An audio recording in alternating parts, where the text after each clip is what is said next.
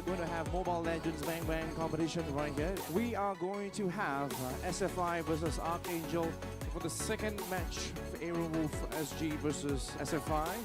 We have Singapore Polytechnic versus Temasek Polytechnic. We're going to have best of 3 games.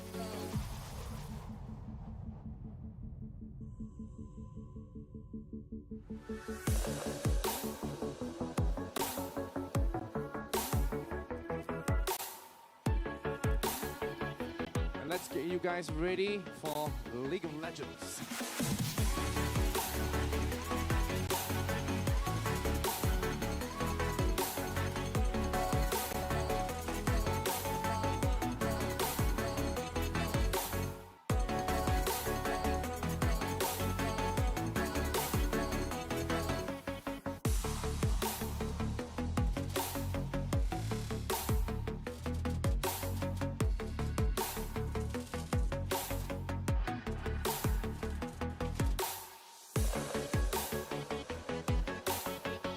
Proceed into giving the prizes away. Let's give them a big round of applause as well. Come on, guys. Come on, come on.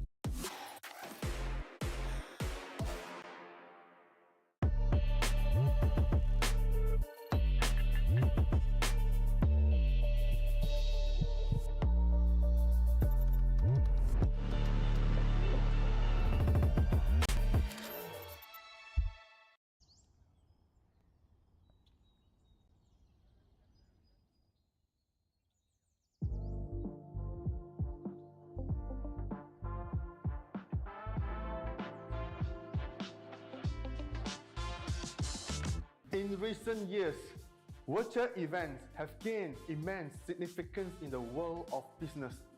With the ability to connect companies with their customers and stakeholders, regardless of geographic locations, virtual events have become a vital tool for modern businesses to expand their reach and influence. Additionally, virtual events can be more sustainable than a traditional event, as they eliminate the need for attendees to travel, reducing the event's carbon footprint and overall environmental impact. The question is, how can you make your virtual event stand out and capture the attention of your target audience? That's where a 3D virtual set can help. Come, let me show you.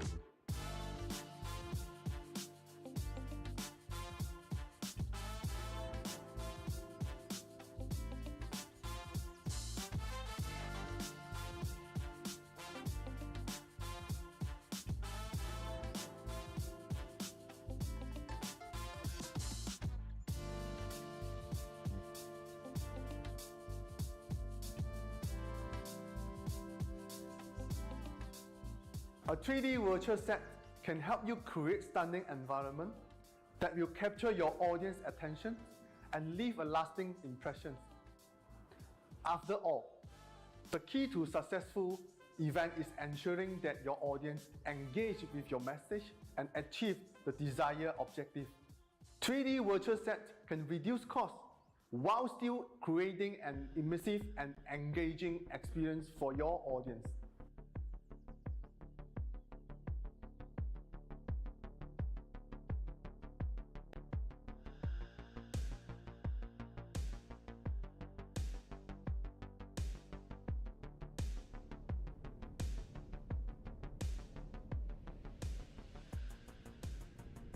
With Virtual 3D Set, you have the complete control over your design and the layout of your virtual space.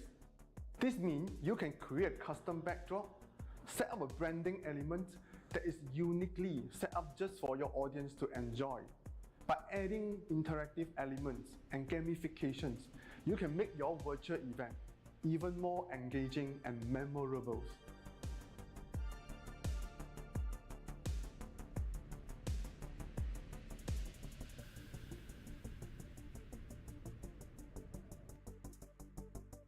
A 3D virtual set also provides multiple angles to capture attendees' attention span.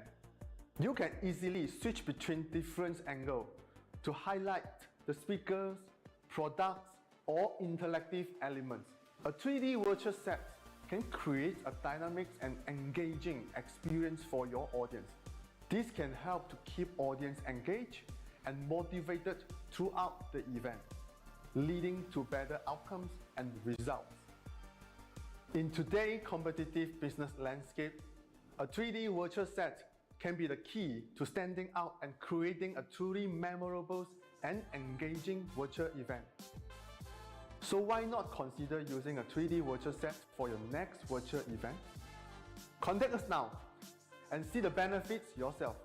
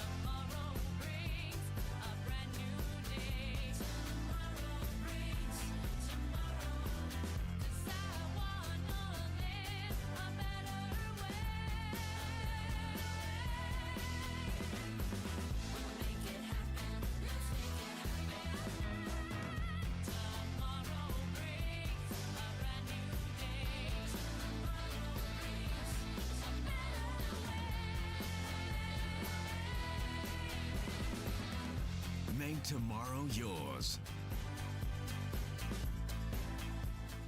At XM Studios, we believe in the power of bringing people together and fostering a vibrant pop culture community.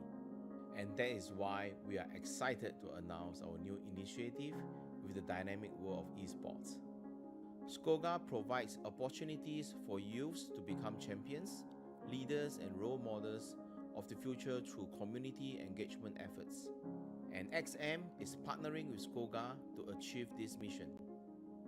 XM is an award-winning design studio dedicated to producing these high-quality, exclusive collectibles, and has always been supportive of adjacent communities, be it cosplayers, tabletop RPG players, or artists and illustrators. We believe there is a natural creative synergy between XM and SCOGA to further develop the esports scene in Singapore. Esports has grown into a vibrant global community where talents, perseverance and teamwork are celebrated. At XM Studios, we see a unique opportunity to support this thriving industry. This partnership with SCOGA marks a significant step forward in our commitment to nurturing talent and fostering a vibrant esports community here in Singapore. With that, I'm proud to announce that a portion of our sales proceeds using this promo code will be added to the next year Campus Legends prize pool. We hope you will join us in celebrating the fusion of art and esports.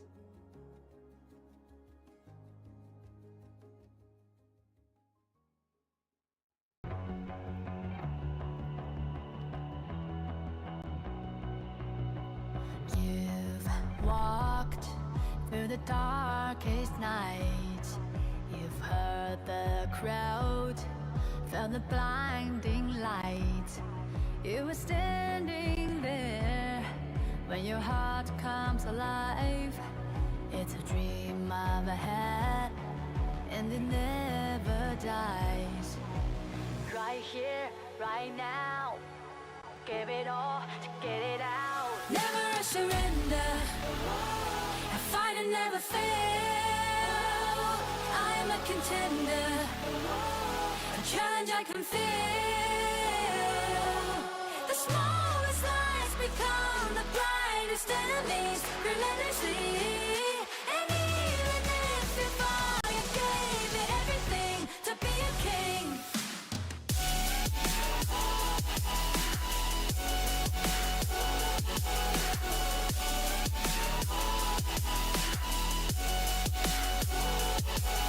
You carved your way with a sharp attack. You watched it all burn, and you never looked back. There will come a day when your fears will rise.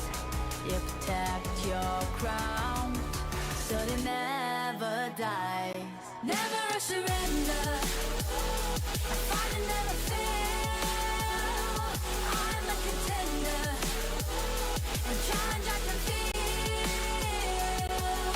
The smallest lies become the brightest enemies, relentlessly. And even if you fall, you gave it everything to be a king.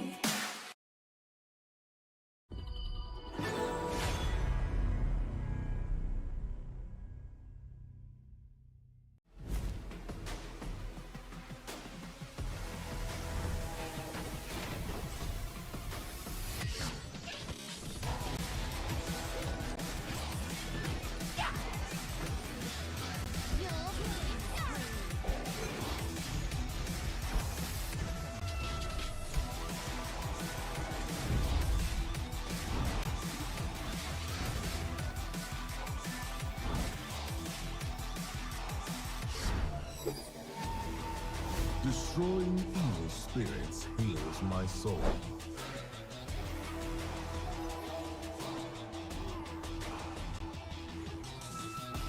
Finally awake. It's time to hunt.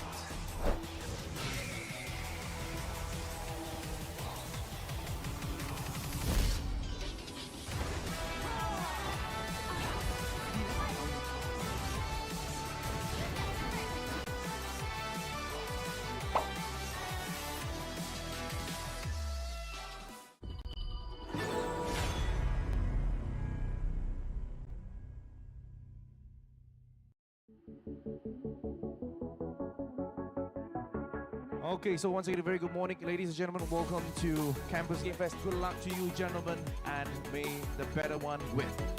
And while you're here as well, please make sure to go around the arena as well. There's lots of fun and interesting stuff to do as well.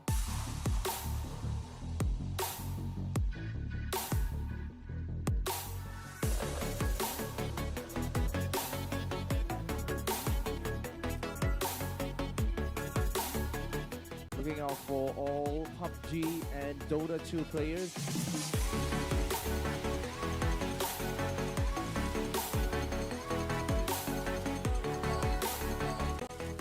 We are going to have Mobile Legends Bang Bang competition right here. We are going to have SFI versus Archangel for the second match for Aaron Wolf SG versus SFI.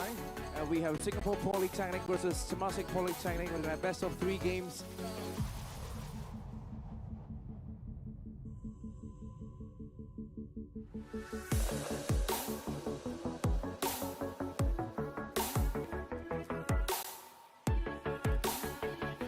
And let's get you guys ready for League of Legends.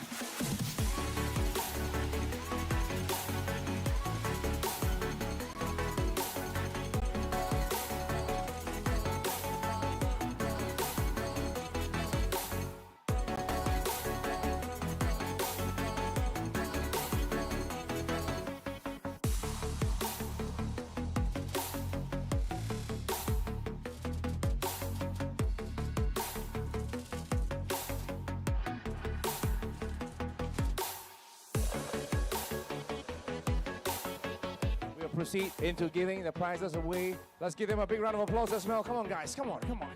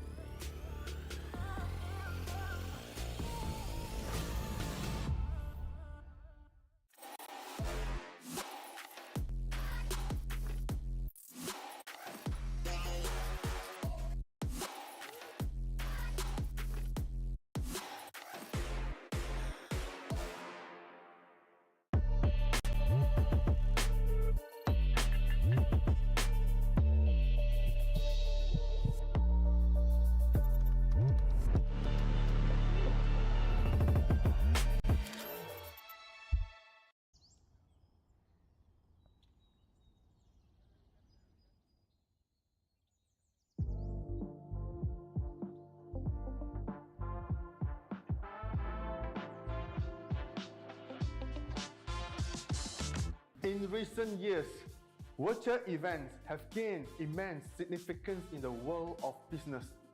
With the ability to connect companies with their customers and stakeholders, regardless of geographic locations, virtual events have become a vital tool for modern businesses to expand their reach and influence.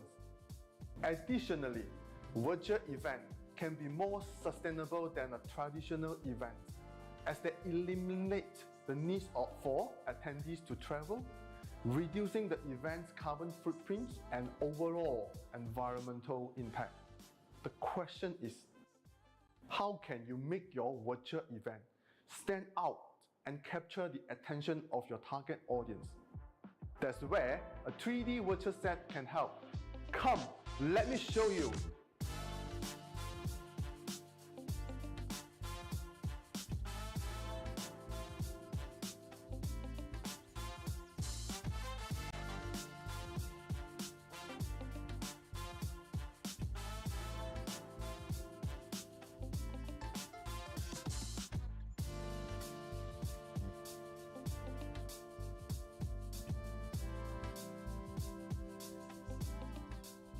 A 3D virtual set can help you create stunning environment that will capture your audience attention and leave a lasting impression. After all, the key to successful event is ensuring that your audience engage with your message and achieve the desired objective. 3D virtual set can reduce costs while still creating an immersive and engaging experience for your audience.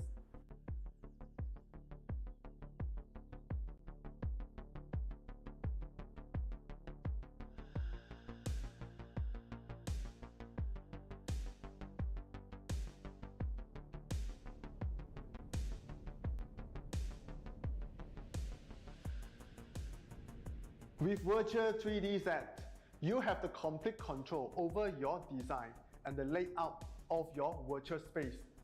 This means you can create custom backdrop, set up a branding element that is uniquely set up just for your audience to enjoy.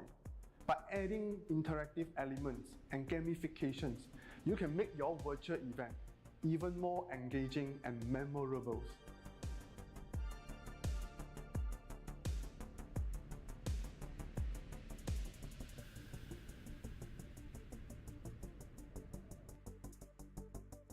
A 3D virtual set also provides multiple angles to capture attendees' attention span.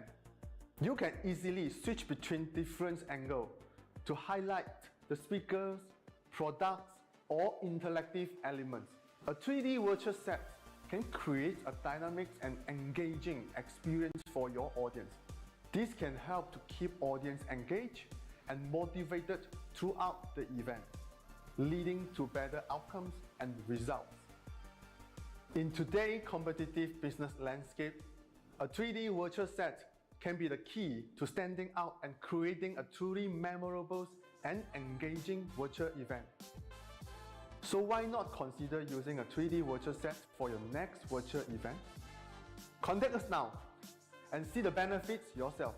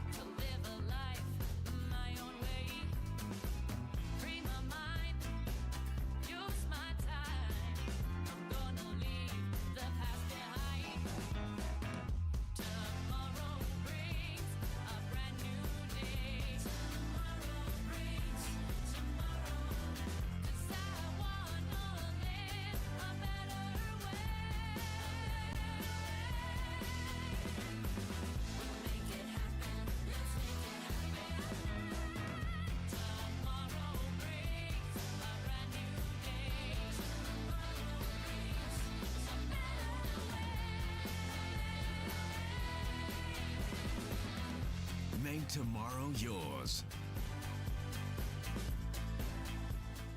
At XM Studios, we believe in the power of bringing people together and fostering a vibrant pop culture community. And that is why we are excited to announce our new initiative with the dynamic world of esports. SCOGA provides opportunities for youths to become champions, leaders and role models of the future through community engagement efforts. And XM is partnering with SCOGA to achieve this mission. XM is an award-winning design studio dedicated to producing these high-quality, exclusive collectibles, and has always been supportive of adjacent communities, be it cosplayers, tabletop RPG players, or artists and illustrators. We believe there is a natural creative synergy between XM and SCOGA to further develop the esports scene in Singapore. Esports has grown into a vibrant global community where talents, perseverance and teamwork are celebrated. At XM Studios, we see a unique opportunity to support this thriving industry. This partnership with SCOGA marks a significant step forward in our commitment to nurturing talent and fostering a vibrant esports community here in Singapore.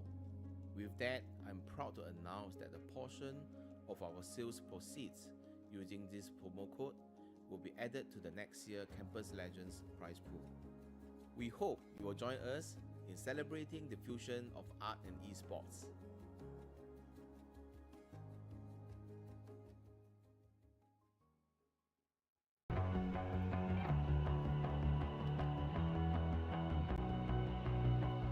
You've walked through the darkest nights.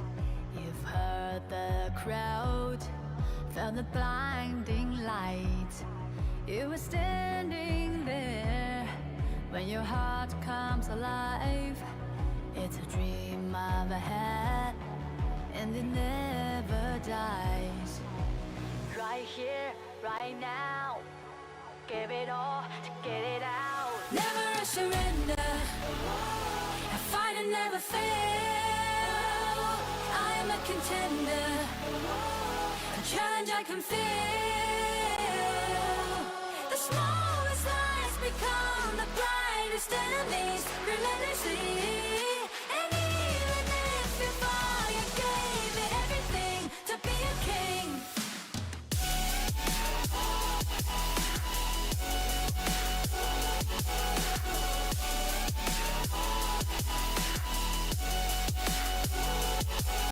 You carved your way with a sharp attack. You watched it all burn, and you never looked back. There will come a day when your fears will rise. You protect your crown, so it never dies. Never a surrender, I fight and never fail. I'm a contender, a challenge I can feel. The smallest lies become the brightest enemies, relentlessly. And even if you fall, you gave it everything to be a king.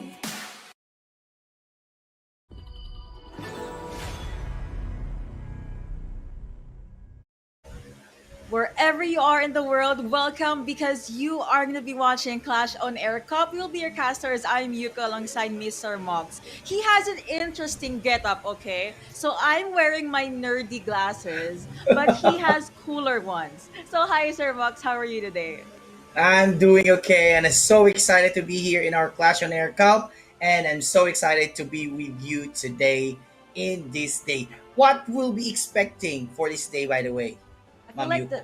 I feel like definitely on the top of my list, it's gonna be a lot of amazing or close honor of Kings actions, and all of them are fighting for that slot for the semifinals as well as the grand final. So it might be a long day, but don't worry, guys. I'm sure the teams will deliver, and of course, don't forget to share the live stream. Tag your friends. You know the people you play ranked games with, the players that stick with you through thick or thin, through win streak and lose streak.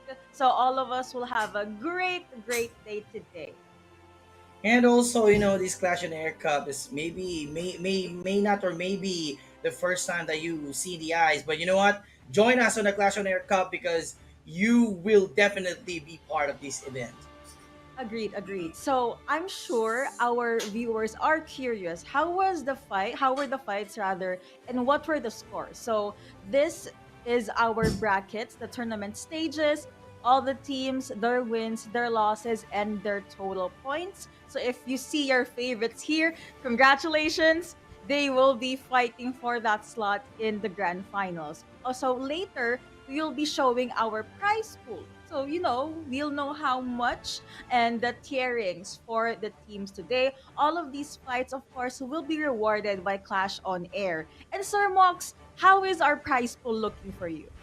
Where actually the prize pool here is currently good. I mean, way better because the champion here will win 1,000 Singaporean dollars, and our first runner-up will win 500 Singaporean dollars.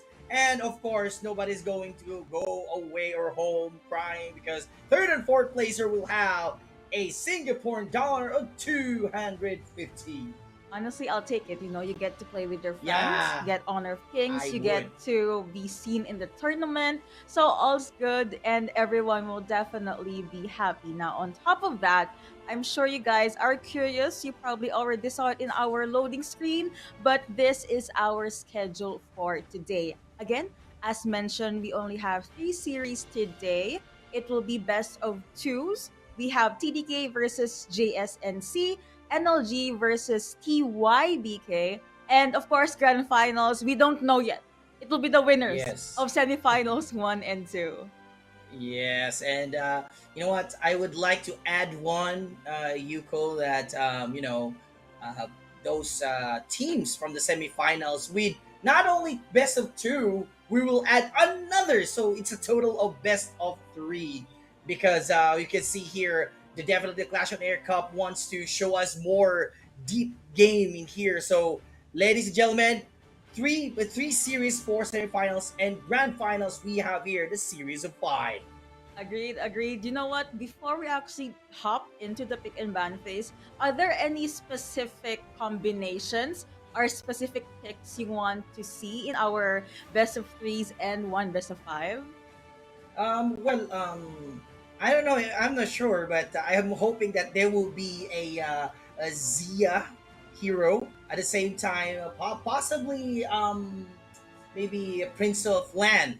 I would look Mm-hmm. forward to that because the combinations of stun and the rudiments of the instant kills are right there. But well, I'm not saying that I like them both, but you know what? I'm a Zia hero, by the way.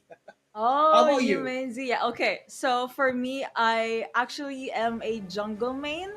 We Mm-hmm. don't really see it in the meta, but I do want to see a pay. But I've been seeing a lot of really good Yuhuan utilization throughout the meta. And if you guys like what you see aside from the casters, of course we have the QR code here on your screens. Please do scan that so you can join the Clash on Air community. We have a lot more tournament, a lot more events for you, and Yes. announcements will of course be made in our community. Yes, and I just want to add, yes, correct. Madam Yuko here saying that you scan the QR code here below. Not only you will stay tuned to upcoming games, but a lot of Clash on Air Cup here tournaments with prize pool are absolutely free for registration. And if you want to learn more, again, scan the QR code here to join our community I, hon- Discord. I honestly think it's so important for a game to have its solid community. So I'm glad Clash of Yes. Air is making these things happen. But so much for the Discord group. We'll get back to that later. Come back to the live stream and have some, chat what your thoughts are. Chat who do you think will win? Because again, it's kinda a long day. But I heard that we're gonna be hopping into the pick and ban phase in a few minutes. Let's see. Will we see a Yuhuan? Will we see a Prince of Lanling? We'll never know. But again, this is the first series, game number one, Kodak versus Just Nice. Let's see if will the series be just nice or will it be amazing. Ban so far, rather, what do you think will be the ban so far? I just maybe for me the band here. I think there are three heroes that I'm sure that they will be banned. Possibly we have here the Obran, Mm-hmm. And Long and Angela. Sometimes the fifth one would be possibly Lian Po, or Okay. maybe possibly Dia Dia. How about you, Yuko? Okay, so I think there might be a priority on the farm lane indeed. So maybe long is a good suggestion. But I've been seeing a Arlie ban for the side of Just Nice here. Your prediction, Ogran, definitely out in game number one. For the other side, we have, oh no, I wanted to see a good Yuhuan game. But Dharma is also out in the running with that. Todak does lock in Mai Shiranui immediately. A very, very high tempo mid laner. Sometimes Yes. when I play rank games, some people, I'm not sure if they're trolling, but they put her in the jungle role. Do I agree? No. Mai Shiranui should stay in the mid lane because of her very, very good ultimate, the Chohisatsu Shinobi Bachi, which can be like very crucial for initiates. On the other side, there's also a hover and lock in on Princess Frost, Frigid Prison rather, as well as Winter's here will be the perfect setup for any possible fight. Yeah, and I also want to commend with the use of the Dharma when Mm-hmm. it's banned because for me, Dharma is a good counterpart for Lian Po. Mm-hmm. And if there will be a Lian Po here, I think that's would he would have a free way to utilize the hero. And sad to say, Ogran, we wouldn't see Ogran. Ogran is like one of the long-standing power hero here in our Honor of Kings. But I also want to commend also Dunn because Dunn, of course, I'm still, in the verge of practicing these sets of heroes. And I think Dan is a very specific one. And I really like how he does move. And also, I want to look at also, I really love the one of the heroes that we have right now that's currently curtailing right now. I also want to comment also the teams that's going to pick up from the recent ones. And but I really look forward if they would pick Long or will they ban Long in the fourth ban phase. I feel like if ever Long will be picked up, it could be picked up by Just Nice because you have Lady Sun as well as Zhang Fei picked up by Todak here, and Zhuang Tzu has been secured for the other side. You mentioned Don earlier. I think Don has been a very popular pick for the jungle. Yes, yes. Some people use it for roam, but I don't agree with that. But Don definitely on the jungle is a crucial pickup because of Unruly Blade. And I think there's also Gale's Benediction, good setup, very, very tanky, and one of the most solid frontliners for me if you do have a squishy mid laner, someone like Princess Frost. Yeah, I want to look at also the Zhuangzi because I'm not saying that it's the design is kind of ridiculous, but Zhuangzi is a really a power hero because if that strike would hit you a bit more, that would be very very hard. And still, I want to look at some. What do you think Yuko would be the counter for Zhuangzi? Because so far Zhuangzi, I don't see maybe a hero that can counter. Oh, look at that! Long was banned in the fourth base. No more for Long for you. And I'm looking forward for Angela if they would pick it up. Let's see if they'll pick it up. But your request has Yeah. been picked up here. As I mentioned earlier, Just Nice is lacking a farm laner. That's why Kodak focused on one of the top five, two rather, of the top five farm laners here. I think securing your farm laner and roam during the first rotation pick is very important. You also have Zhang Fei that can Mm. push back anyone that will try to jump near you. Lamb will be a crucial initiator as well. I was about to ask if we might have a. Oh, probably not. Luna has been taken on. Maybe a Jing, if that's something that Todak. Oh, okay. I mentioned it. They definitely delivered. Jing picked up, and you also have Mayin for the Clash lane. There's been a shift in the meta for the Clash lane. Initially, Mhm. it's a very stable lane, but the players recently they decide to go with these damage dealing Clash laners. I honestly missed a lane, but there's some adjustments throughout the patches, so we don't really see that hero much. Yeah, I tried and experienced, Mhm. fighting against Jing, and Jing is a very good hero right there. But I think I wonder if I would have to pick, I'm looking for Kayan because Kayan is a support type role, and if Yeah. Lamb would and Zhuangzi and Dawn would be using and be aggressive, especially doing a 5 against 1 situation. Kayan is a very very good sports system, knowing that he could be helped. But oh, come on, what a mode there! I like this one. This hero would definitely show us from long distance range. Agree. Concert Q definitely will show us how it's done from the back line. So could you give us a run through on how effective each team's drafts will be as we slowly jump into our game number 1? Yes, and you know what? If I would just look at all the heroes here, I think that this is a very good match there. But I believe that most of the teams here don't usually use the tank right there. So let's look at if what will happen, because I'm looking forward if this game will start. And right now, Zhuangzi and Concert Q moving here on the Clash lane.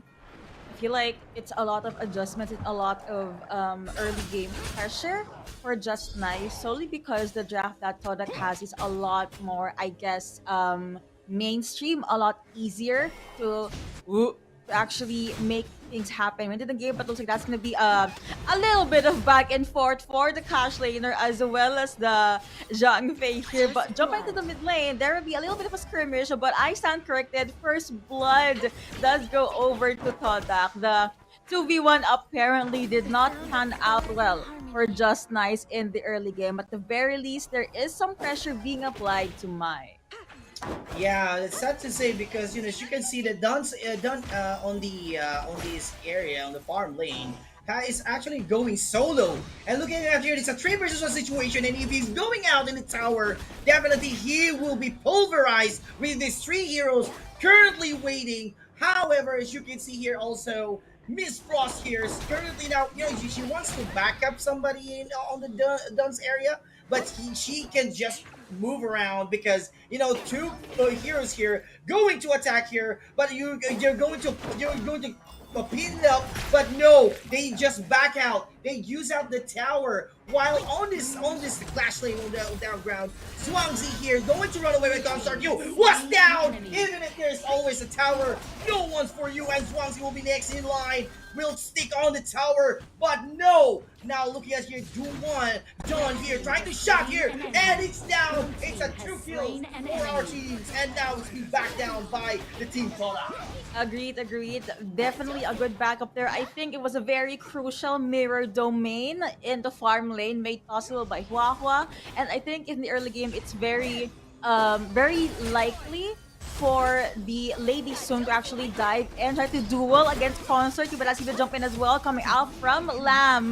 But it looks like Todak, they have different plans. Zhang Fei does get bursted down. The mirror domain being popped out as well, connecting onto Winter is here. 2K going over to Concert Q. But it looks like Mai is trying to fight for her life. Was not able to juggle the 1v3. Even her Kacho Sen was not enough to save her life there. With that on the table, it's 4-4 onto the kill count, but there is a roughly 1k gold lead favoring Toda.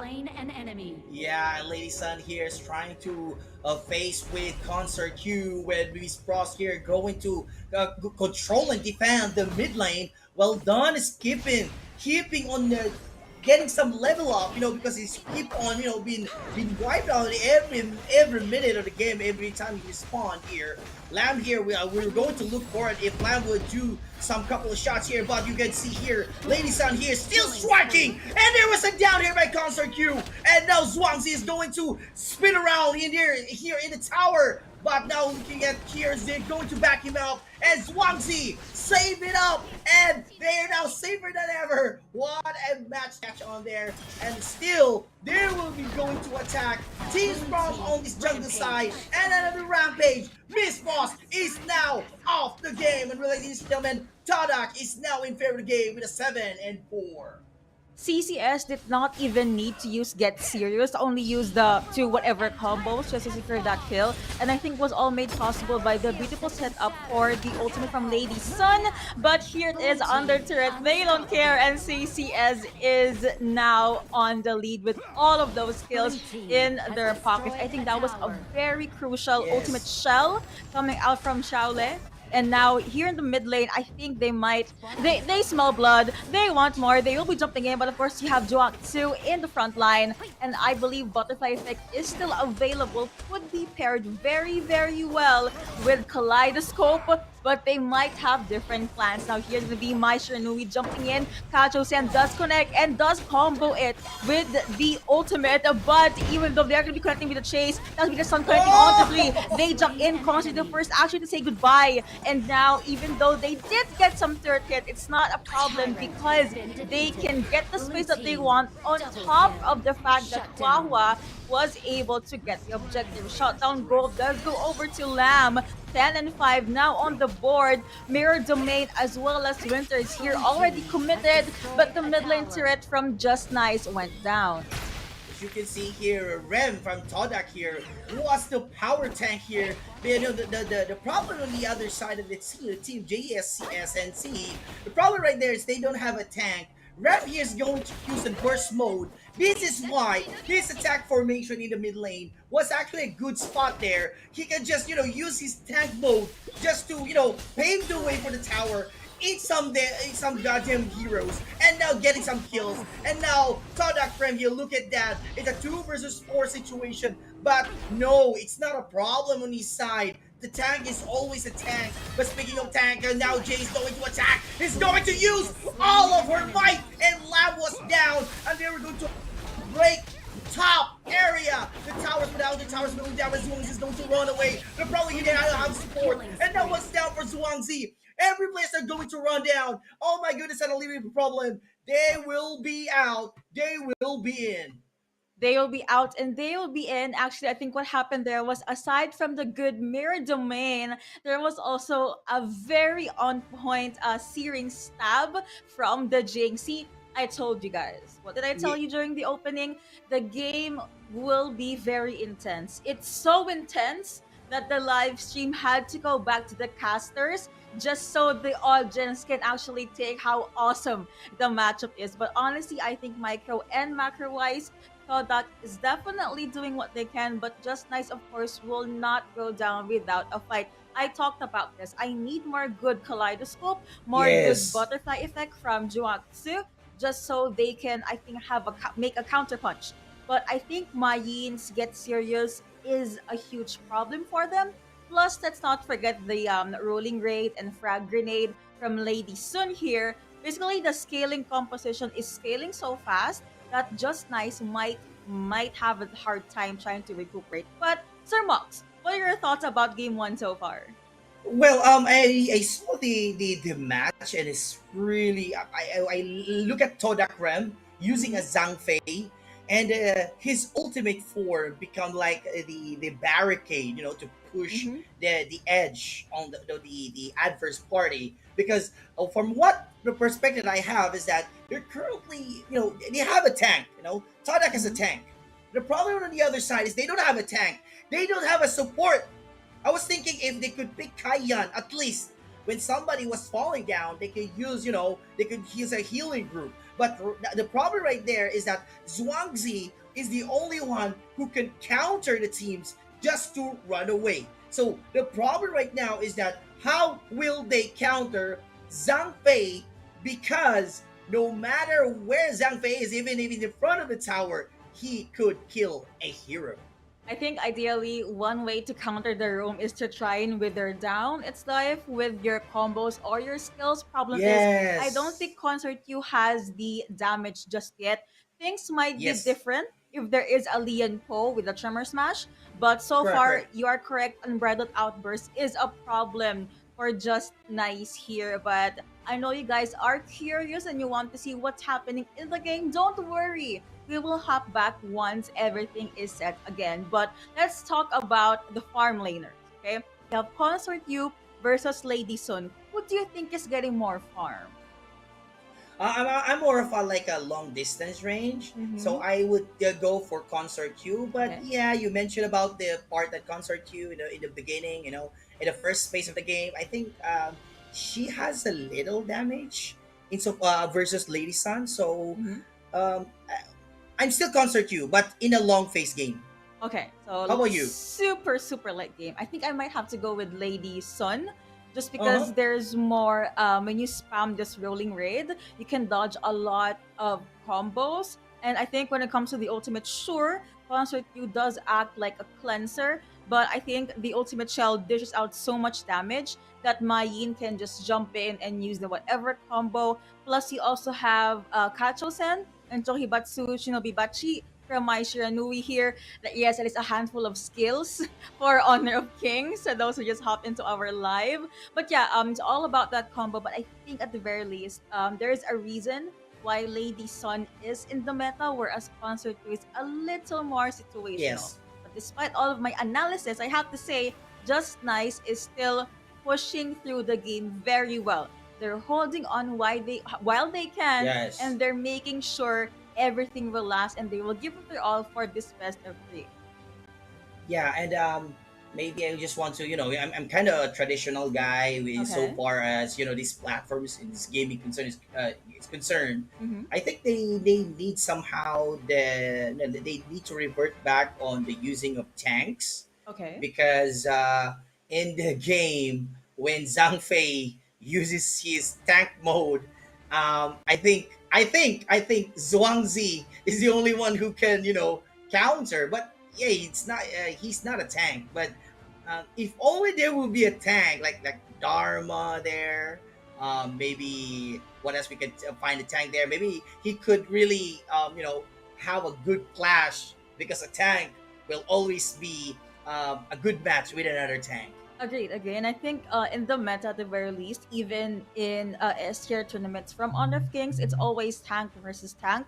But I think Yes. the Zhuang Tzu pick does make sense because Uh-huh. if Uh-huh. you are a farm laner, obviously everyone will try to chase you in the back lines, right? And what could be your answer? That's butterfly effect. There's a lot of CC, there's a lot of chase that might be committed to anyone, plus some sustained and movement speed buff rather from sleep paralysis. But now we're gonna be hopping back into the game of 14 and 6 now on the board. We closed our eyes, but now the goal lead just ballooned in further. Winter's here Oh. also committed just so Shaolek cannot jump in any closer. You mentioned that maybe Just Nice could pick up a different roamer.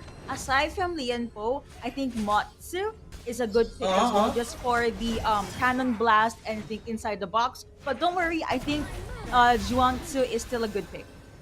Yeah, and it's actually we're going to still look at some of the team players here on the middle side. Todak here is going to push to the limit. The team's in the middle lane, and now they're going to crush it. Look at that Zhang Fei. Zhang Fei will say, "Come on, come inside. I'm going to crash you the moment you're going to go outside." Don here is going to the front line here, but nobody, like literally, nobody is getting outside in the inner tower.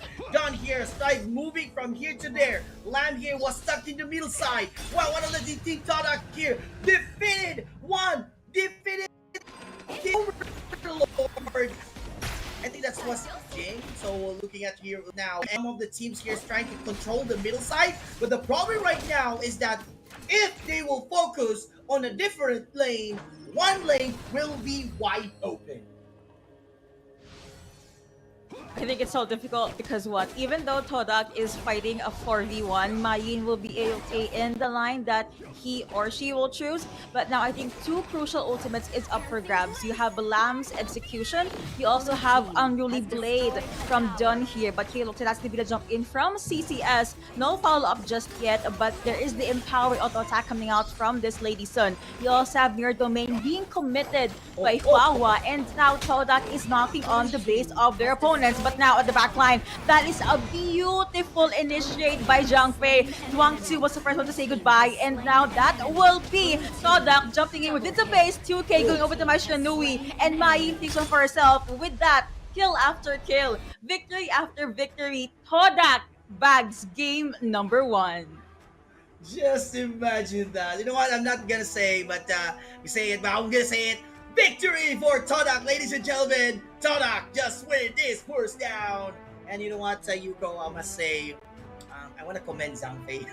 Zhang Fei was become the ultimate barrage, the frontline barrage to take and get that swoop and from that farm lane, with all the towers leading to the inner tower and leading to the crystal.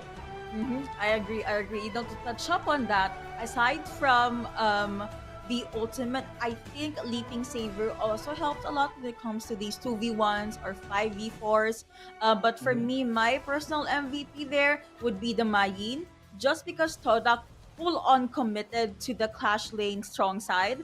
You'd usually expect a strong light for the farm lane, but they mixed things up. They held the fort, they held the rows really well, which made CCS's life a lot more easier. But how about you guys? So those watching in our live stream today, this lovely morning, let's see who your MVP is. But now we'll be showing the MVP for game number one. From start to finish, early game to late game, beautiful jump ins and jump outs. We have Todak Stay on My Shiranui as our MVP for game number one. Damage is almost 67,000. See, that's the problem when there Yes.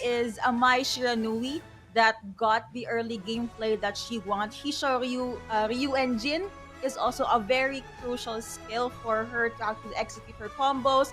And if you remember, that jump in as well as ultimate that surprised three members from Just Night was just the nail on the coffin. And this is our post-game stats. So, Sir Mox, any thoughts about the numbers and the items here? Well, good thing that Hua Hua, or using Jinx from Todak, Yeah. defeated a Overlord in the spawn areas.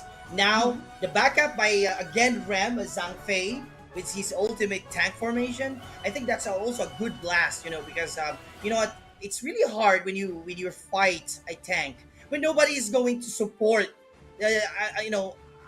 Unlike a JSNC, they don't have any backup support. So that's actually a good combination. Last but not the least, I like my Shiranui's when you mentioned about the jumping back and forth, and I believe she Yes. deserves to become an MVP because both the front end and the back end, she really helped a lot.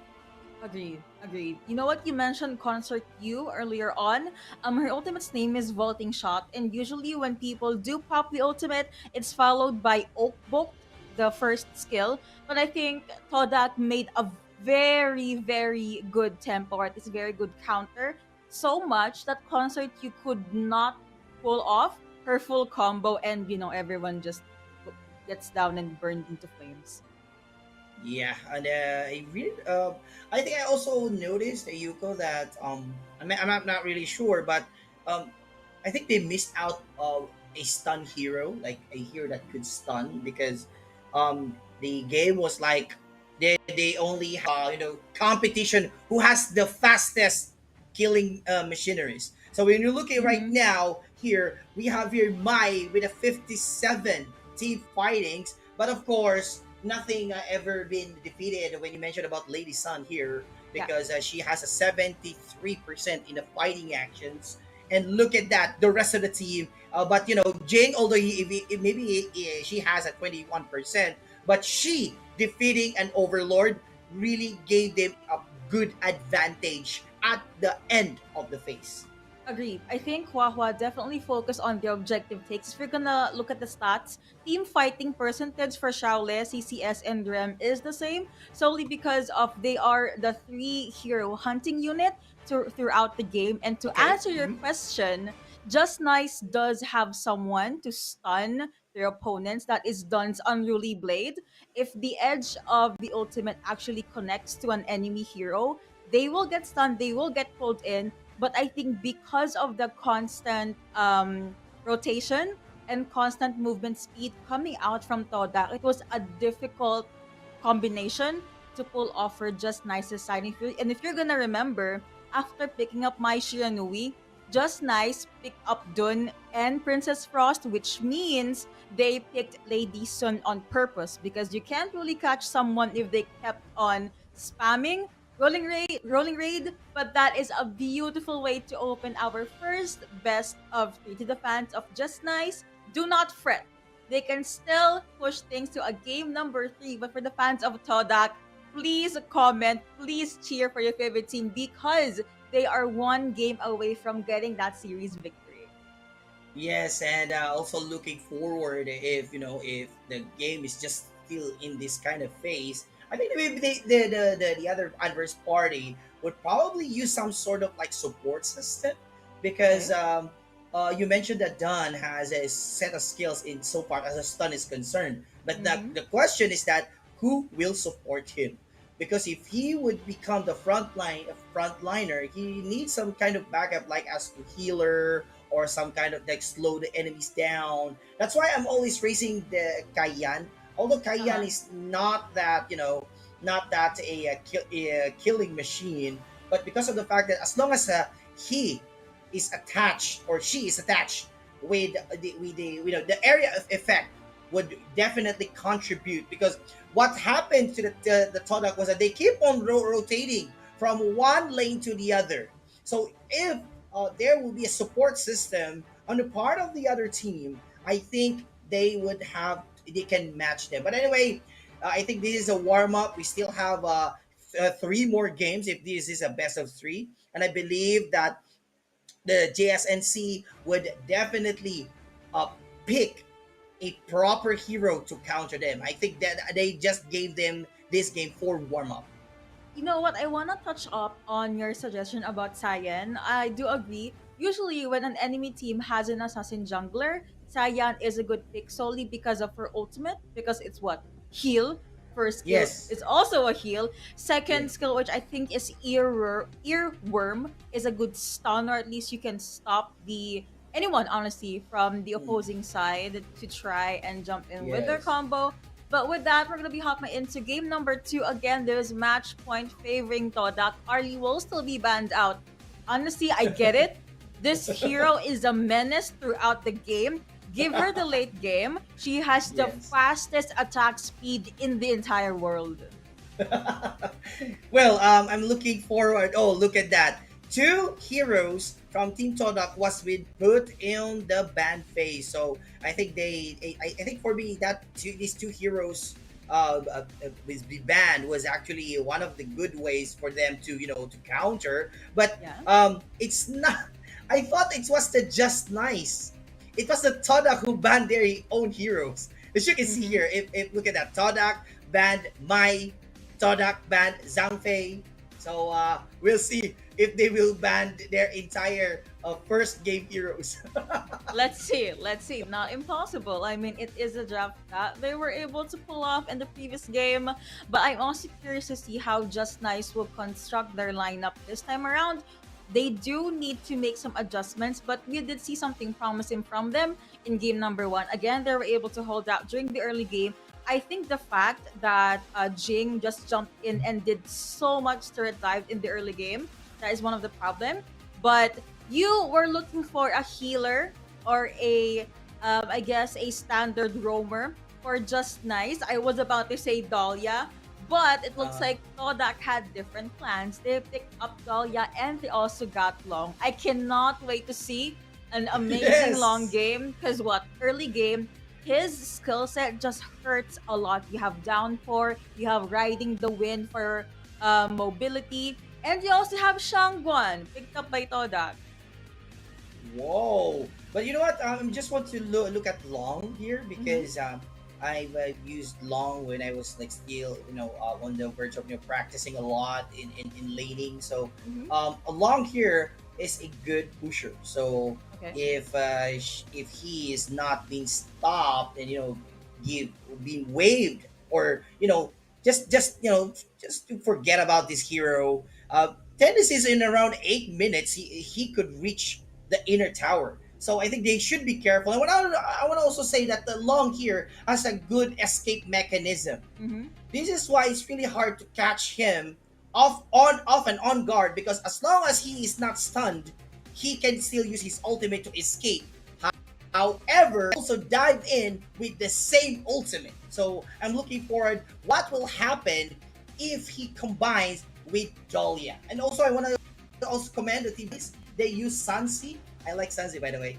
the character Yeah. outfits, and also the anchor. So it's like a more like a pirate. And look at Dharma is all around the corner, all us up. I mean, I saw all of my heroes here. Yes. Honestly, Yuko, all of my heroes are here. I can see your smile all the way from here. So I think that's a good thing because at least you can give us a good run through throughout game number 2. But aside from Sun Tzu, I think set sail will definitely be a crucial initiate from them. But Hanshin has this jump in and dive, even though he's only melee. I think if there's anyone that can try to dive long before he can pop infinite vastness, that's definitely Han Shin. Now, Alicio makes his way into our game number 2 plus Gan and Mo and Prince of Lanling for the last pick for Todak. It's all about that damage. It's all about that quick takedown. Maybe for the farm laner, maybe for the roamer, we don't know. But what I know is this will be another solid game number 2.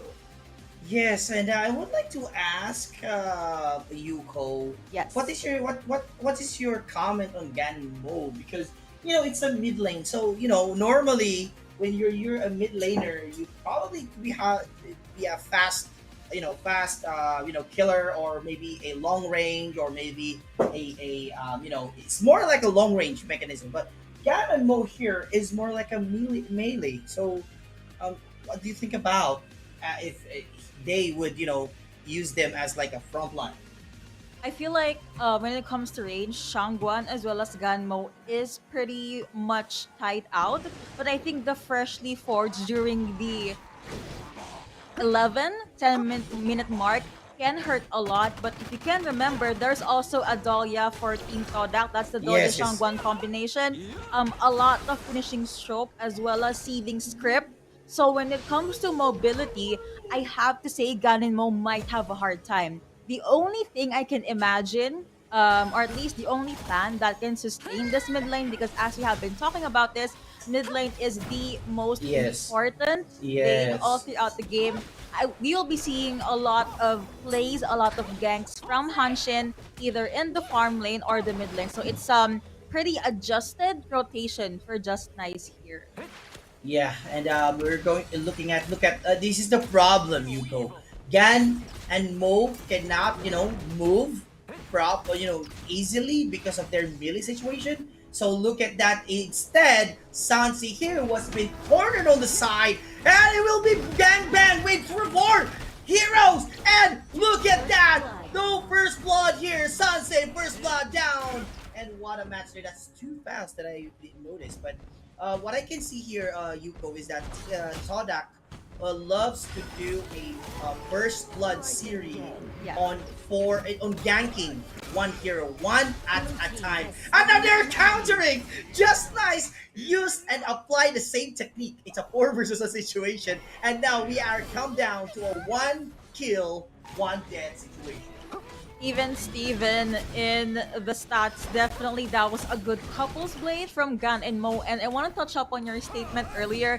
I think it's more of a bragging rights thing to always be able to secure first blood. Very Yes, close, yes, but yes. finishing stroke was popped just to make sure that Stay will stay alive. And earlier, when they did get the first blood, they barely even have any ultimates. So I think that shows how well coordinated Todak is, as he will jump in from CCS again, but was able to jump up just as quickly. Set sail will be here. The chase gonna be jumping in onto the map. You have freshly forged being popped in, but you have I think Salvation Demo for Dharma here, but for the dive again, that was Celestial Melody being committed, the stun connecting onto one. But with that, looks like Prince of Lanling was able to get the first kill for this game 1 and 2. Now on the board, Sun Tzu still goes 6 feet on the ground.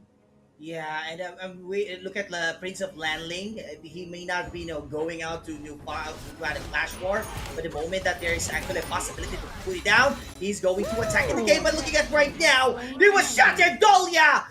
Oh my goodness, that's a problem for Ganon. This is why I'm always saying, Yuko, that Ganon Mo a little bit problem in that, because Yeah. it's not easy to move when you're sustaining a mid lane at the same time you're on the melee mode. You know, if you are some kind of like a power tank, really like a Zhang Fei, or some kind of like a fast-paced gamer, hero, I think you can have a good, a pacing game. But look at that, Sansi here is now controlling the mid lane, and now they're leaving the Clash lane.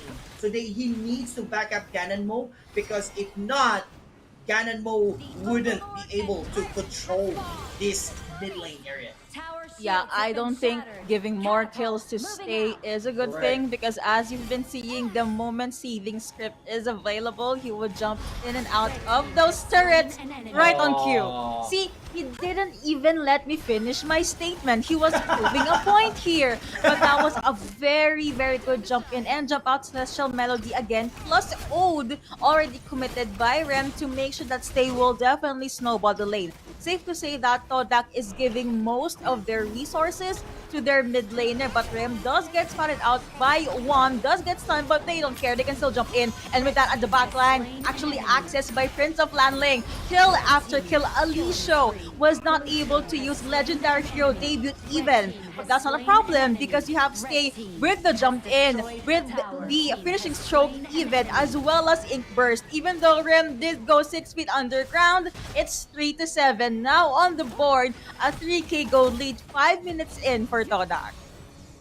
You can see here on the farm lane, it's almost open. Well, Alishu is going to back him up on the farm lane. Mid lane here, defeated again Ganonmo. I know, I'm not saying that Ganonmo is a weak hero, but the problem right now is that, the Team Todak here is really in a fast-paced mode, and Ganonmo cannot, fight there against 1 versus 1. And no, Shang-Chi here trying to put down the game. Sansi here using that skate now, looking at now going to fight, and I was going to be defeated, but no, he's going to escape. But properly saved by the heroes. Well, Dolia here is trying to defuse as much as he can. Sansi is trying to jump in now, coming down. Oh my goodness. Lanling here is going to cool down and going to get defeated. They don't care about the mid lane. They don't care about the towers. But speaking of towers, somebody's down. But still, Team Todak is still on the winning streak. To their credit, that was a very good initiate and follow-up from Hanshin. Of course, that was the unrivaled spear, but at the expense of that, there's... Okay, wow! So much for assassins. That's a lot of takedowns, both hero and turrets for the side of Todak. I think True World Salvation Demo worked so well for them. They were able to counter and fight back even Vajra Demo, I believe. But like what we've been talking about, it's a lot of aggression and a lot of control coming out from Todak. You also have Flaming Palm and Downpour used by Shaolin just now. But here, it's going to be a 1v1 threat, dangerously low, but that's not a problem because Wawa was able to get what he wanted. At the backline, you have Stay now with the ultimate, and that was a quick double kill secured by Todak yet again, both going over to Hua Hua. Now to clear the wave, as you can see, that was Formlessness Demo used by CCS. Form 15 now on the board, the goal lead ballooning in further. And of course, Prince of Lanling, they want more lead, they want more power, more control as he gets the objective. The Overlord was also down, no, in the hands of Prince of Lanling, and right now they're going to press on in the farm lane side, and looking at on the mid lane side, they're going to focus these two areas while they just left on the Clash lane. Ladies and gentlemen, going to fight here on the end. Going to Sansi here is going to take control. The problem here right now, what are you going to do? Ganmo, Alicia is trying to find a way to escape, but no! Prince Lanling got it like a fishing bait and coming in for the kill. 5 players is still alive. Golia here says, come here, I will heal you, but still, no! These teams are currently pushing them. Long here is in the front line, using all the skills, going to bring the crystal in 5 seconds. There will be the winner. Ladies and gentlemen, going to control the game on, ladies and gentlemen. I don't know what's going on, but look at that. They're just waiting for the minions. They're waiting for the crystals. They're waiting for the response side. And what a match there. Still, look at the aggressiveness. You need the people that are so aggressive. Look at that. They're so greedy. Come on. Wait for it.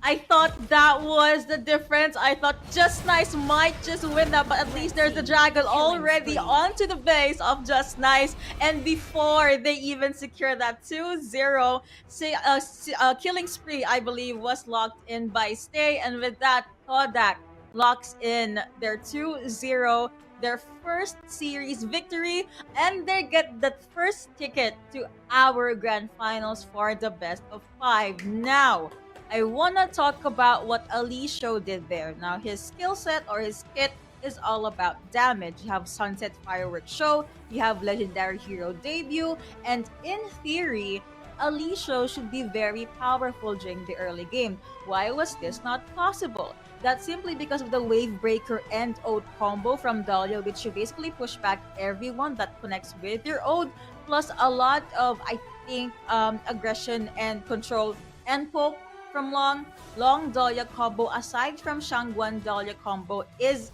a headache.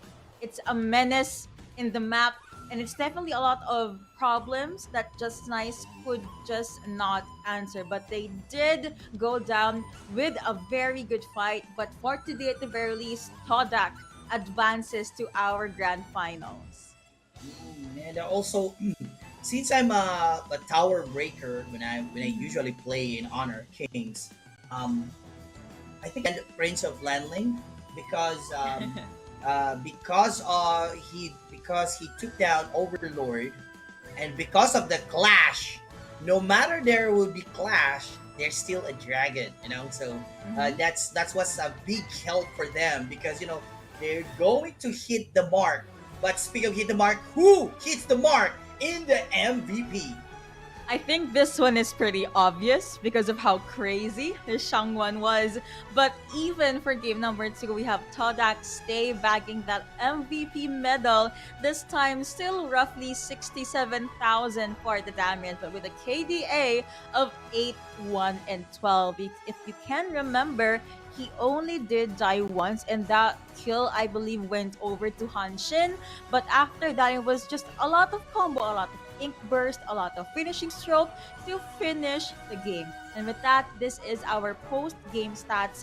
You see the items, you see the numbers. If you want to copy any of their builds, please just take a screenshot of what's flashing on your live stream right now. What I want to talk about, Prince of Lanling. Secret Skill Strike definitely hurts a lot, as well as Secret Skill Shadow.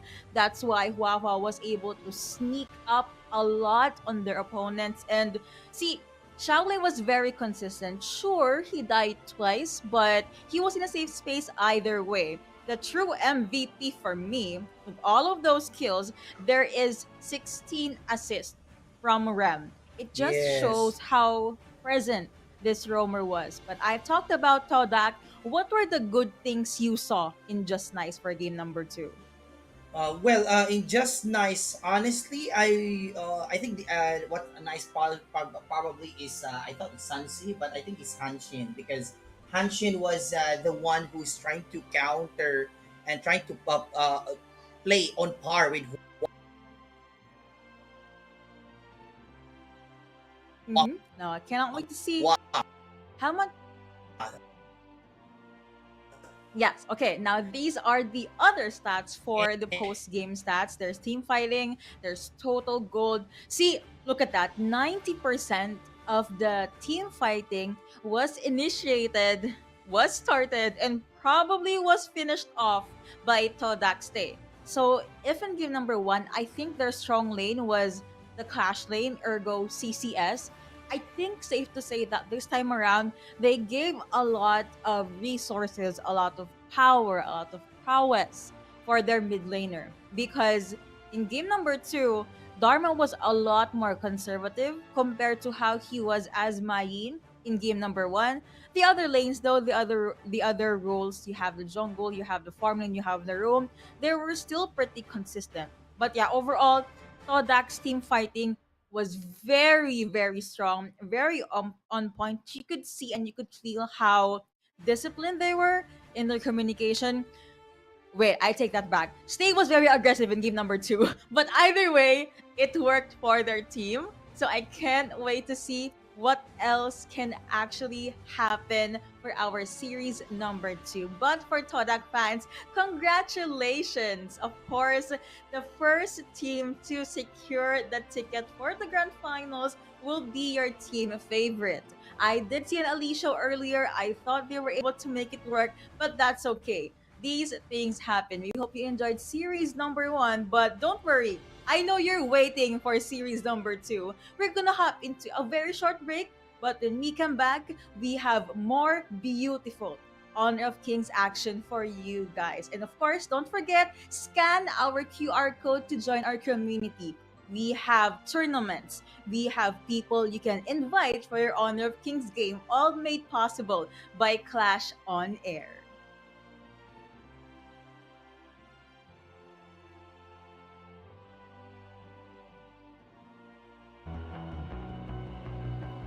You've walked through the darkest night. You've heard the crowd, felt the blinding light. You were standing there when your heart comes alive. It's a dream of a hat, and it never dies. Right here, right now, give it all to get it out. Never a surrender, I fight and never fail. I am a contender, a challenge I can feel. The smallest lies become the brightest enemies, relentlessly. And even if you fall, you gave it everything to be a king.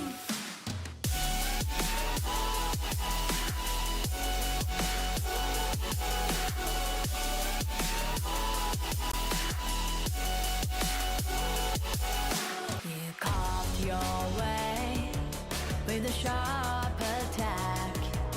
You watched it all burn, and you never looked back.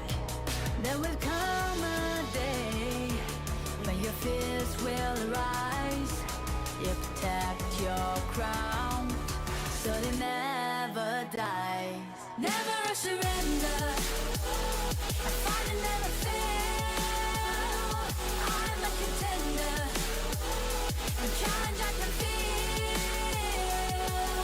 The smallest lies become the brightest enemies, relentlessly. And even if you fall, you gave it everything to be a king.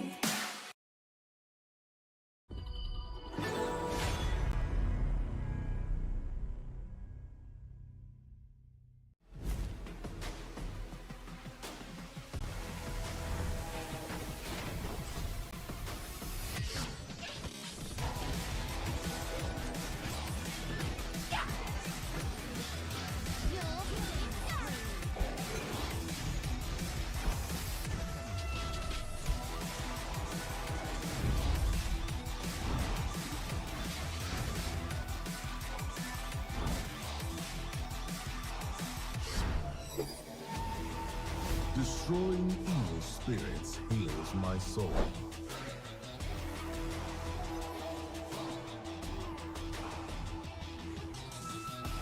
Finally awake. It's time to hunt.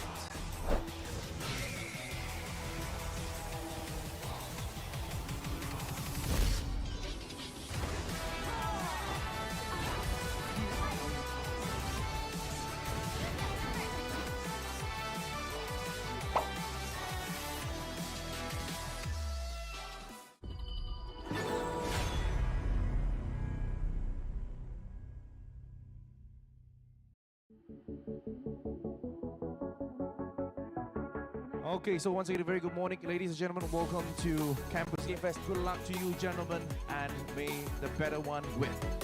And while you're here as well, please make sure to go around the arena as well. There's lots of fun and interesting stuff to do as well.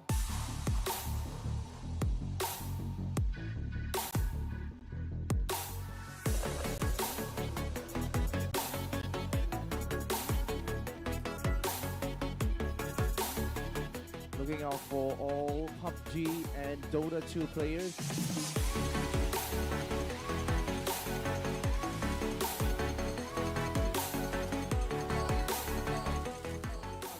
have Mobile Legends Bang Bang competition right here. We are going to have SFI versus Archangel for the second match for Aaron Wolf SG versus SFI. We have Singapore Polytechnic versus Temasek Polytechnic. We're going to have best of 3 games.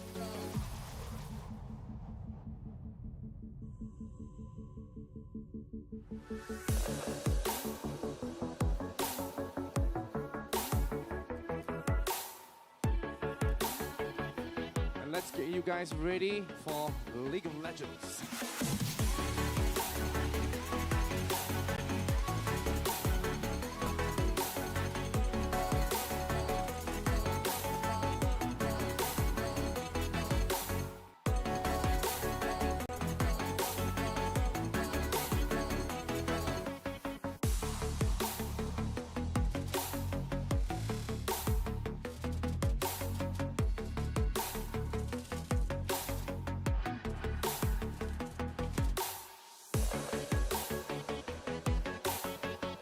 Proceed into giving the prizes away. Let's give them a big round of applause as well. Come on, guys. Come on, come on.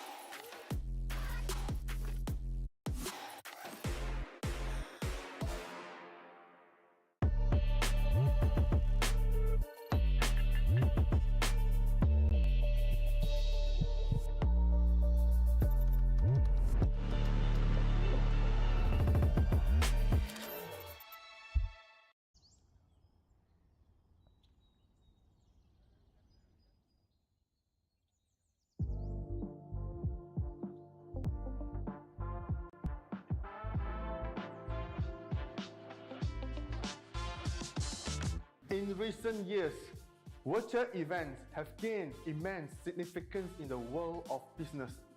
With the ability to connect companies with their customers and stakeholders, regardless of geographic locations, virtual events have become a vital tool for modern businesses to expand their reach and influence. Additionally, virtual events can be more sustainable than a traditional event, as they eliminate the need for attendees to travel, reducing the event's carbon footprint and overall environmental impact. The question is, how can you make your virtual event stand out and capture the attention of your target audience? That's where a 3D virtual set can help. Come, let me show you.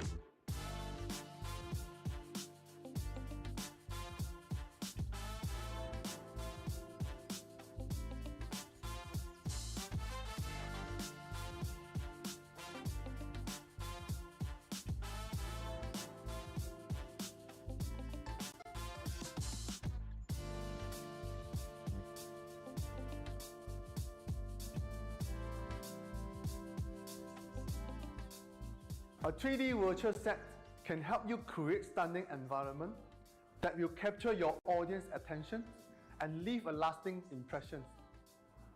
After all, the key to successful event is ensuring that your audience engage with your message and achieve the desired objective. 3D virtual set can reduce costs while still creating an immersive and engaging experience for your audience.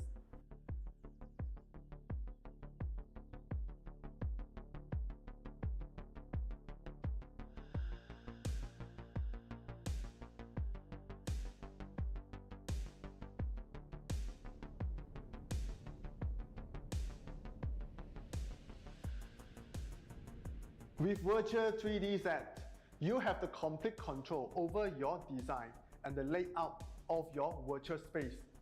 This means you can create custom backdrop, set up a branding element that is uniquely set up just for your audience to enjoy. By adding interactive elements and gamifications, you can make your virtual event even more engaging and memorable.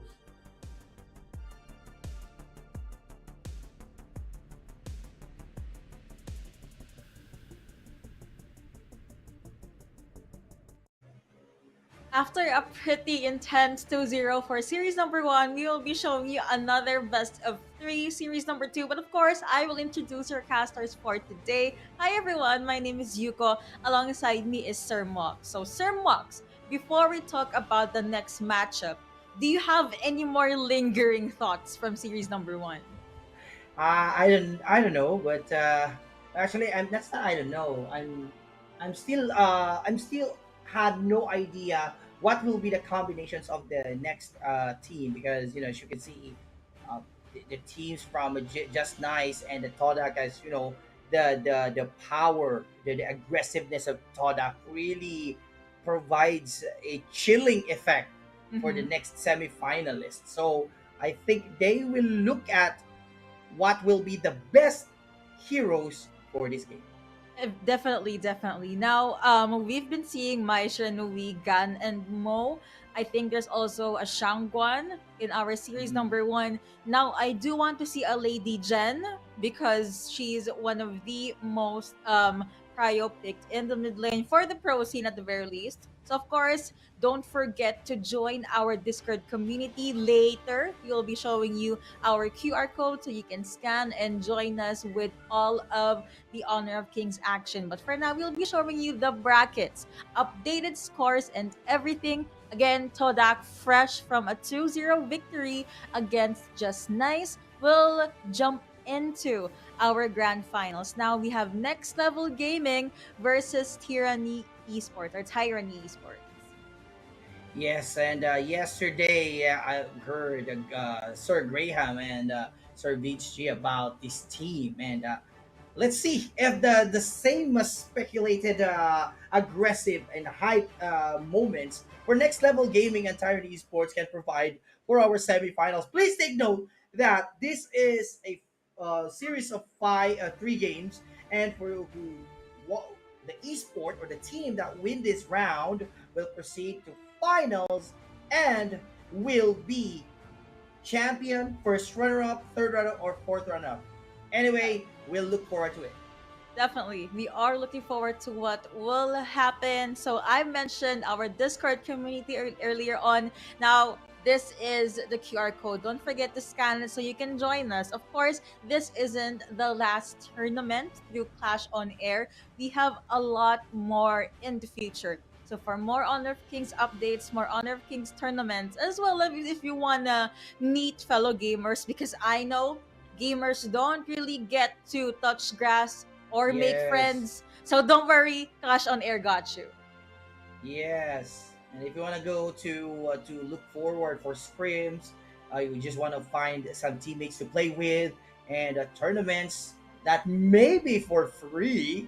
Now, scan this QR code to join our community on Clash on Air Cup, because we provide the best among the rest just for you guys. And Yuko, I want to consult. I know you're very also good at mid lane heroes, so again, this is the third time, but what can you say about Just Nice using Gan and Mo? Okay. Like, what are their intention using that?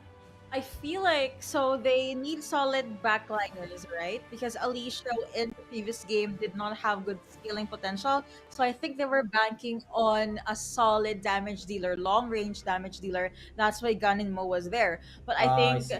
it was just a lot of control and a lot of power from Stay side. I mean, imagine you're Shangguan, you can definitely dive in Yes. until the end of time. So Arlie was banned 2 times in series number 1. I hope we get to see her this series number 2. But Hanshin and Ming were the first 2 bans from Tyranny Esports.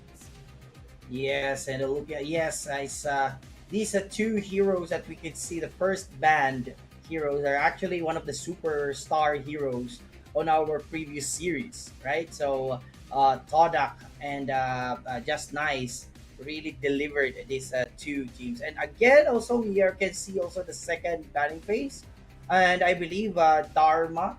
Uh, you know what, Dharma? When I look at Dharma, Yes. this looks like a Zhang Fei. But speaking of Zhang Fei, our Tyranny Sports secured Zhang Fei, so they really want to have this called the burst mode just to get the crystal.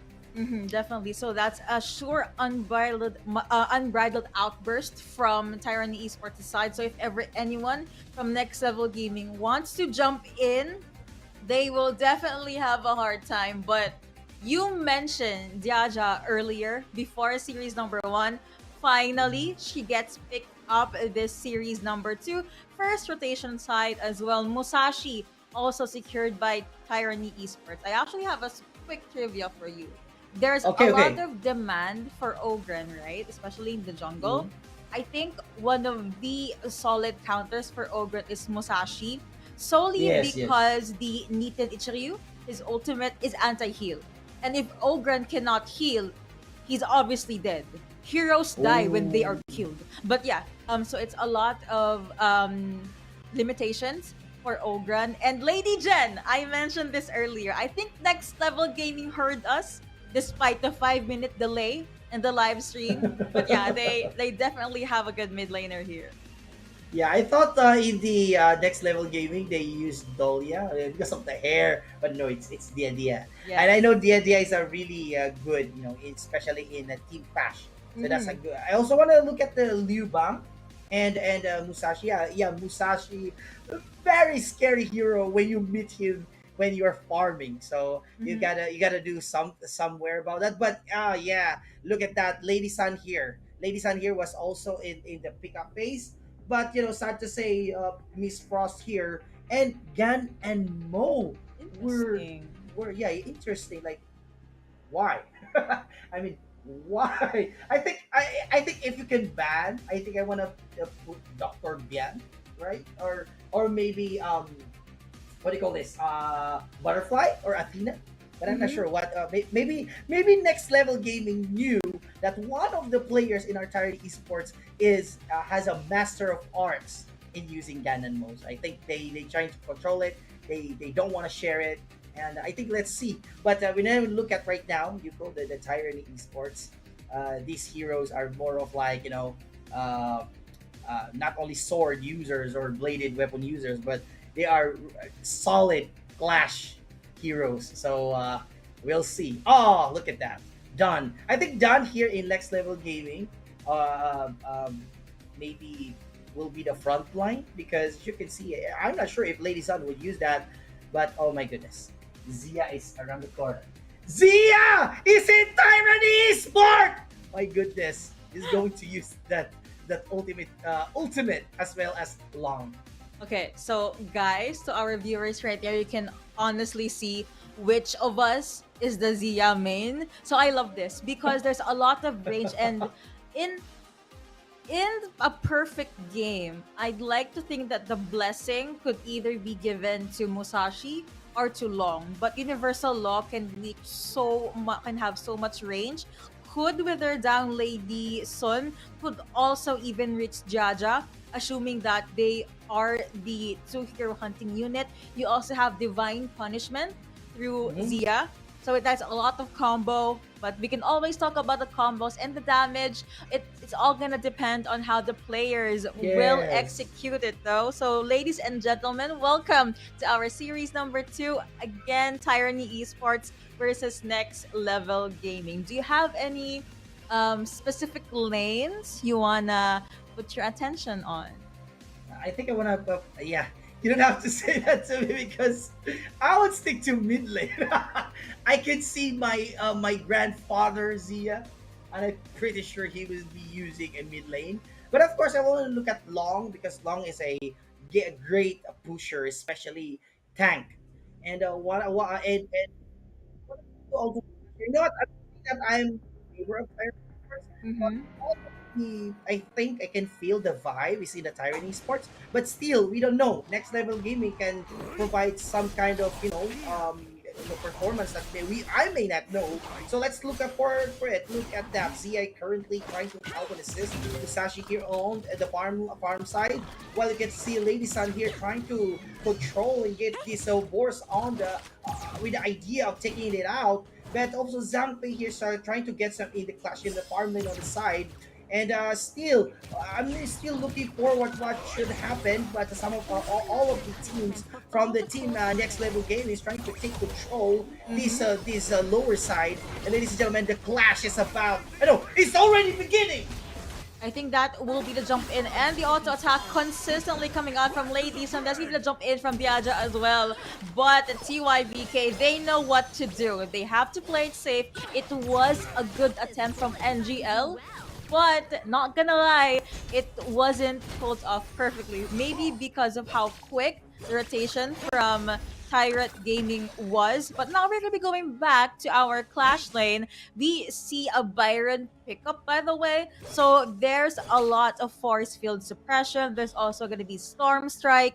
I think if we're gonna talk about the melee matchup, I kinda favor NLG here because again it's a lot of consistent damage and percentage based damage from this Byron. But now you have a little bit of Lady Jen overstaying her welcome, but that's gonna jump in as well by Dunn.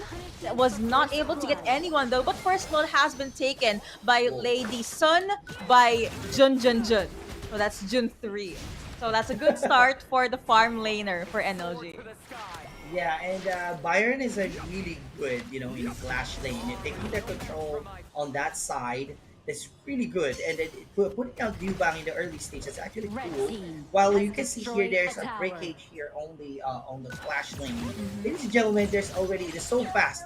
This is also one of good thing about the NLG. They want to make sure that they could, successfully take over this game. I'm pretty sure that the team NLG is aware that if they loosen up one lane here, the team Tyranny Esports would definitely break a tower. Because looking at right now, farm lane, Zhangfei and Long, these are very strong heroes. They could definitely take over some towers here. But look at Dia, very calm, does not want to take the opportunity, but just to make sure, just to poke around. But on the other side, Liu Bang was about to clash with Byron. Not really sure what's happened, but Don is currently leveling up, trying to jungle, trying to get some farm. Unlike our Tiny Esports, they are currently focused on the towers. I like to think that script is only focused on holding the lane, but that's gonna be universal law being popped as well. But as always, you have Destructive Deluge committed by Tatsu, just so there's no kills going over to TYBK. So as I was saying, script will just hold the fort because he will most likely use Battlefield Command on Promise or on maybe Marcy, either of the two, because these are the frontliners. At the bot side, that will be a beautiful, beautiful unbridled outburst, able to push NLG back. The other members of TYBK makes their way here at the farm lane, but it looks like objective first dibs goes over to NLG, thus get secured by Zeng's Teddy as well. Yeah, and I can feel that the team NOG is on the good, good advantage. Knowing that they destroyed one tower from the outer tower, move out to destroy the tyrant, and they're currently trying to push down Long here. And Zhangfei was down in the hands of Lady Sun, and is about to get away with it. Look at that. That is the technique of Long. Whenever you cannot defeat them or fight them, you can just defeat them. So, yes, that is a good for NLG, and I can feel a chilling effect here because look at that. Some of the teams here on the farm lane waiting for a minion, and they will destroy the farm lane outer tower.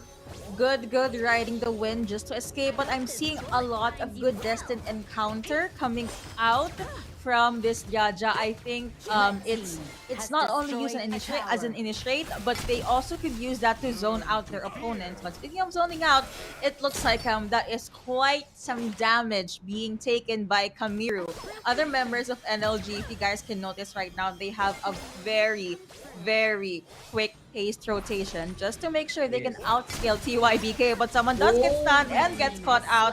Safe to say that after all of those combos, after even all of those ice, it was the kill going over to NLG. With the waves pouring in, looks like they want more Universal Law being popped there as well, connecting onto the Unbridled Outburst, but looks like that's gonna be the jump in. Shield after shield after shield, but Dunn does jump in with the Unruly Blade, but no one gets taken down from NLG side. So you can see here the team NLG broke out the outer towers of the Clash and the farm lane, and they're trying to focus on the mid lane. This is a good and perfect combination teamwork, because look at that, 5 of the players trying to attack the mid lane, and now they were going to get this bonus from the Overlord area. And I'm not really sure if Zia and Liu Bang will get some kind of discretion to just get that, but no, they did not. So another advantage again for your NLG, breaking the Tyrant, breaking the Overlord respawn, and now they broke 2 towers, broke the mid lane, and what is going on? They have 3 kills with no defeat or losses from or against the Tyrant.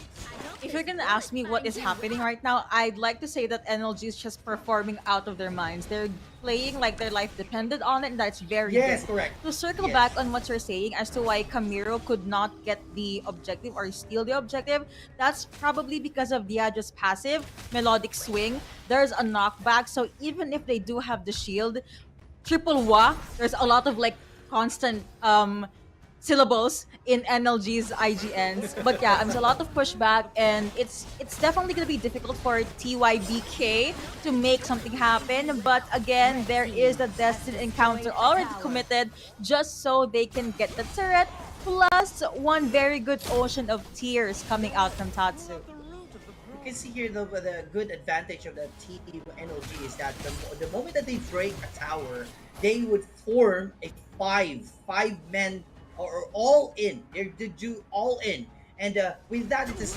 successful. It's a successful move, and it's really hard to control that. And speaking of controlling, they ended up getting another inner tower here, moving and slowly but surely going to paste inside the crystal. And yes, correct, our team NLG plays as if their life is on their line. Look at Don here, very hesitant, farming. Dia here, just going to see Liu Bang, but do not want to engage immediately. They already can feel that, but Don here straight up ahead from another Tyrant. Let's get some dragons here, but right now our Zia will take it, but no, Don here got it, and no more for you.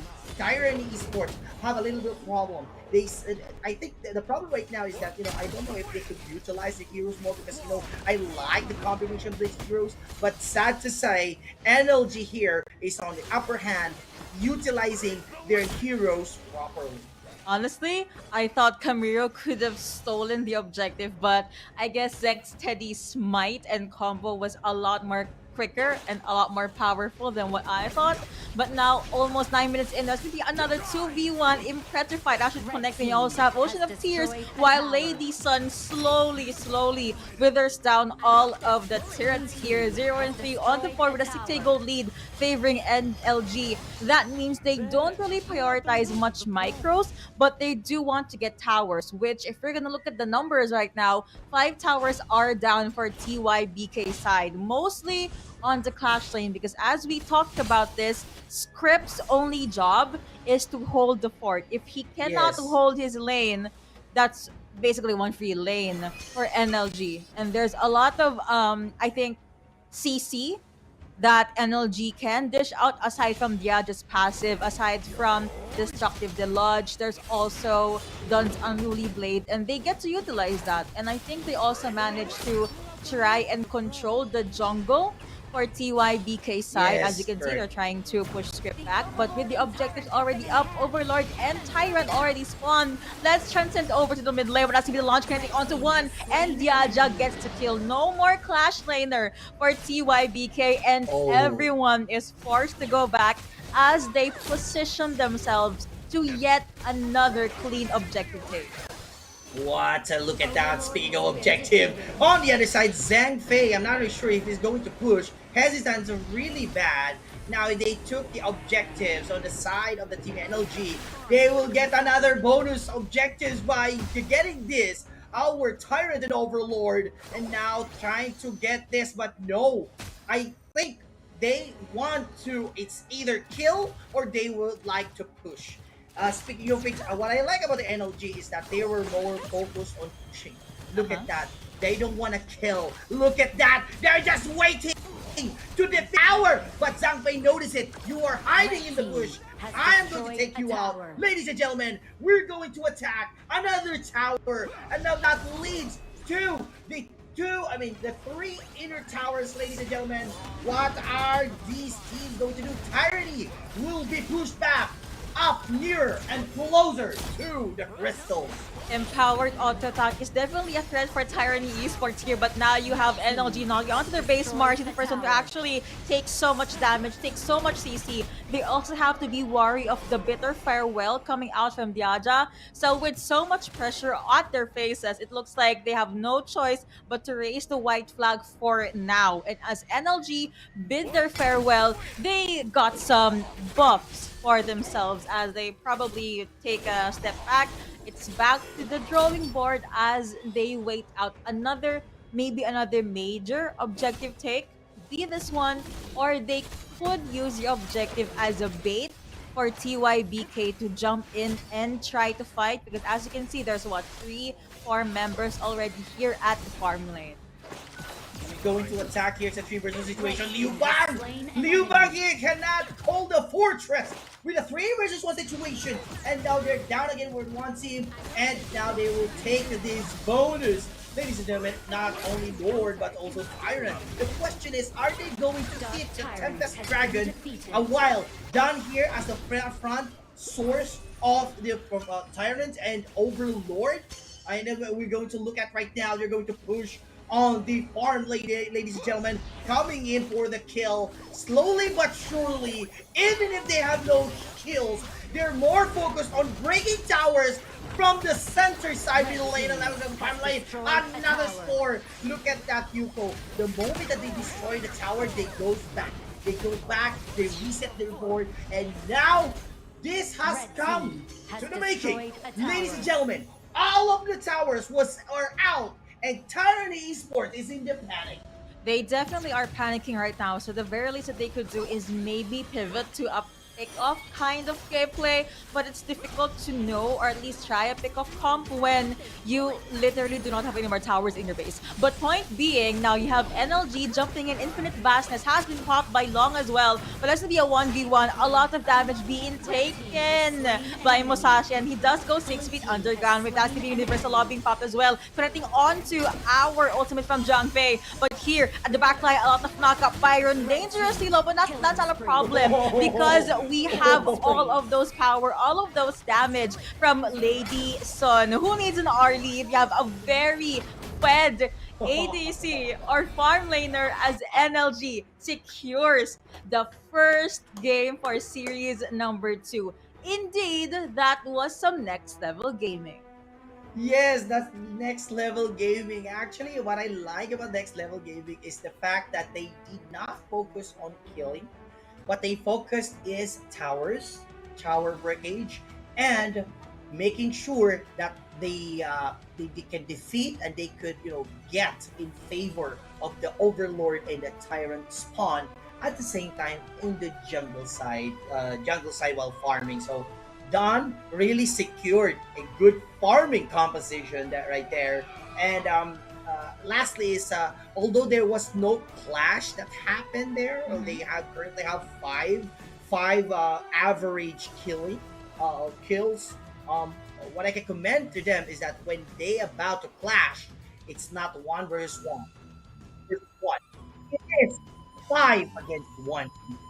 It's safe to say, yeah, safe to say that Next Level Gaming, they definitely take pride in their 5v5s or 5v4, really depends, but either way there's a lot of good micro and macro control from them. I think the draft again was stellar, well thought of. Towards the end of that game Yes. number one, there was a lot of damage coming out from frag grenade, and I think even though the situation was kind of iffy or kind of crucial, you have Diaja with the heart link. So she has heal, she can help her teammates. That's probably why they were a lot more confident to pick these fights. Plus, we have Byron with a lot of macro and micro as Yes. well with the force field suppression. But I mentioned this earlier, the MVP of game number one is NLG Jun Jun Jun. 3-0 and 5 on the Lady Sun with damage of almost 56,000. And look at how rich this player is. Gold, 11,231.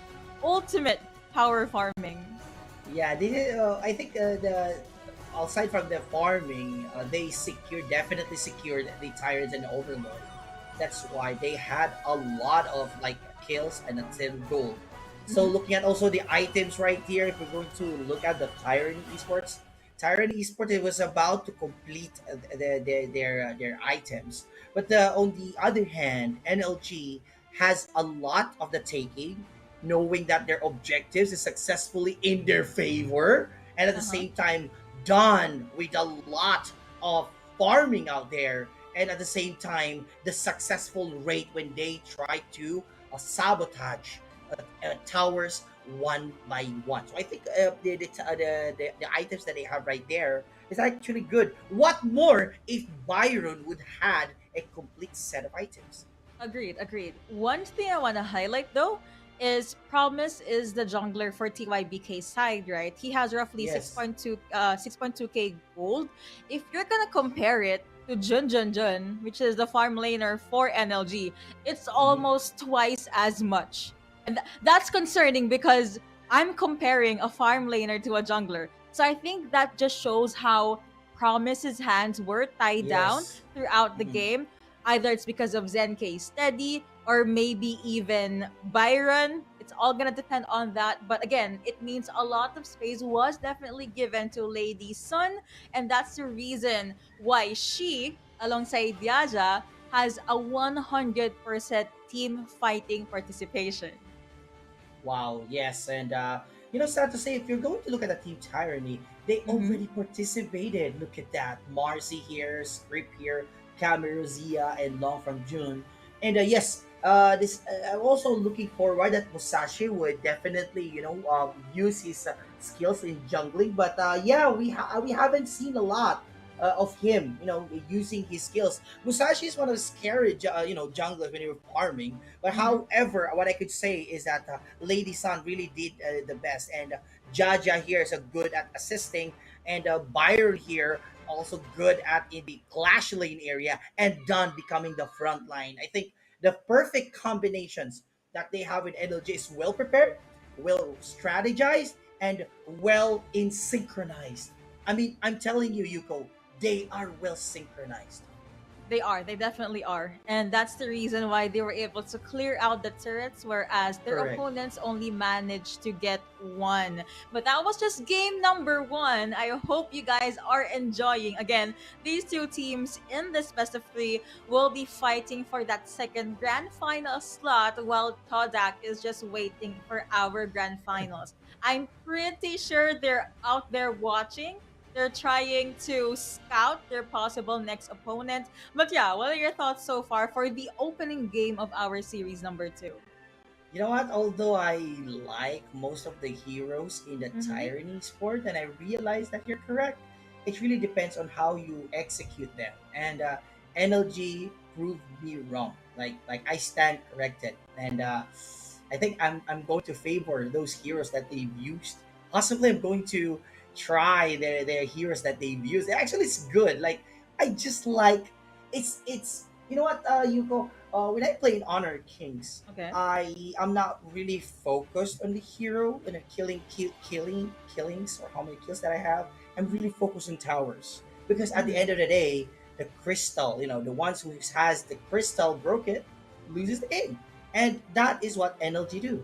We don't care about who will be the MVP for us. We don't care about will be the kills. It doesn't matter. What matter is we shatter one tower one by one. Agreed, agreed. So that I think it's all gonna depend on the team fight prowess as well. I think we have very different views because my playstyle is very flashy. So my first ever role in Honor of Kings was Clash Lane. Now I'm a jungler. So you're the kind and defensive type of player. I'm like, Yeah, guys, yeah. let's jump in. I have my ultimate. If we don't get a takedown, I will be upset. But either way, it's a really, really happy. I'm really, really happy rather with what we've been seeing for the series so Yeah. far. And right on cue, we have our pick and ban phase for game number 2. Again, Next Level Gaming managed to bag game number 1. Now I will ask you, Sir Mox. We saw how great Tyranny Esports was in game number 1 despite the loss. Is there any hero you'd want to introduce to their draft? Hmm. I think I want to stick again to Zia insofar Okay. as if he can really perform well, because what we see last game is that Liu Bang was trying to provide an escape route in the Clash Lane area. Mhm. Sad to say, unlike if Zia was there, he can definitely just wipe out minions. He can just use the ultimate also to just push around. But I think whatever heroes that they have right now, I think it's the part of execution. Like I think right now it's the battle of execution, because NLG really proved me wrong. Like imagine, look at the Tyranny Sports, Long, look at Zia, what else, Musashi. They're so strong. I mean, let's be honest, they're really, really scary. But look at that. By the teamwork of the NLG, they really provided. And you know what? I also want to commend some of our viewers and of course our Clash on Air. I think we have a good tandem with Yuko, because Yuko is on offensive side. She can, talk about the offense. And on my end, I'm more of a defense type. So when I play in basketball, I play center. I Okay, that play makes center. sense.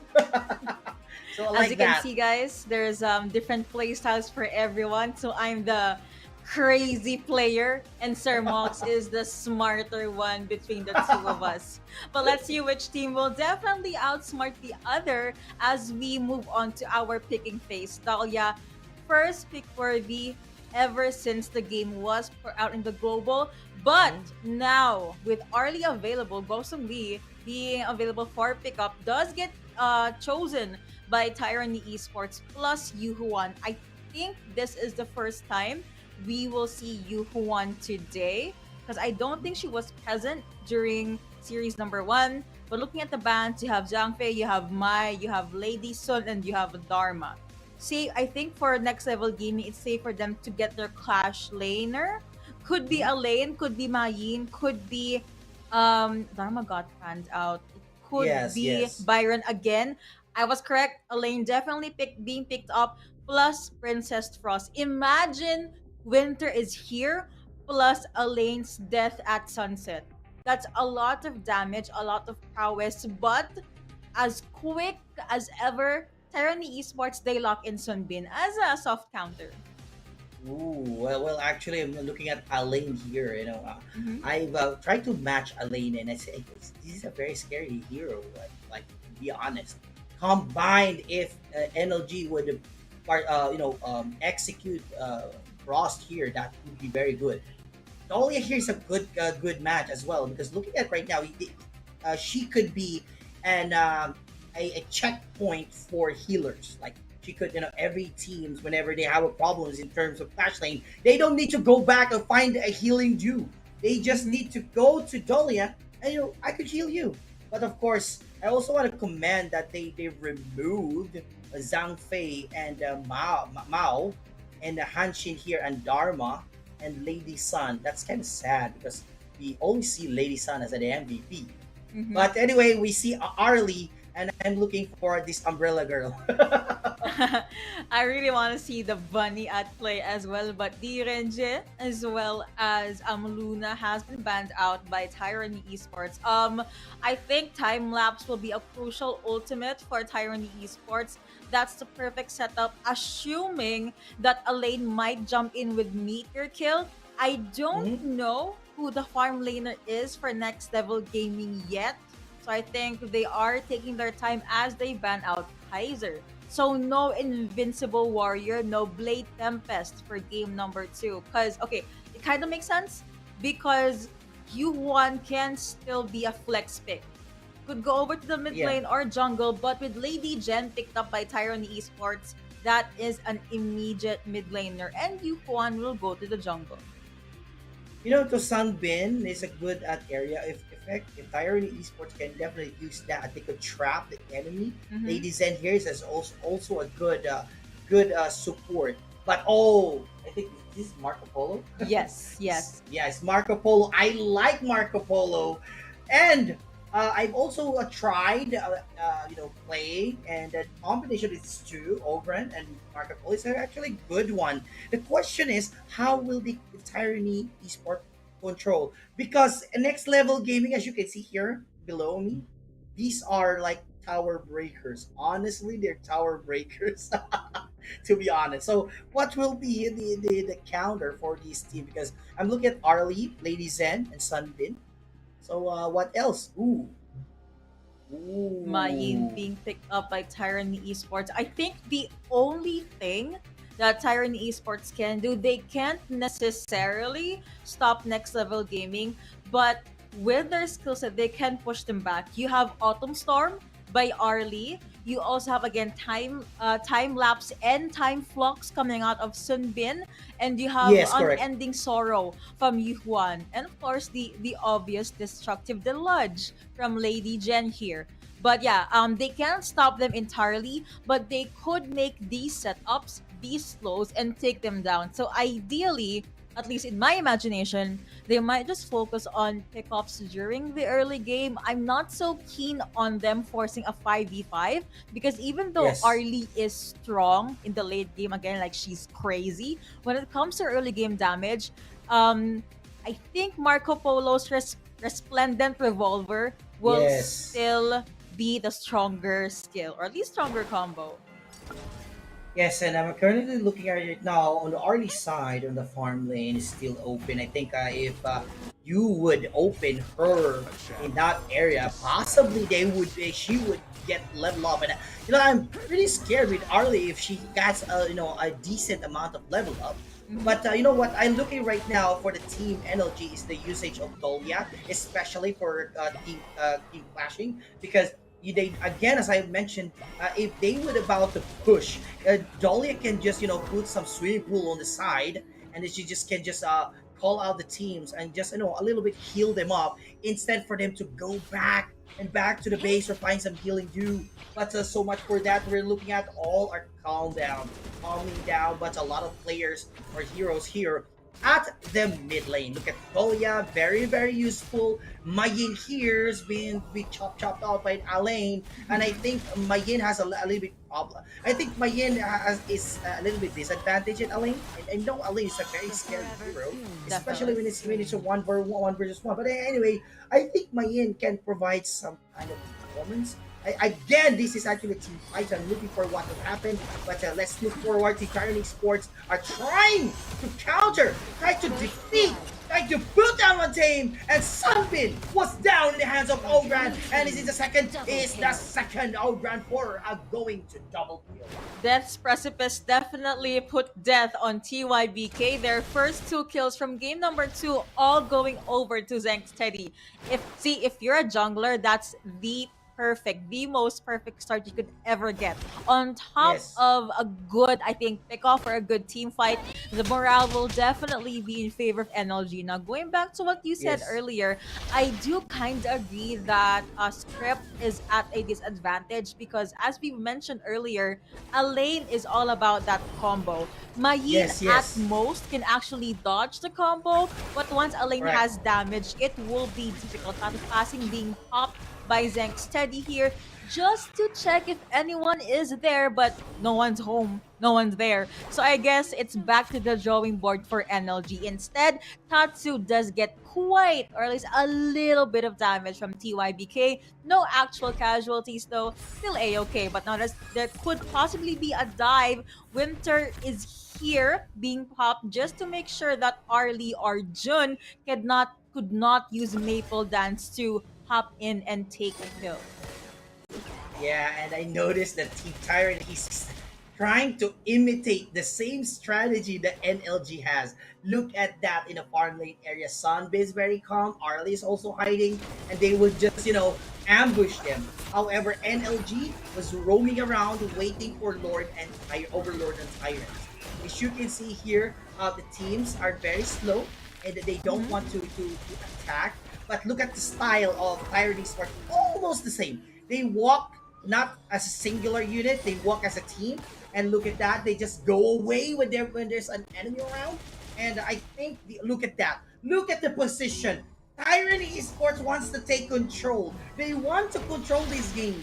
And of course, NLG would not be baited. They don't want to be baited with that. However, Mayin here was stuck on the side.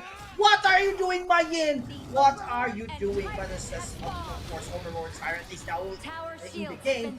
And now, ladies and gentlemen, Tyrant Esports would try to preemptively attack the Tyrant and Overlord. Just the same as what the NLG did in the last previous game.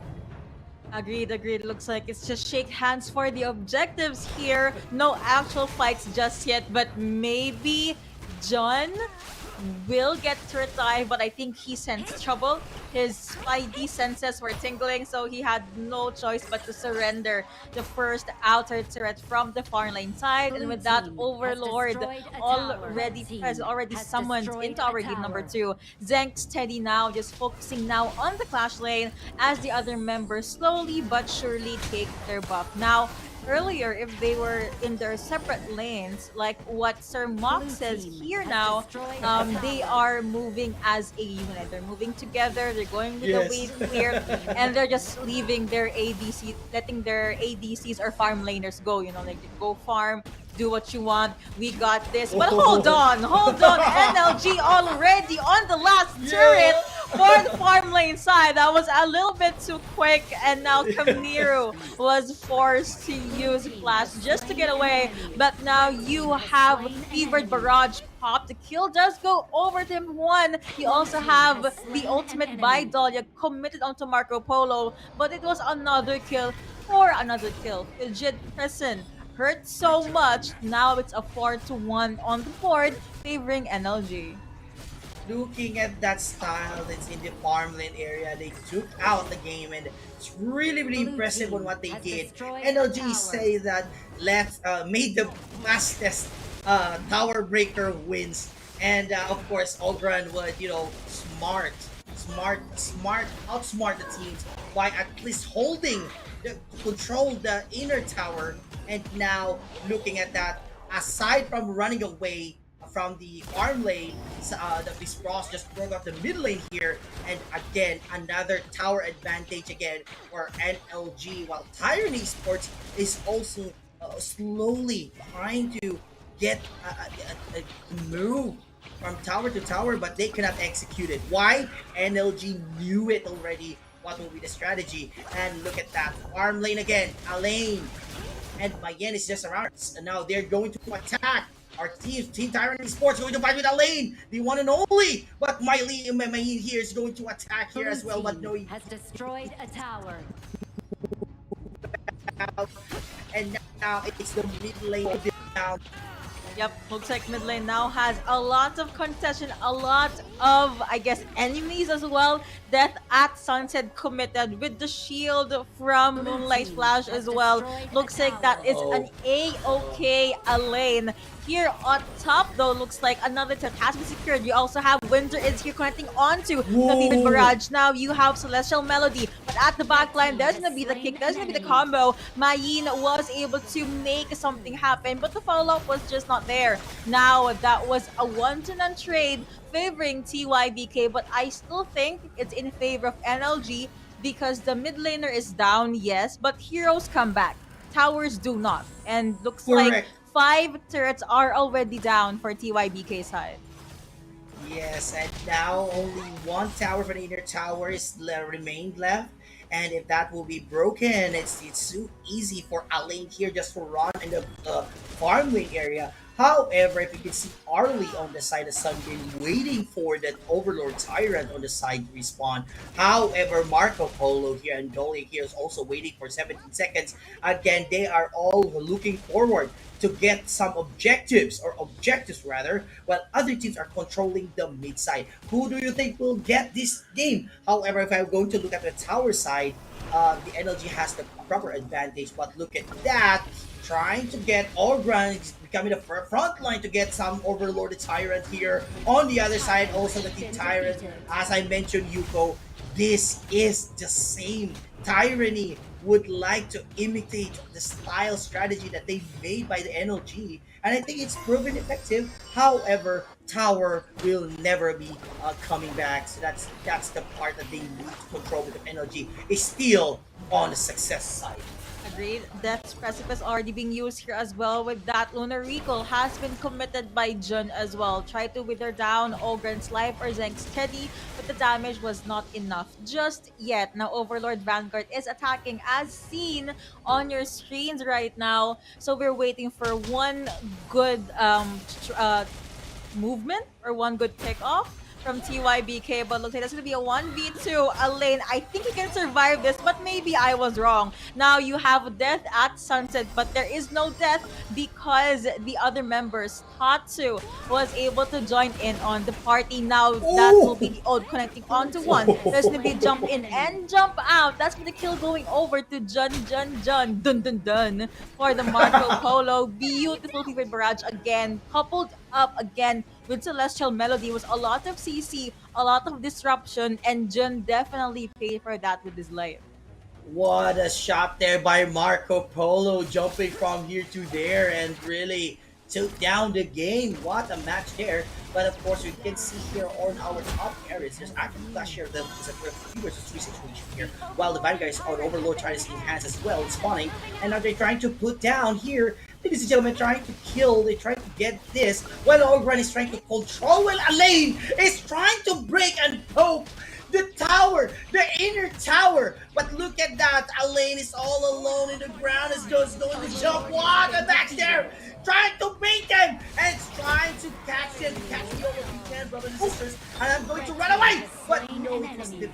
But look at that, if it is defeated, they also moved out the Overlord and Tyrant. So we're going to look at again another match here. Overlord Marco Polo, slowly but surely. Look at that, Yuko! Overlord! No. Marco Polo trying to break anchor. Smart move. Team has destroyed a tower. That was definitely a smart call. I think the sacrifice that Alain committed from the farm lane was so worth it because not only did he buy time, but he also burned a lot of skills. Thus, the stun and Fever Barrage connecting onto 2, onto 3. 2K going over to Jun, even though he eventually went 6 feet underground, but that's okay because now we have a 7-5 on the board with a 3K gold lead for NLG. With the recalls coming through, they still have their macro intact, but as we did discuss during the pick and ban phase, TYBK's draft is a lot better than what we've seen in game number 1. We're just waiting for, I guess, one good initiate from Promise or maybe from Kamiro because they're the ones with like very crucial ultimates or crowd controls that can definitely make things happen for TYBK. We also have script for the follow-up in theory, while Jun will just be safe at the back line. Hopefully, because again, if you're an Alain or an Ogren, your tactic or your objective is to really have access onto where the farm lane is. But speaking of access, it looks like NLG has access to this objective. Path of Passing being popped again. TYBK nowhere to be found, and this will be a non-contested objective take for Zeng's Teddy. Looking at that objective was successful currently. Looking at 4 players do not want to separate themselves from a long distance because What they're looking for is that the moment that the heroes would back out, they could destroy this farm lane area. And that was the success side. Orgran put down the inner tower. Crystal is crystal clear on their eyes, and then only one inner tower left in the mid lane. Ladies and gentlemen, Ogran is trying to poke Arlie here while using some kind of like a technique trying to poke here. But on the side, Lady Zeng is currently also trying to control the mid lane, the one and only. But of course, you can't do that. You can't do that alone because all of the towers are currently open now. Look at that. Ogran is at the front line here, trying to look at the winter. What a power by Frost! But Ogran was down, and now they're trying to defeat. Elaine is want to heal, and it's crucial crowd control. And now they're going to attack, but Elaine is now down on the road. But still, our team Tyranny Esports are still alive, and they're still going on for the kill. Ultimate again available for Marco Polo. Does have his eyes set on Thomas, but aside from that, it looks like with all of those minions knocking in on the TYBK's base, you also have Resplendent Revolver committed by Jun here. With all the turrets down, TYBK at the very least, they were able to clear the wave. So NLG, they have to go back and maybe wait for another day or another opportunity. Yes, and all of the towers here are all down and out, and the teams with Team NLG has the perfect and a big chance to get these spawns overlord. However, we can also see that all of the Tyranny Esports is also going to get that bonus objective. Ladies and gentlemen, there's a crash on this crash. Well, side by side here, Ogran is trying to take control, trying to control the game. Sunbin is trying to use the ultimate. Wow, Frost here used the winter. Elaine put down again, and Ogran put down Arlie. And now they're going to attack, going to back out. They don't want to lose this round because they are so open. No more tower for them to catch on. And now another double Ladies End. And this now calls for the final wave, for the final showdown. Oh my goodness, it's an ace!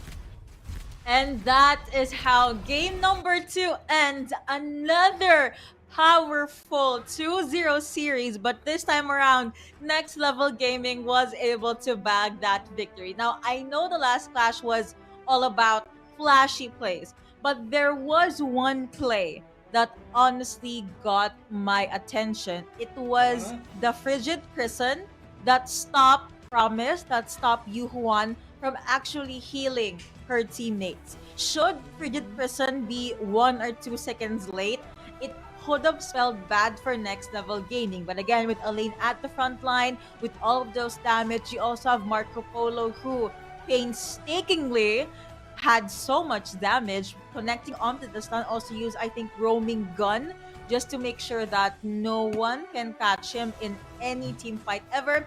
But that was a beautiful semifinals. With that, Next Level Gaming advances to the next level and will be fighting against Todak in a best of 5. That was fun. That was fun. Yeah, I also want to commend again, since I'm more of a defensive defense mode hero.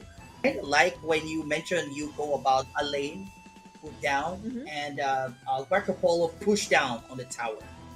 And speaking of Marco Polo, Jun is actually our MVP. By the way, I think it's so cute that Arlie and Marco Polo's players were named Jun.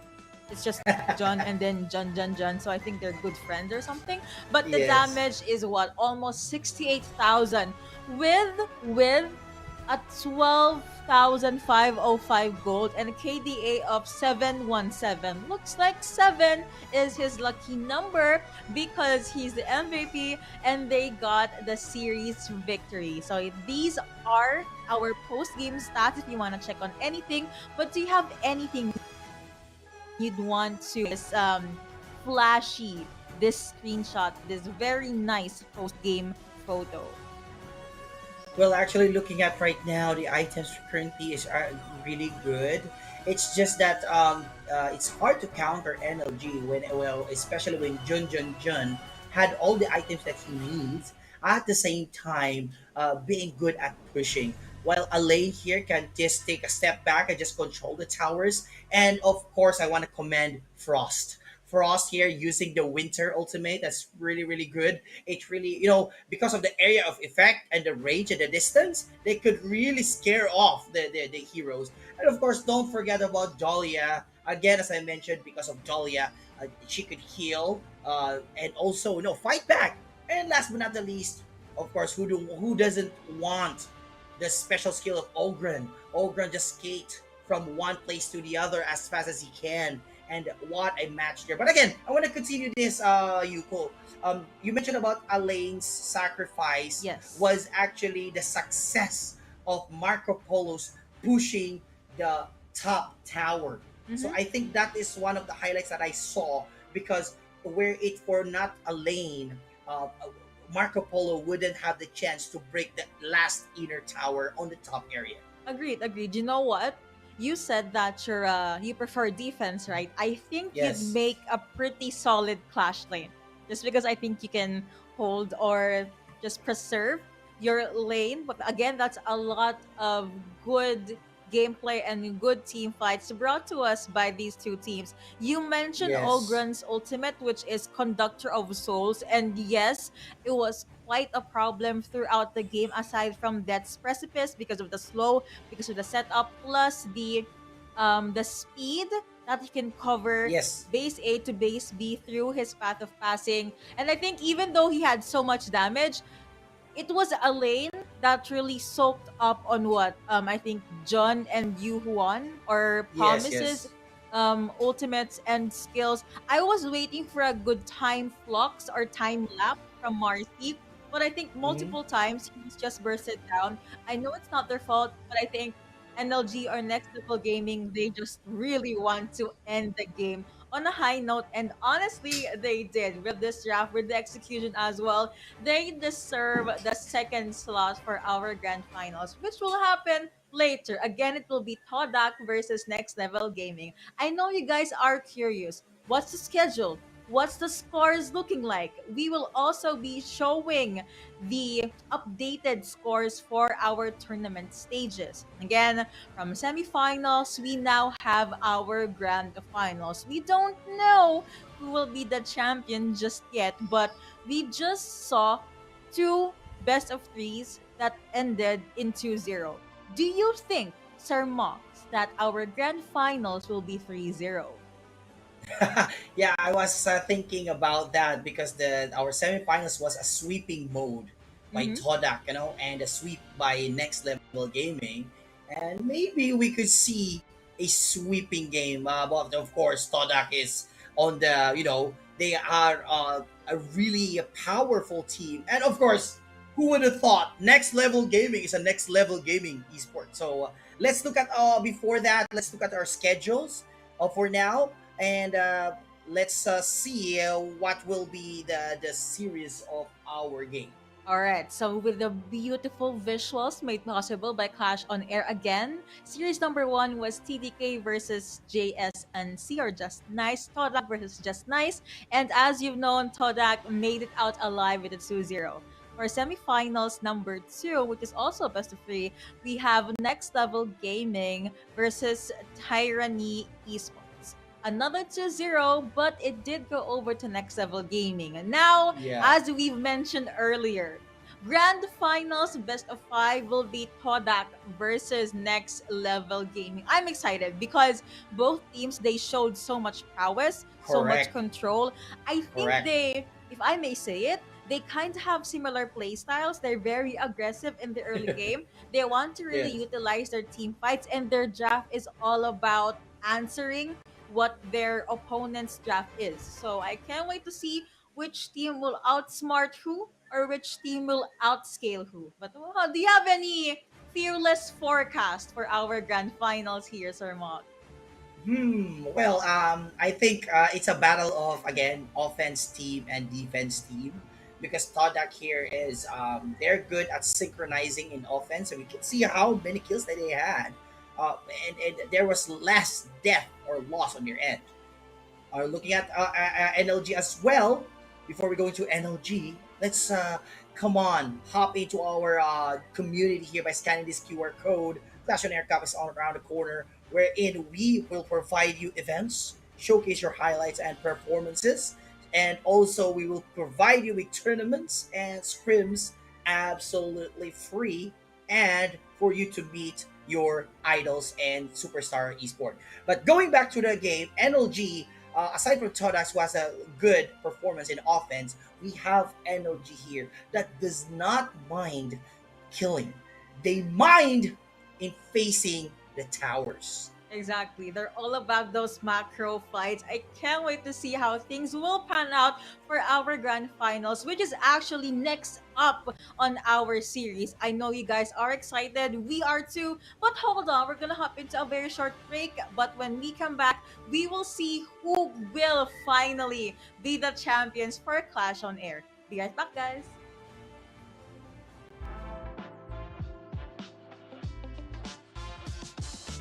In recent years, virtual events have gained immense significance in the world of business. With the ability to connect companies with their customers and stakeholders, regardless of geographic locations, virtual events have become a vital tool for modern businesses to expand their reach and influence. Additionally, virtual events can be more sustainable than a traditional event, as they eliminate the need for attendees to travel, reducing the event's carbon footprint and overall environmental impact. The question is, how can you make your virtual event stand out and capture the attention of your target audience? That's where a 3D virtual set can help. Come, let me show you.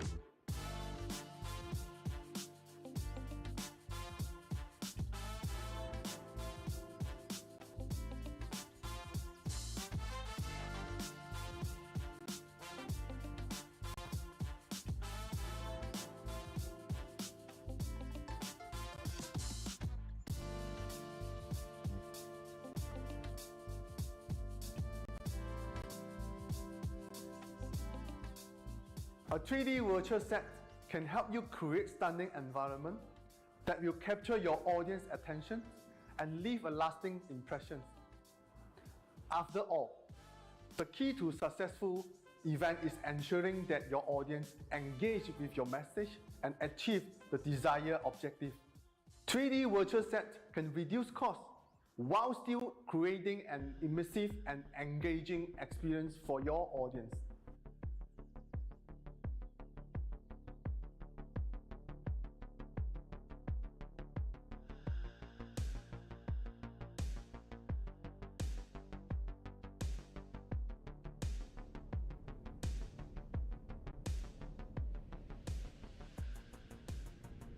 With Virtual 3D Set, you have the complete control over your design and the layout of your virtual space.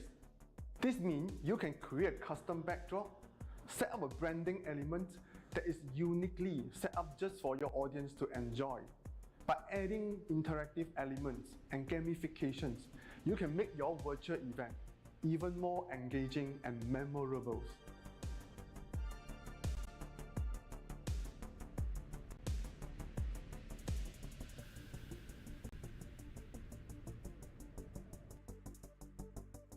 A 3D virtual set also provides multiple angles to capture attendees' attention span. You can easily switch between different angles to highlight the speakers, products, or interactive elements. A 3D virtual set can create a dynamic and engaging experience for your audience. This can help to keep audience engaged and motivated throughout the event, leading to better outcomes and results. In today's competitive business landscape, a 3D virtual set can be the key to standing out and creating a truly memorable and engaging virtual event. So why not consider using a 3D virtual set for your next virtual event? Contact us now and see the benefits yourself.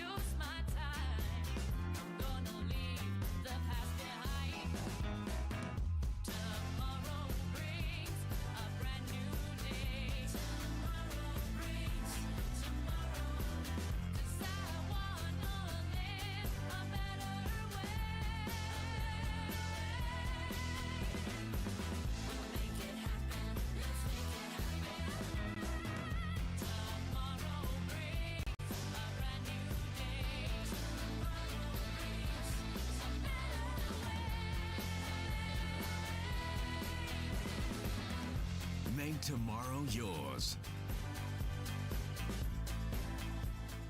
At XM Studios, we believe in the power of bringing people together and fostering a vibrant pop culture community.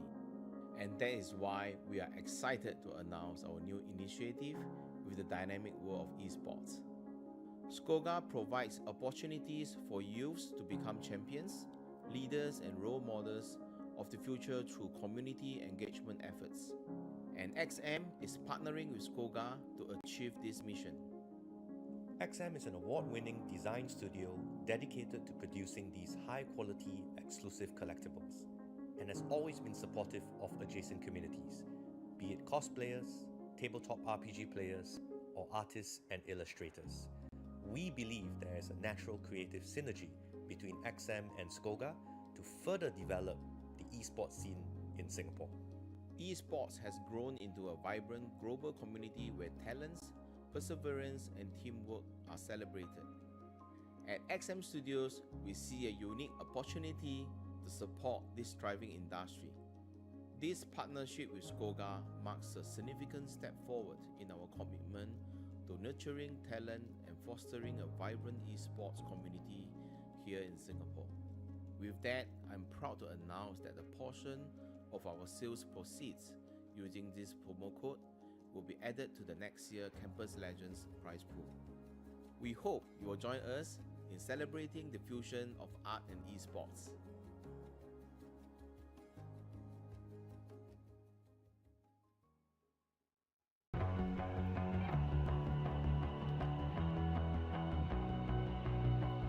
You've walked through the darkest night. You've heard the crowd, felt the blinding light. You were standing there when your heart comes alive.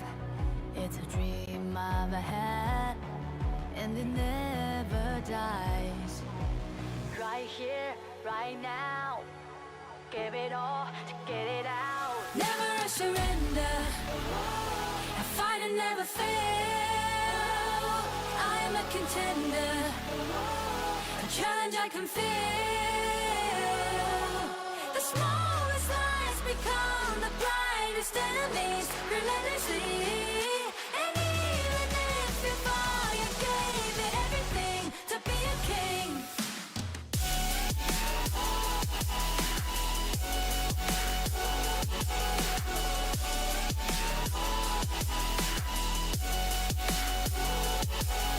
You carved your way with a sharp attack. You watched it all burn, and you never looked back. There will come a day when your fears will arise. You protect your crown, so it never dies. Never a surrender, I fight and never fail. I'm a contender, a challenge I can feel. The smallest lies become the brightest enemies relentlessly. And even if you fall, you gave it everything to be a king.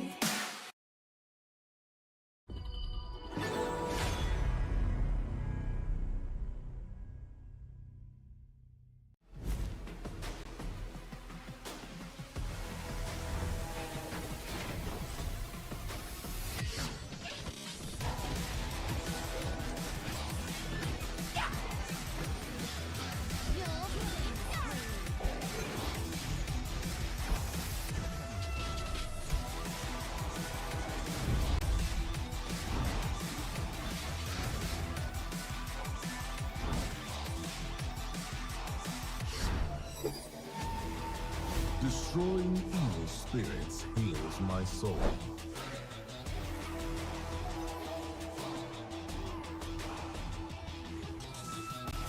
Finally awake. It's time to hunt.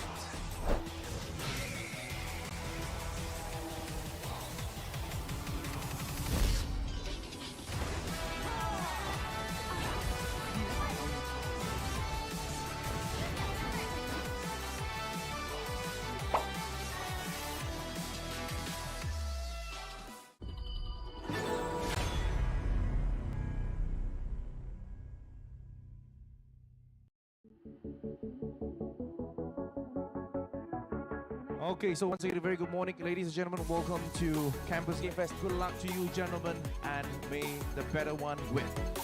And while you're here as well, please make sure to go around the arena as well. There's lots of fun and interesting stuff to do as well.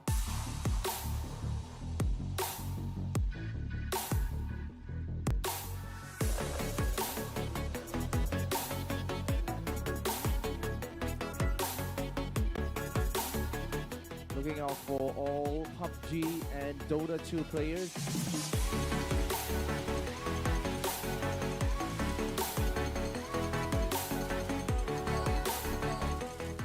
We are going to have Mobile Legends Bang Bang competition right here. We are going to have SFI versus Archangel for the second match for Aaron Wolf SG versus SFI.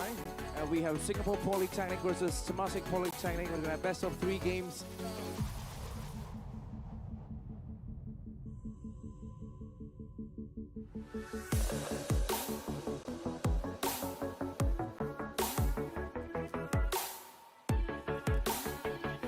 And let's get you guys ready for League of Legends.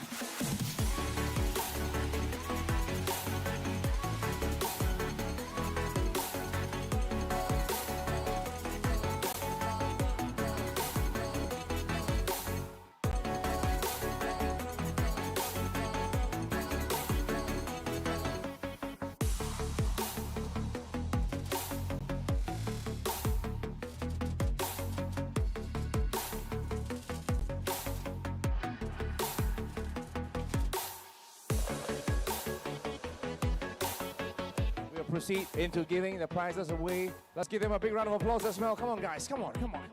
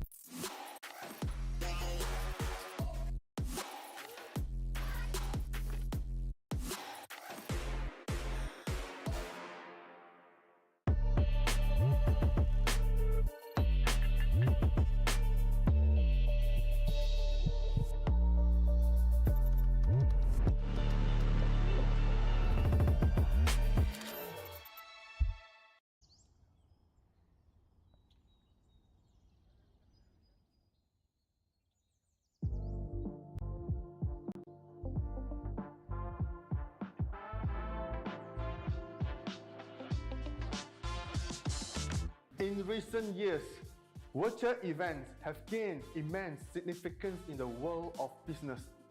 With the ability to connect companies with their customers and stakeholders, regardless of geographic locations, virtual events have become a vital tool for modern businesses to expand their reach and influence.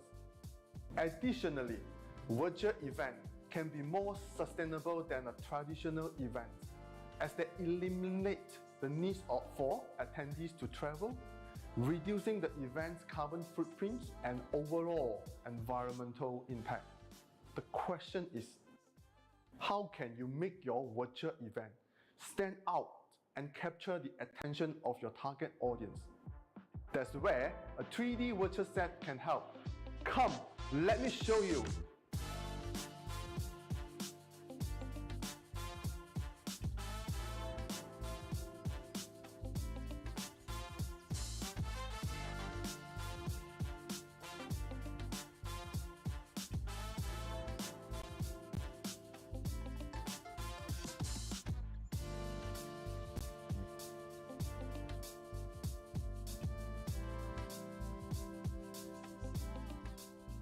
A 3D virtual set can help you create stunning environment that will capture your audience attention and leave a lasting impression. After all, the key to successful event is ensuring that your audience engage with your message and achieve the desired objective. 3D virtual set can reduce costs while still creating an immersive and engaging experience for your audience.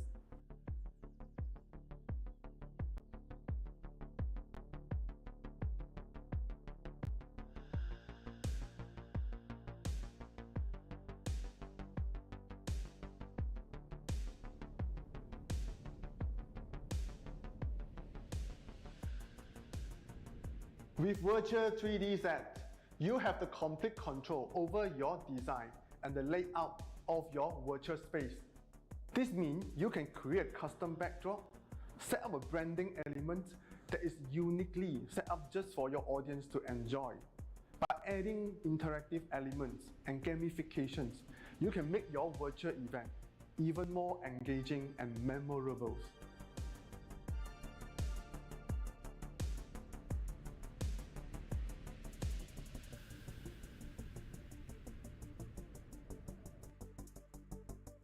A 3D virtual set also provides multiple angles to capture attendees' attention span.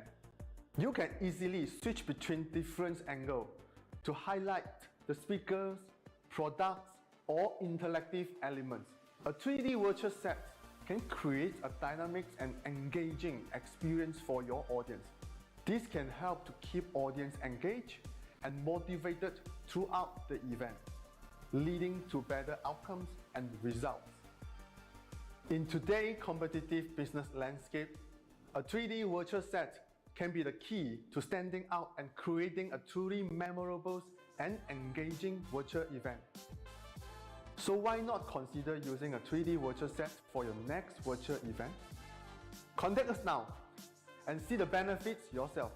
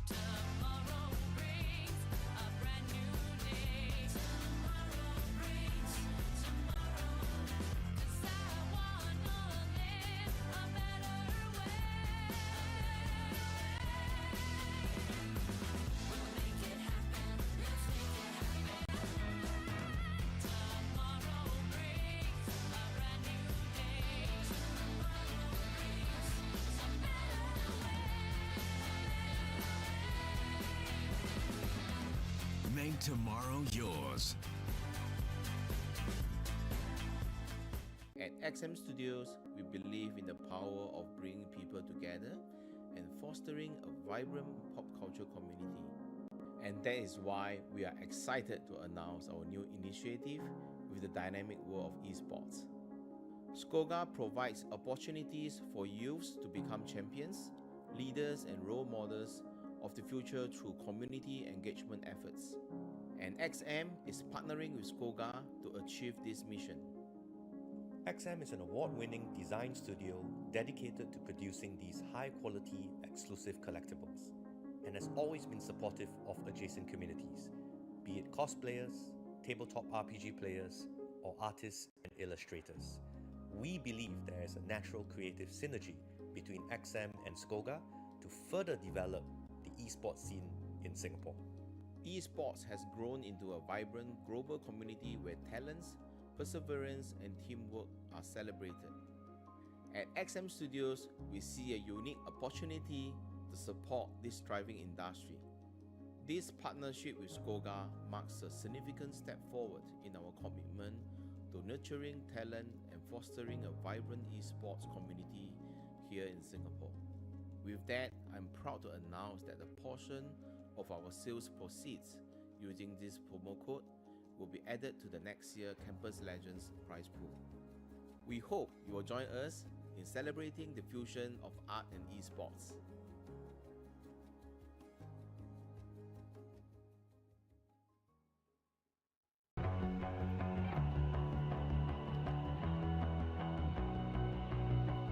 You've walked through the darkest night. You've heard the crowd, felt the blinding light. You were standing there when your heart comes alive.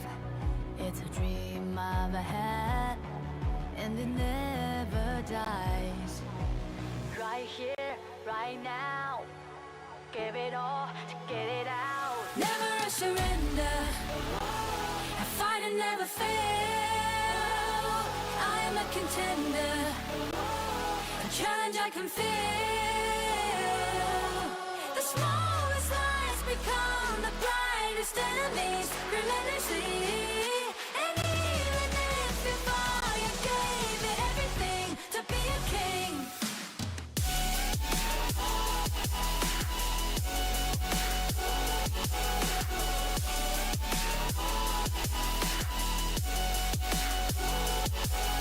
you carved your way with a sharp attack. You watched it all burn, and you never looked back. There will come a day when your fears will arise. You protect your crown, so it never dies. Never a surrender, I fight and never fail. I'm a contender, a challenge I can feel. The smallest lies become the brightest enemies, relentlessly. And even if before you gave it everything to be a king,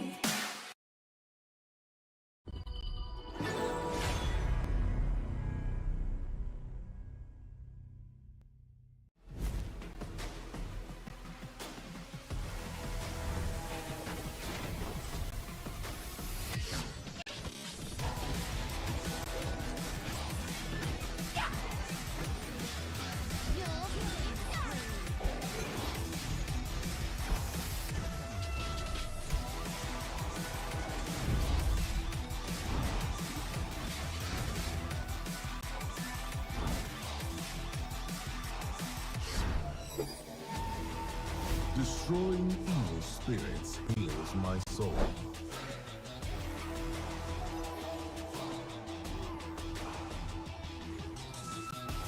Finally awake. It's time to hunt.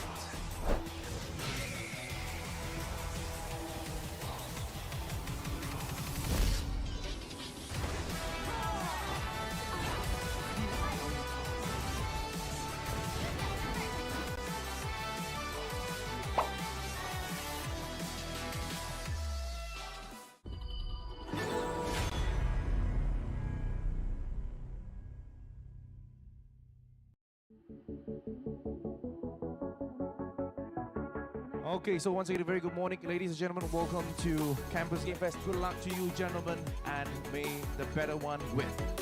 And while you're here as well, please make sure to go around the arena as well. There's lots of fun and interesting stuff to do as well.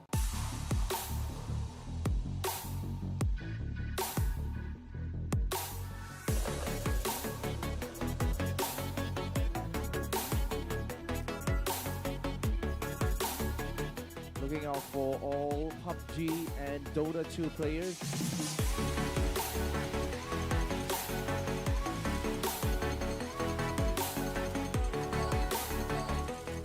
We are going to have Mobile Legends Bang Bang competition right here. We are going to have SFI versus Archangel for the second match for Aaron Wolf SG versus SFI. We have Singapore Polytechnic versus Temasek Polytechnic. We're going to have best of 3 games.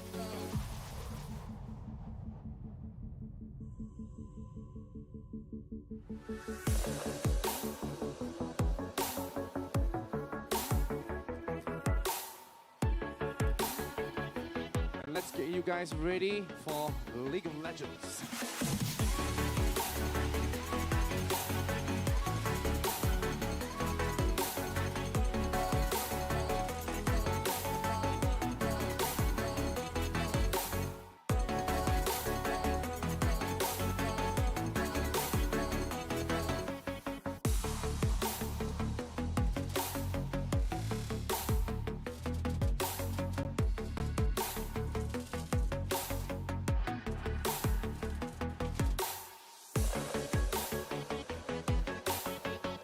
Proceed into giving the prizes away. Let's give them a big round of applause as well. Come on, guys. Come on, come on.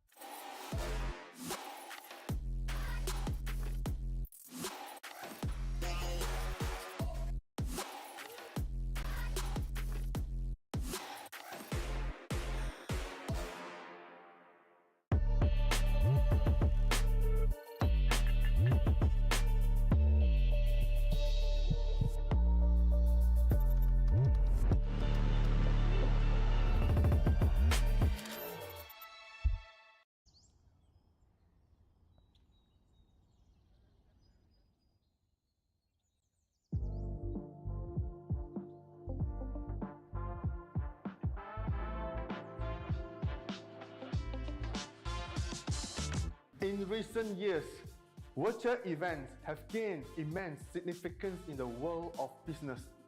With the ability to connect companies with their customers and stakeholders, regardless of geographic locations, virtual events have become a vital tool for modern businesses to expand their reach and influence. Additionally, virtual events can be more sustainable than a traditional event, as they eliminate the need for attendees to travel, reducing the event's carbon footprint and overall environmental impact. The question is, how can you make your virtual event stand out and capture the attention of your target audience? That's where a 3D virtual set can help. Come, let me show you.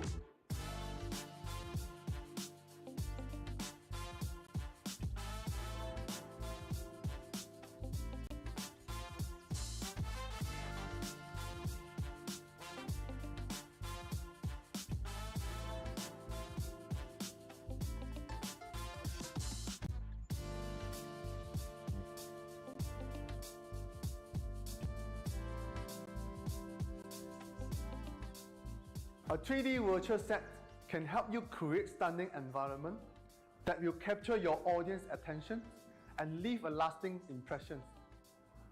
After all, the key to successful event is ensuring that your audience engage with your message and achieve the desired objective. 3D virtual set can reduce costs while still creating an immersive and engaging experience for your audience.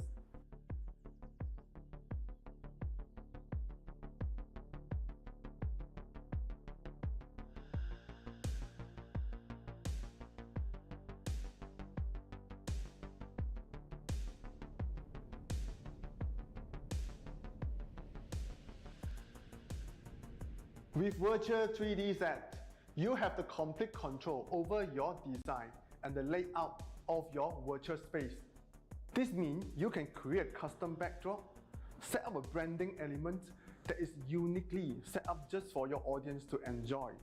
By adding interactive elements and gamifications, you can make your virtual event even more engaging and memorable.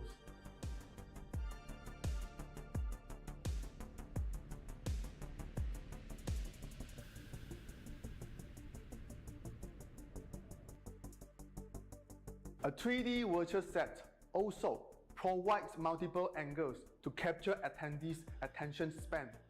You can easily switch between different angles to highlight the speakers, products, or interactive elements. A 3D virtual set can create a dynamic and engaging experience for your audience. This can help to keep audience engaged and motivated throughout the event, leading to better outcomes and results. In today's competitive business landscape, a 3D virtual set can be the key to standing out and creating a truly memorable and engaging virtual event. So why not consider using a 3D virtual set for your next virtual event? Contact us now and see the benefits yourself.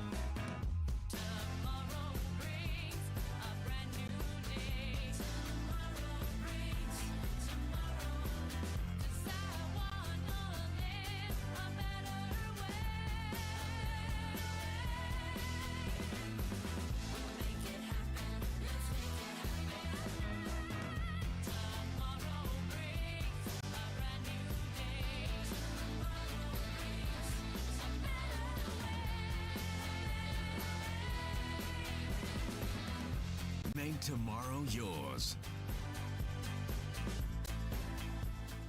At XM Studios, we believe in the power of bringing people together and fostering a vibrant pop culture community.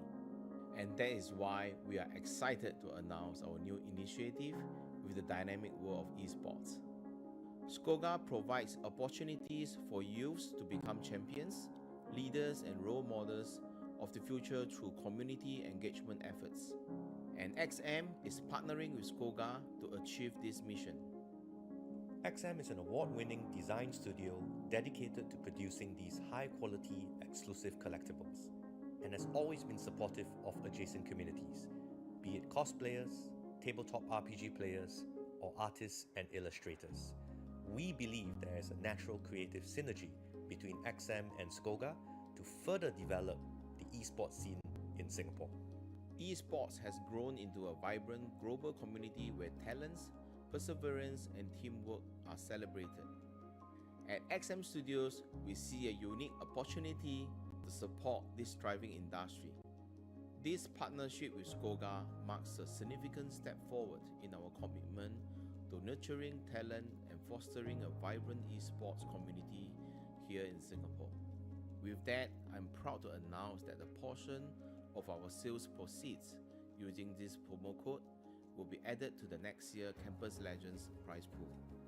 We hope you will join us in celebrating the fusion of art and esports.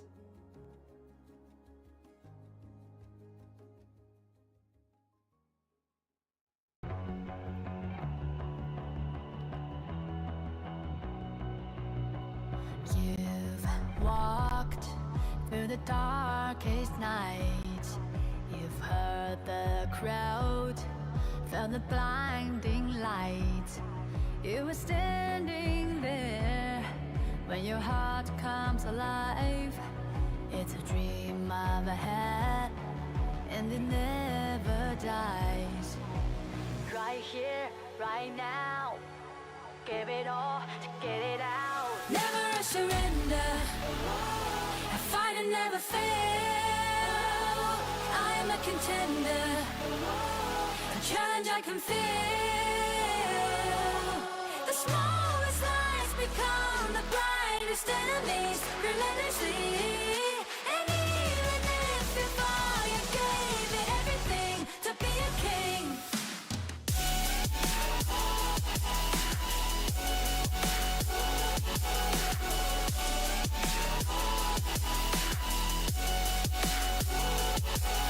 you carved your way with a sharp attack. You watched it all burn, and you never looked back. There will come a day when your fears will rise. You protect your crown, so it never dies. Never a surrender, a fight and never fail. I'm a contender, a challenge I can feel.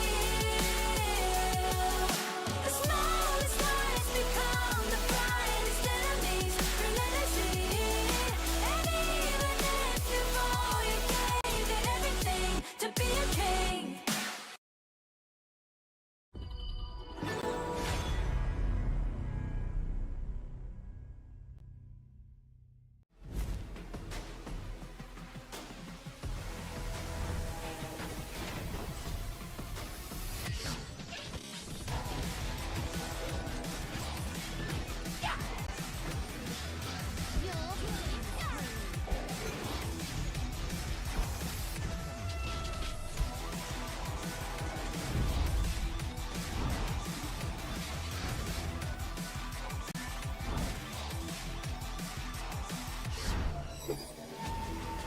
Destroying evil spirits heals my soul.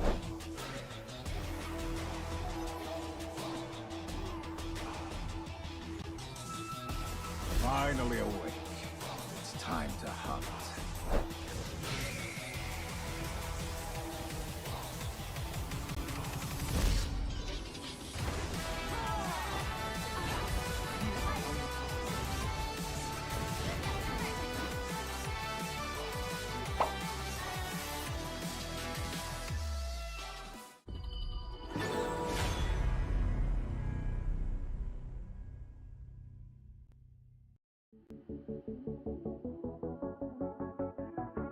Okay, so once again, a very good morning, ladies and gentlemen. Welcome to Campus Game Fest. Good luck to you, gentlemen, and may the better one win. And while you're here as well, please make sure to go around the arena as well. There's lots of fun and interesting stuff to do as well.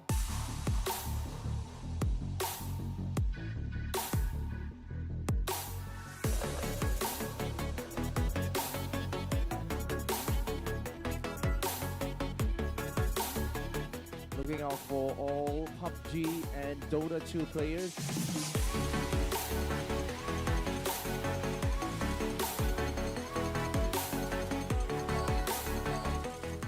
We are going to have Mobile Legends Bang Bang competition right here. We are going to have SFI versus Archangel for the second match for Aaron Wolf SG versus SFI. We have Singapore Polytechnic versus Temasek Polytechnic. We're going to have best of 3 games.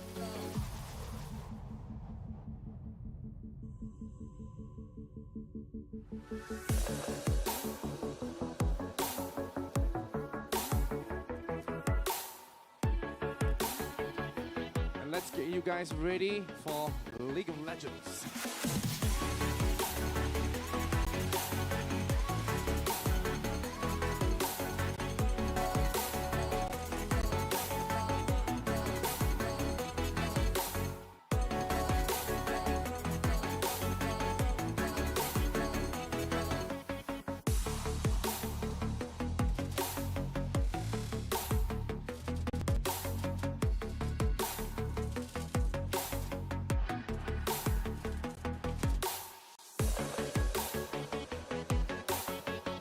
Proceed into giving the prizes away. Let's give them a big round of applause as well. Come on, guys. Come on, come on.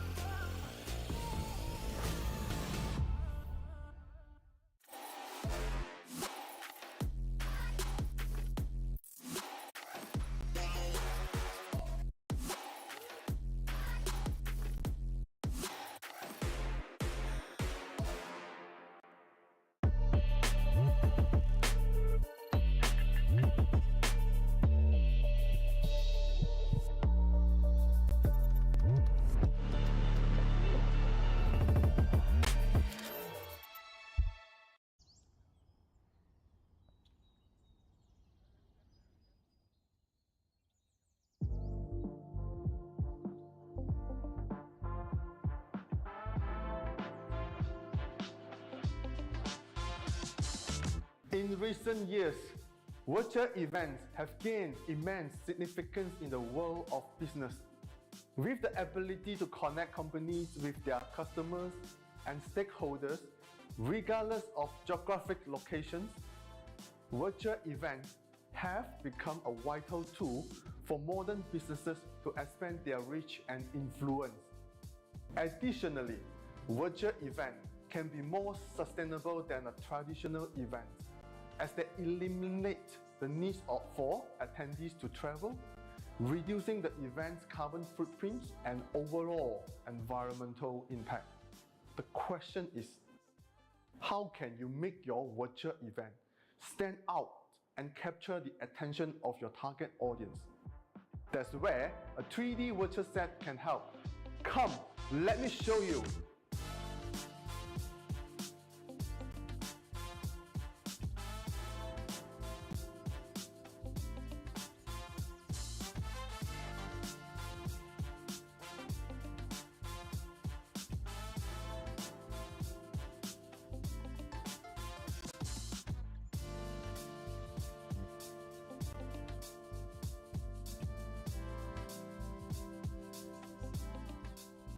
A 3D virtual set can help you create stunning environment that will capture your audience attention and leave a lasting impression. After all, the key to successful event is ensuring that your audience engage with your message and achieve the desired objective. 3D virtual set can reduce costs while still creating an immersive and engaging experience for your audience.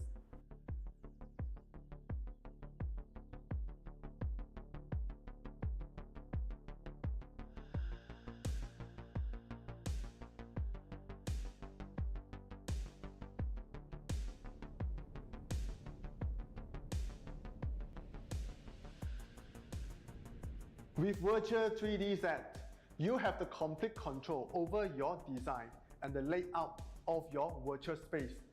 This means you can create custom backdrop, set up a branding element that is uniquely set up just for your audience to enjoy. By adding interactive elements and gamifications, you can make your virtual event even more engaging and memorable.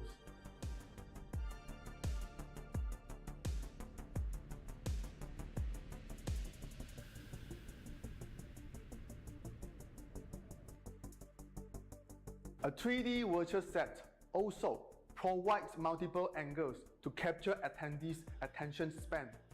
You can easily switch between different angles to highlight the speakers, products, or interactive elements.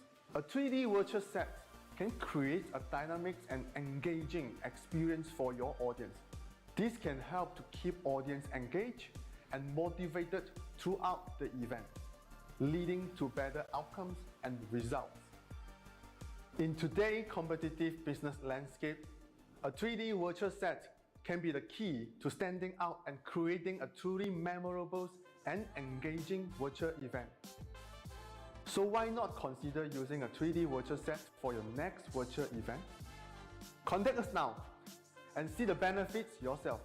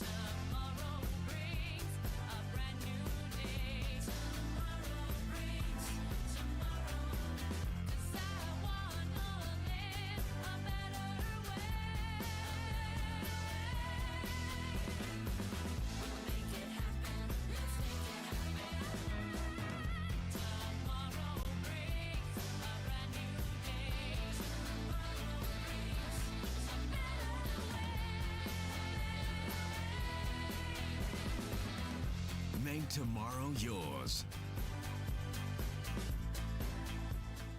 At XM Studios, we believe in the power of bringing people together and fostering a vibrant pop culture community.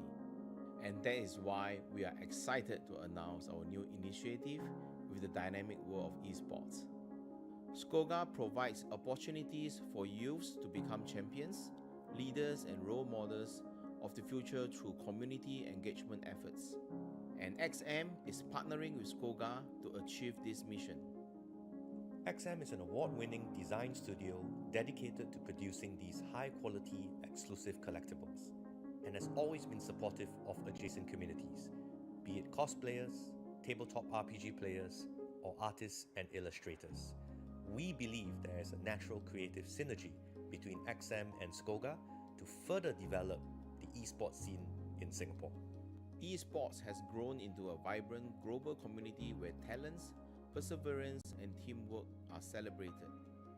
At XM Studios, we see a unique opportunity to support this thriving industry. This partnership with SCOGA marks a significant step forward in our commitment to nurturing talent and fostering a vibrant esports community here in Singapore. With that, I'm proud to announce that a portion of our sales proceeds using this promo code will be added to the next year Campus Legends prize pool. We hope you will join us in celebrating the fusion of art and esports.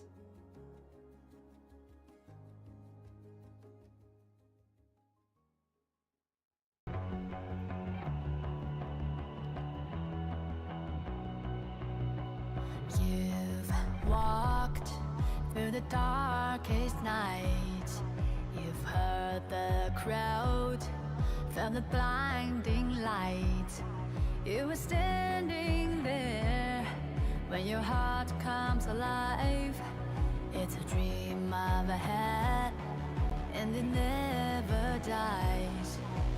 Right here, right now, give it all to get it out. Never a surrender, I fight and never fail. I am a contender, a challenge I can feel. The smallest lies become the brightest enemies relentlessly. And even if you fall, you gave it everything to be a king.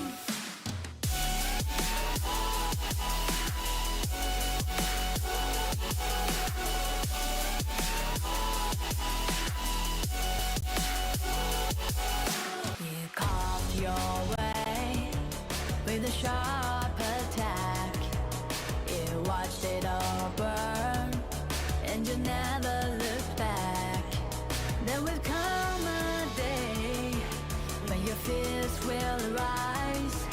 You protect your crown, so it never dies. Never a surrender, I fight and never fail. I'm a contender, a challenge I can feel. The smallest lies become the brightest enemies relentlessly. And even if you fall, you gave it everything to be a king.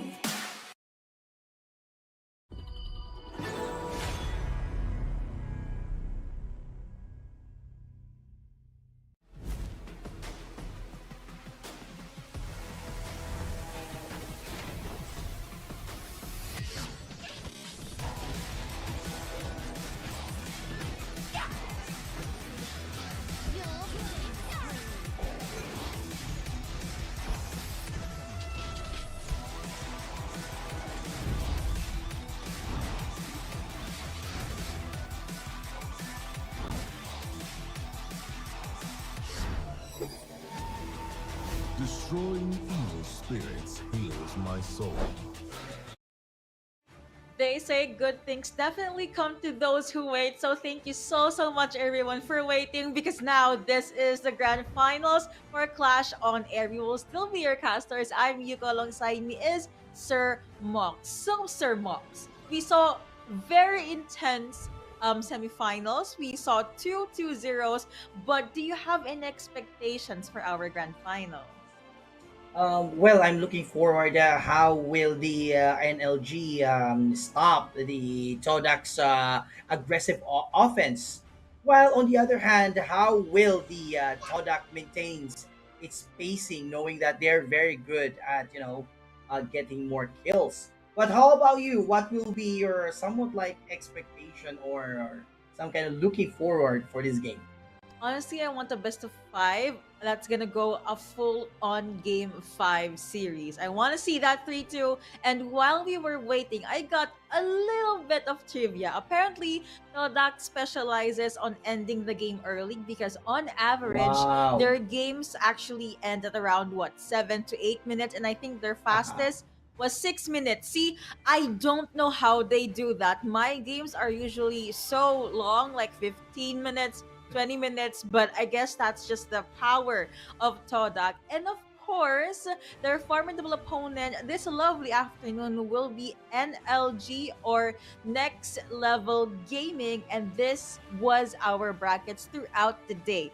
The scores, the wins, and the losses, as well as the semifinals. And now we are reaching the end for this tournament. Again, grand finals of best of five. Will we see Arlie being banned out? Will we see another Elaine pick up? It's a lot of combinations that both teams can definitely experiment on.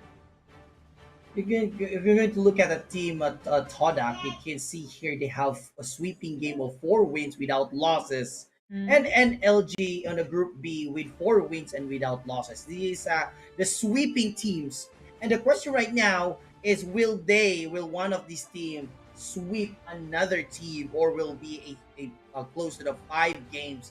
So, ladies and gentlemen, this is a grand finals best of 5 of our Clash on Airs this day on tournament. I'm so excited.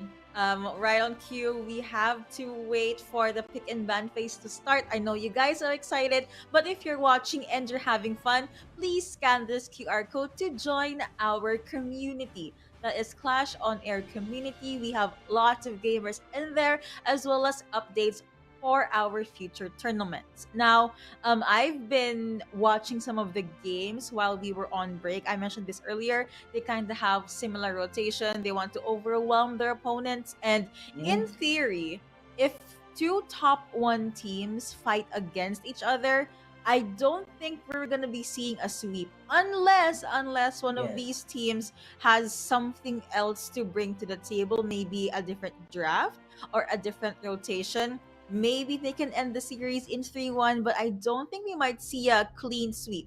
But with all of those are just theoretical. Now let's jump into the pick and ban phase. Any expectations or predictions here? I think Todak will use some kind of like an offense type, possibly like more an aggressive mode.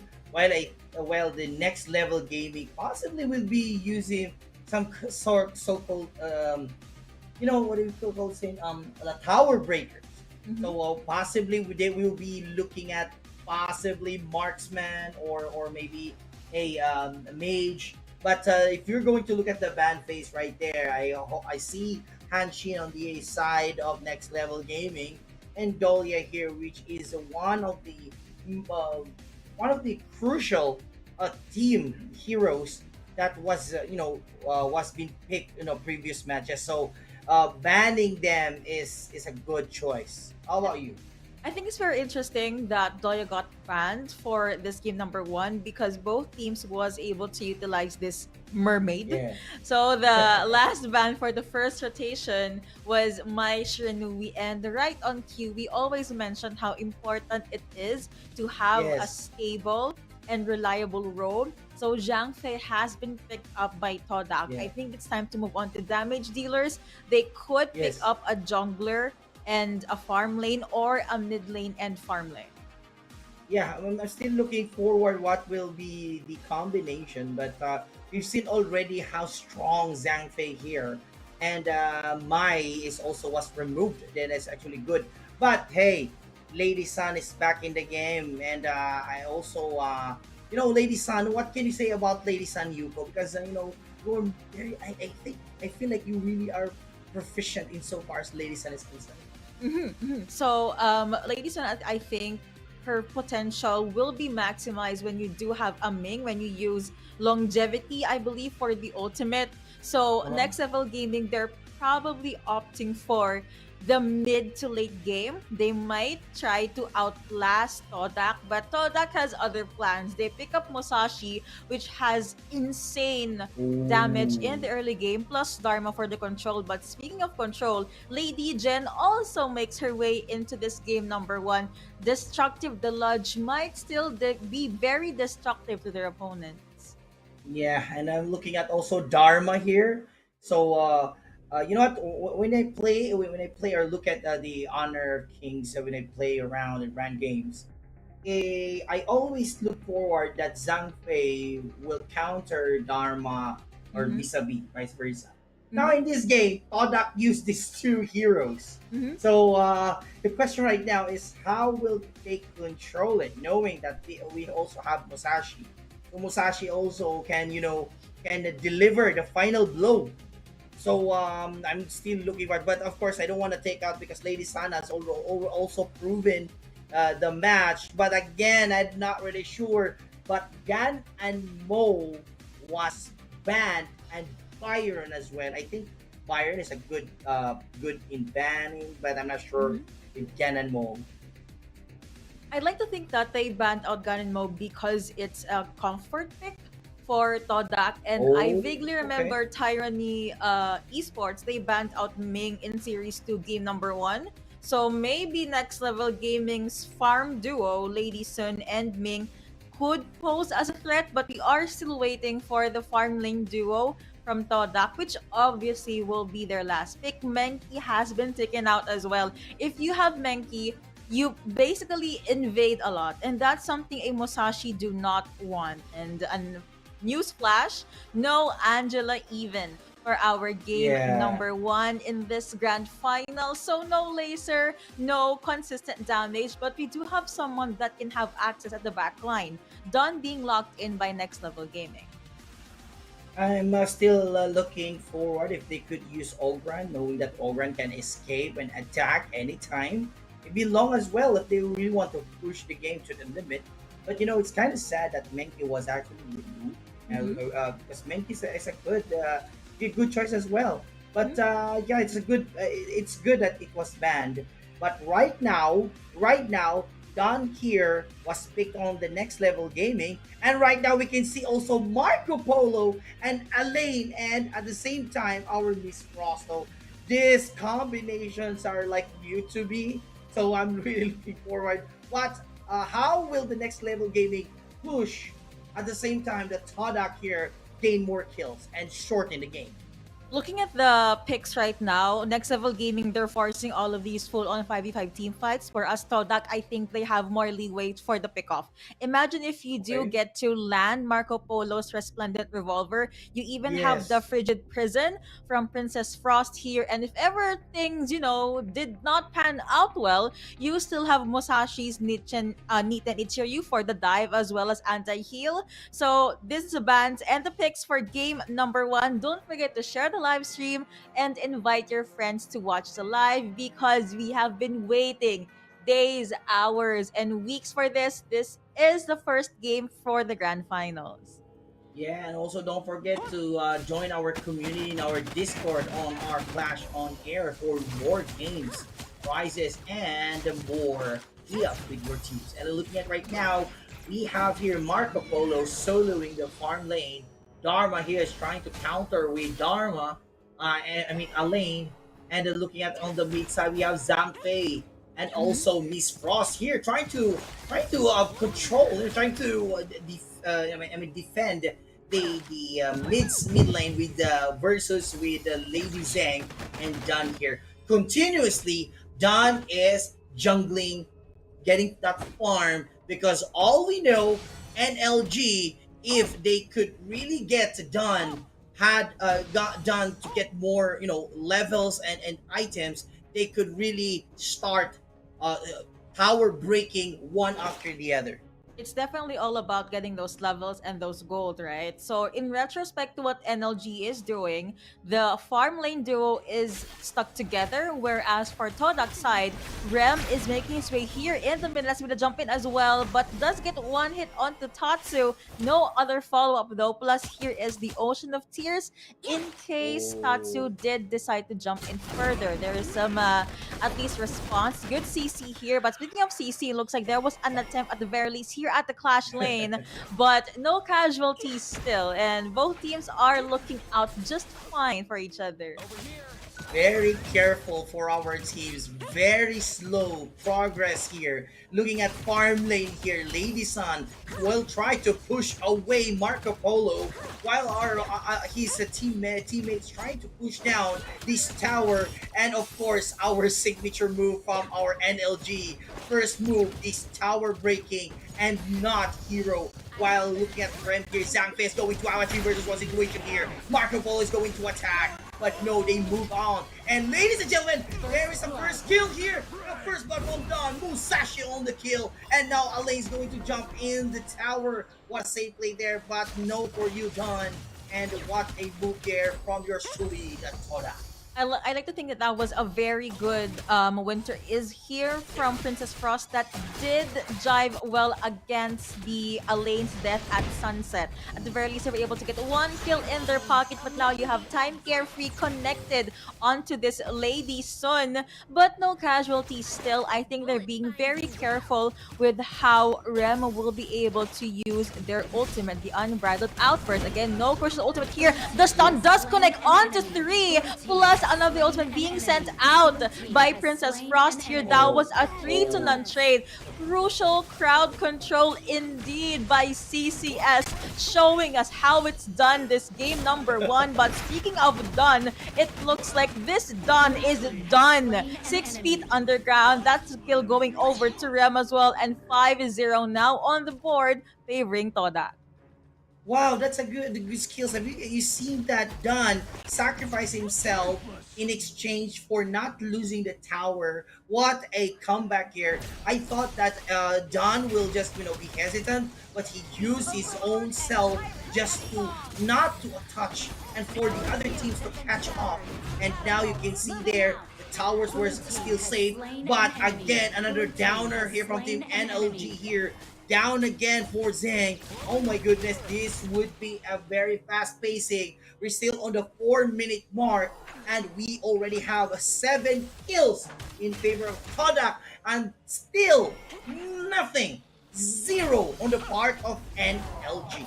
Here's the thing, if Kodak manages to end the game in under 10 minutes, that's a statement game for the grand finals. Yes. NLG might have a hard time, but someone that's having a hard time right now is Hua Hua. Does get sandwiched in, that will be a 2v3, but Winter is here. That did connect well against Elaine, and that will be 2 kills going over to Stay. Stay is definitely not staying on his lane because we did see him in the farm lane as well as the Clash lane. But hey, you know what? All of those ultimates as well as his Shattered Ice, they are being utilized.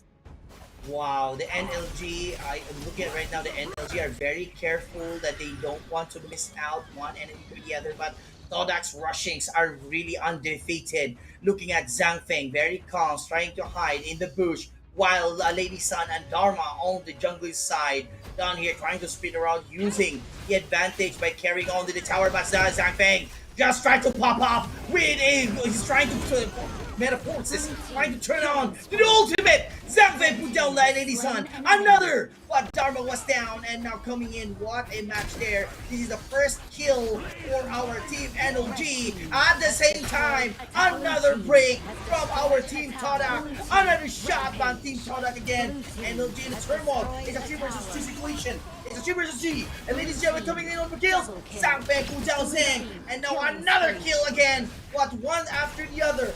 Marco Polo with that highlights, and now we're lost. We are down with Elaine staying here on the tower, spinning around. Maybe Zhang Fei doesn't care about the tower. And now look at that, the 6-minute mark, and I'm still looking for a Yuko if they could really beat this energy in under 10 minutes. The ceiling is definitely high, but you could see the macro with how Todak is really ahead. You know, they get all these controls, they get all of these turrets taken down.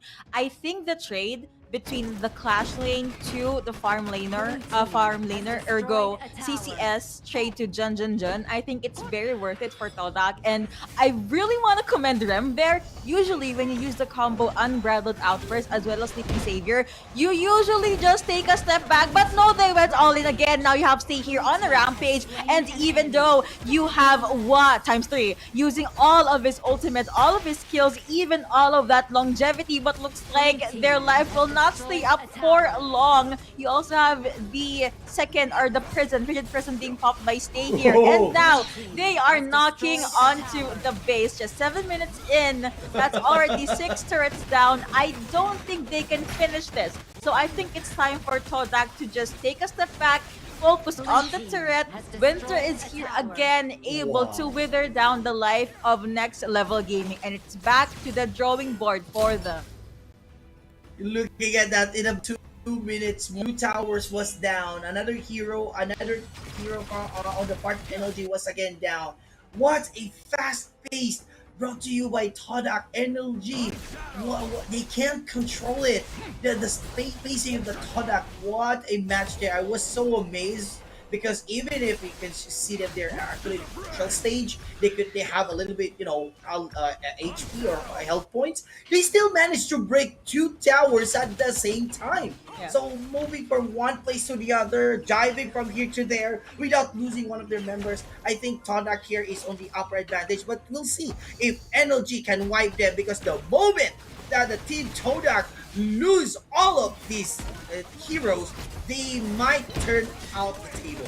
Even Barrage already committed right here. You also have Winter is here. Godlike going over to Rem, and looks like all of those combos, all of those AoE CCs are put to the test, because with the 2K going over to Musashi, it's the first victory going over to Todak. I was just about to say my analysis that I think Ming needs to connect his second mastery glide to make sure Lady Sun survives. But you know what? It is kind of difficult to survive if your opponent has so much damage, has so much dive, has so much control. Despite the good draft, I have to say it's a GGWP. Yeah, and you know what? I can see that NLG was like a bottleneck to drowning. Like they can even survive from that wave, the tower breakage. At the same time, they are suffering from losing one hero after the other, and it's a testament. Todak here would show us their performance within 10-minute mark, and I don't know what to say. Like they're so scary. I mean, they are a one amazing team. Like imagine that they're losing a lot of health points. They came out. They tried to break the tower from the other. Like it's so fast. I feel like one of the ways to survive, or at least be A-okay in any clash ever, is to outlive or outdamage the health of your opponents, and we saw that with Stay. You will see the itemizations later, but this Princess Frost just freezes everyone, slows everyone down as well. And I think for Next Level Gaming side, I was expecting a lot of good unruly blades from Dunn, but I only saw 1 or 2 of them.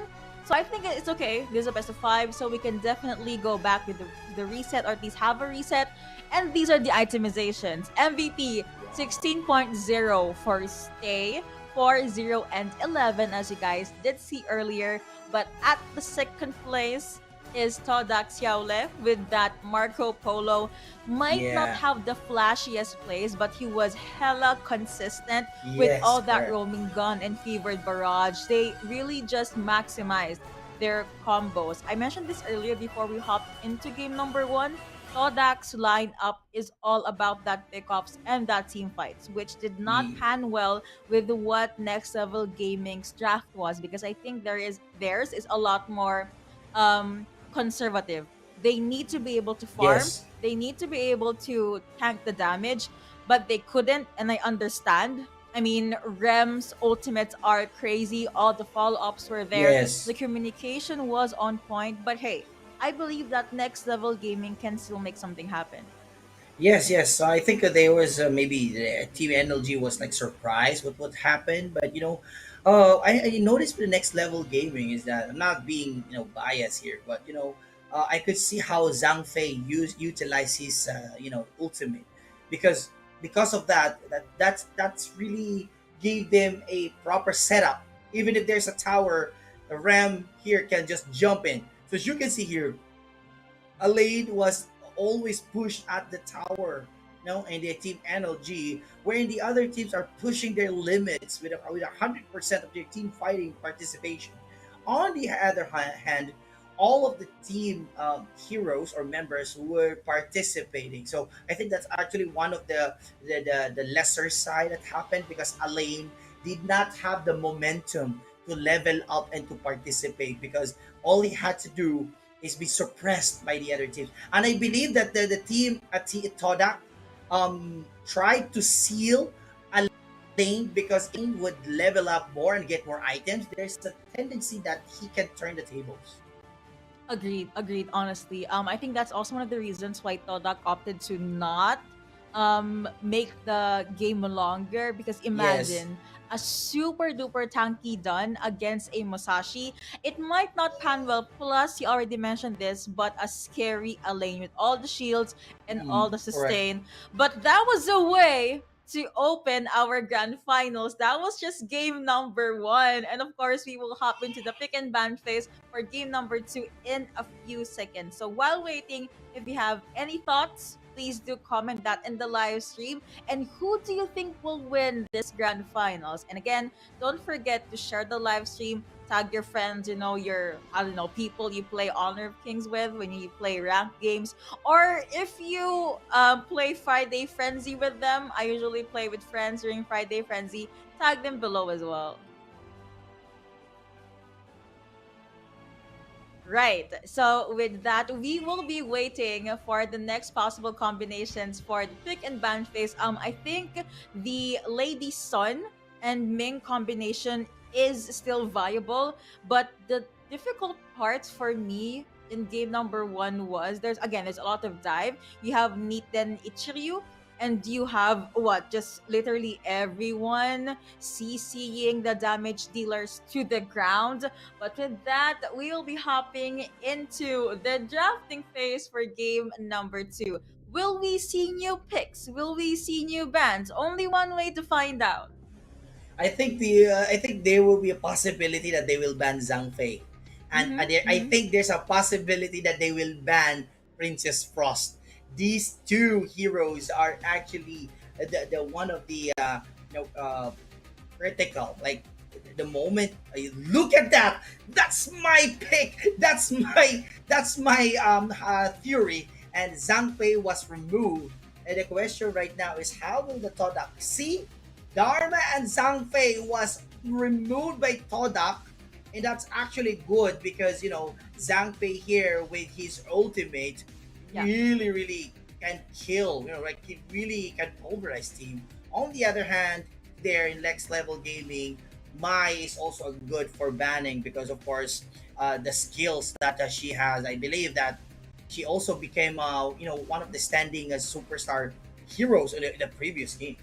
Agreed. That was Series 1, game number 1 on Stay. But with Dahlia already up for grabs and Arlie being banned out, looks like the first pick for Todak here will be Dahlia. And if you can recall, the two solid initiators from game number 1 were Dharma as well as Zhang Fei. So Todak Yes. said, hey, we abused that combo. We don't want to give it to you. Okay? So Correct, Dahlia correct. locked in.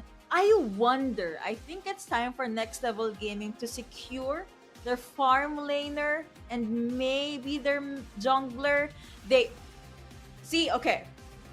Yang Okay. can be used as a mid laner, so I'm not sure. But most of the time, he's used as a roamer. And Hanshin finally made it out of the banning area. I think the Hanshin and Liang is a good combination because of Mm-hmm. course Hanshin is a good killer. At the same time, Liang if can use his skills properly, he can stun the heroes. But on the other hand, we have Long. So Long here can, it's either he can escape or use his ultimate form to back his teammate. On the other hand, I want to also commend Dahlia here, because Dahlia, you don't need to go back. You just need to regroup and to be part on her swimming pool as a mermaid, and you will be healed. You don't need to go as far as you can to go back to your base. Oh, Marco Polo is here. Yep, finally making its way to next level gaming side. I just have one concern so far. Liang's ultimate is called Power Word Control. So I don't think he can necessarily catch Yu Huan or Long, solely because of how quick the animation for the ultimate is. They can just dodge out of there. Yes, So correct. maybe Liang can just pick a fight with the Clash lane or Dahlia. If Celestial Melody is not available, Yu Huan and Long might have a hard time. But someone that's supposedly not that doesn't have to have a hard time is actually Marco Polo. So he Yes, just yes. needs to get in the gold, get in the items, make sure that he's safe at the back line. And I was told by one of my pro player friends that when it comes to a stable farm lane pick, Marco Polo is class SSS. That's the reason why we see him prioritized even in the pro scene. Yeah, well, I was thinking, yeah, in the next level gaming, I think the next level gaming used Marco Polo because they will try to aggressively create some, way to break some towers. Mhm. And they also have Byron. Yeah, we've seen Byron as well playing properly, and I'm really looking forward to the side. But look at that again, another banning. Ganon mode is around the corner. They're being banned, big ban, and Angela on the side. In the next level gaming, as what Yuko was saying, a lane was removed because, of course, in long gaming, a lane can be crucial and devastating. Harley there, the Umbrella Woman, was also removed, and still I'm looking for the counter for our Todak insofar as Marco Polo and Byron is a concern. You know what? I suddenly realized all of the top picks for Clash Lane has been taken out unless Sunset is a good pick for Todak as well. I predicted it right on cue. It's right there. Accompanied by Lady Jen. I thought we were gonna see a Charlotte, but sadly that is not the case. Yeah, yeah. And the Princess Frost makes her way to the side of next level gaming. These were the bans. These are the picks. So now let's hop into game number 2. So we're looking at right now Todak. I'm not really sure Yuko what would be the style of Todak because it's randomized. It's so random on my mind. But they need to look out the next level gaming, knowing that these teams are good at team clash. Ooh, speaking of clashes, with Todak's prowess and their good decision making during clashes, I can't wait to see how Next Level Gaming will level up their micro to hopefully go toe to toe against Todak. Similar to what we saw in game number 1, there is a little bit of prioritization onto the mid lane, but looks like Zeng Steady has something else in his mind. Was able to disrupt Hua, but still there was the buff secured by the jungle nonetheless. Zeng Steady now dangerously low. You also have Ode being popped by Dahlia here, and now that will be flowing side connecting onto one. Does get launched, and the first blood goes over to Xiaole, and you got one kill for CCS, 2-0 on the board so far, but CCS wants more. Now you have a Byron going toe-to-toe against this Sensei, but it looks like Todak said, let's not overstay our welcome, let's just go back.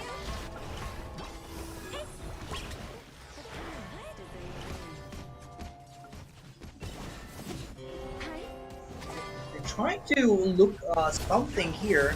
If you could look at right now, Team NLG wants to fight head to head with the Toda, but I think that the NLG cannot really imitate how does the Toda maneuvers.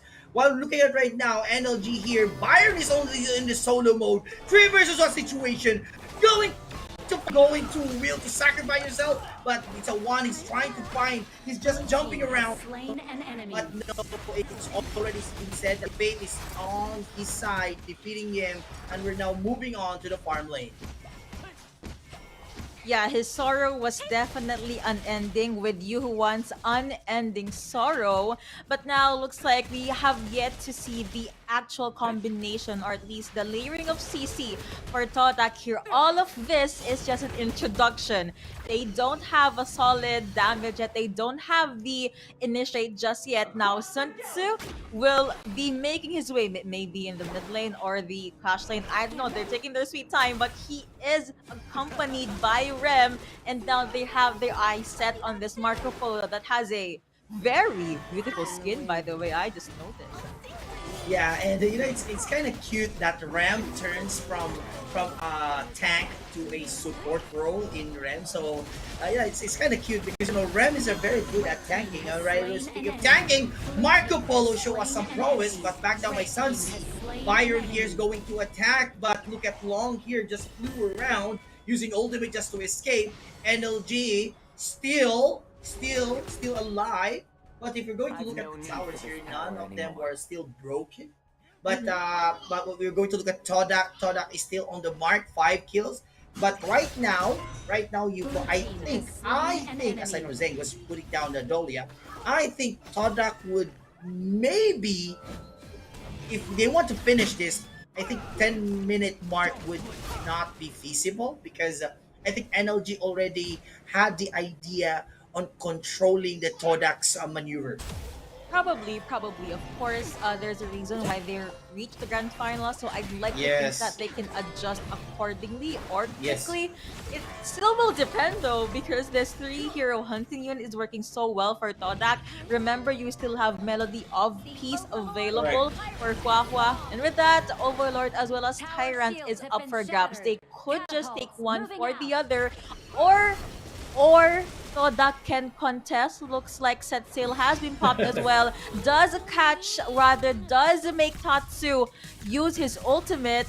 Bait already taken, and I think that is a small victory already for Todak. That's what 18 seconds, 21 seconds without Winter is here. Oh yeah, and Sansi is kind of scary right now. But look at Marco Polo defeated down Long, and here we have the team Todak's going to crush. Want to get his Tyrant on the side. They jumping in and out, but no, they did not manage. But Byron's going to come the front line here. Zen defeated Byron here. I thought he was going to go back. Sansi is going to put down the Princess Cross here. The Todax is coming in for the kill. 1 kill was been given in favor to the team NOG, but still the more kills was still in the hands of team Todak here. 1 tower, we're not sure if they're going to control it, but NOG is still and properly and consistently taking the control of not losing a tower. That was a crazy destructive deluge from Stay, and they were able to keep that momentum up even in the mid lane with the help of Sun Tzu's set sail, of course. But Huan Sil says that was a crazy layering of CC. Good team fight prowess again for Todak, making sure that NLG's backs are against the wall. But I believe in this draft for NLG side.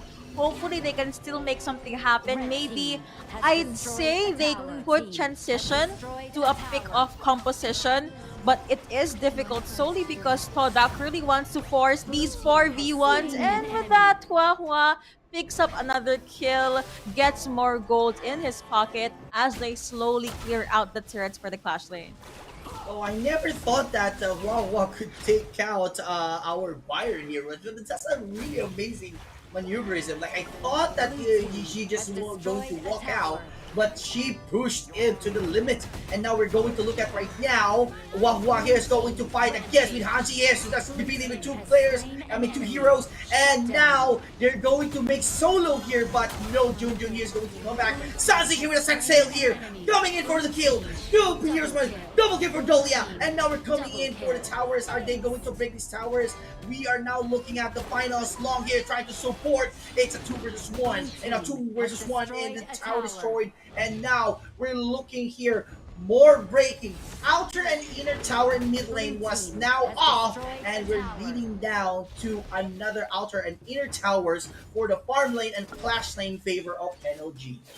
15 and 4 now on the board. We can see NLG still fighting and doing what they can, but Todak, rather Todak side, they have again, I said this earlier, they have amazing layering of CCs. They know when and how to actually try to outsmart or outstep NLG. I think Liang should try and commit his ultimate power word control to stay right on cue. Thank you, even though there's a 5-minute stream delay, but it's still not going to be enough because there is crucial heating coming out from Rem. Now you have infinite vastness being popped. Shaolei decides to join the party, and even though Rem gets frozen, don't worry, he cannot let it go. They will still jump in and take the turrets down a notch. 17 and 4 now on the board. They're knocking onto the base of NLG, and it looks like the flowing sigh hurt so much, forces everyone from their opponent's side to take a step back. Now you have Winter is here, but the damage and their opponents are also here. Resplendent Revolver will actually revolve around the fact that he cannot at least pick up even one single kill. Now you have Mournful Tempo being popped by Huahua. Another flowing side committed. And the more that I talk, the more turrets falling down. Knockup after knockup, CC after CC. So that despite the fevered barrage coming out from Marco Polo, it looks like they are on a fever streak and rampage going over to Huahua. Long does go 6 feet underground, but the 2K will go over to the jungler. There is some suppression, there is some fight, but he gets frozen and goes 6 feet underground. Now Godly going over to Huahua. They get the kill. That was a 4-1. They have their eyes set on the crystal as Todak bags game number 2. What a match! I never thought that Todak will just exceed a 10-minute mark, but they stay committed that they will finish this game lesser or way lower than the 10-minute threshold. And ladies and gentlemen, they took the crystal in 8 minutes 6 seconds. What a clash there! What a match there, brought to you by Todak. And LG still have a chance. The question is, how final move? Because for NLG, this is all or nothing. As casters, we always say this, the stats don't lie. And as I've told you earlier, according to a very reliable source, our production back end, Todak's average game time is what, 7 to 8 minutes? Although, obviously, this is beyond 8 minutes, but it's still within the time frame. So it looks like they really want to maximize their early game power, making sure that the farm laners don't get any farm, make sure that they don't get any damage in return. And yeah, I think Yuhuan is such a crucial pick for them because aside from the heal, Yuhuan enables so much mobility. Mobility equals less seconds for you to reach point A to point B. On top of that, you have set sail from Sun Tzu. Usually he is accompanied by Rem. Yes, so once the correct. ultimate is down, he can just use Celestial Melody for the follow-up or another re-engage. But yeah, it was a beautiful game. But I also would like to commend Next Level Gaming. I'd like to think that in game number 2, they had a better footing. It just so happened that Marco Polo's back was almost always backed against the wall. But now, let's take a look at the MVP for game number 2. I think it's Stay. It's definitely Stay. Bro, he was crazy. Game 1 and game 2, I kept on highlighting all of his destructive deluge, that ultimate, but I know I mentioned him a lot, but that's because it's so crucial. Once the ultimate is down, everyone from Todak can just dive in. Wow, yeah, it's actually I don't know how to say things, but Lady Singh here with a 5 kills, 1 death, 11 assists, and yours truly the damage 58,000, and also the goal is 6,423. But at the end of the day, Yuko, not only the teamwork, they also have a proper setup also insofar as the item is concerned. However, since this is an 8 minutes to 46 second mark, we definitely won't see a full stack of items there. However, I believe in so far as what the Todak's constant dedications in so far as playing in the game with by estimating a lesser than 8-10 minute mark. That's actually in my mindset right now. So no matter what happens, they will stay focused on how to defeat the enemy during that course and not to take the game in about 20 minutes or more, because I believe that they feel like long game would take their game elsewhere, or they might again the tables may turn. And I think staying focused on that mark would definitely show it's either the skills and the participations and how will you utilize the skills of your heroes. I definitely do agree that Todak do not want to take their chance to what Sia late game Byron, Sia late game Marco Yes. Polo. So they're like, no, Yes. we will keep on taking Jun down and 8 Yes. WT. That's like a lot of W's, Mhm. by the way. That's awesome. But yeah, they don't want to see a powerful Byron. So these are more game stats, 100% team participation for Wow Wow Wow.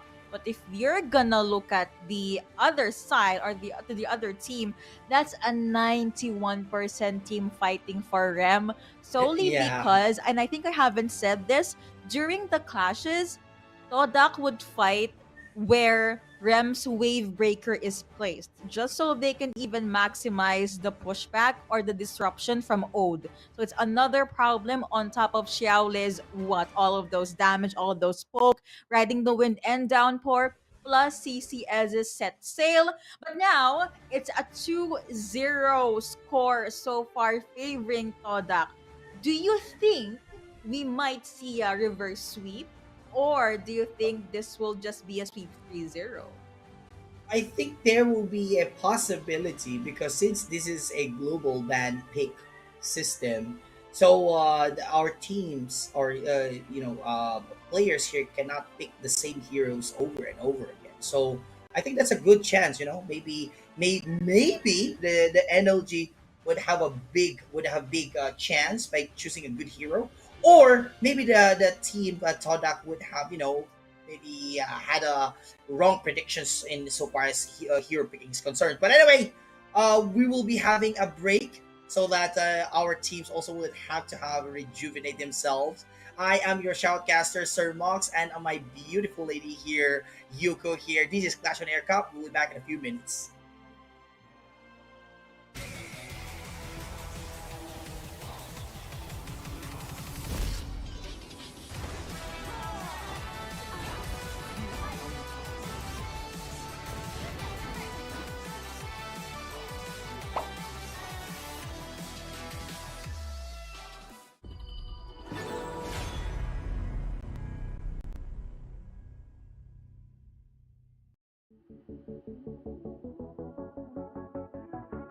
Okay, so once again, a very good morning, ladies and gentlemen. Welcome to Campus Game Fest. Good luck to you, gentlemen, and may the better one win. And while you're here as well, please make sure to go around the arena as well. There's lots of fun and interesting stuff to do as well.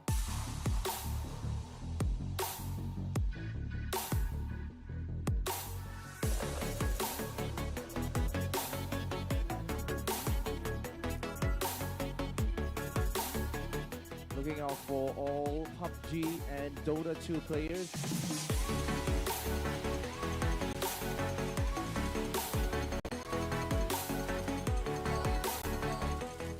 We are going to have Mobile Legends Bang Bang competition right here. We are going to have SFI versus Archangel for the second match for Aaron Wolf SG versus SFI. We have Singapore Polytechnic versus Temasek Polytechnic. We're going to have best of 3 games.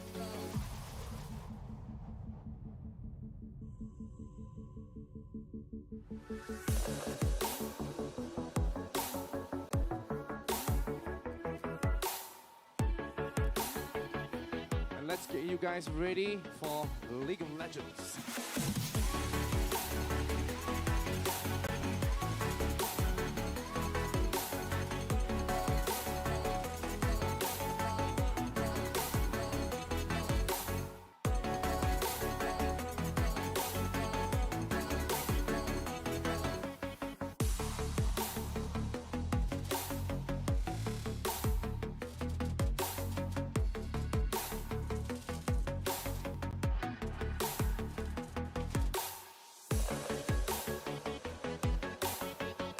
proceed into giving the prizes away. Let's give them a big round of applause as well. Come on, guys. Come on, come on.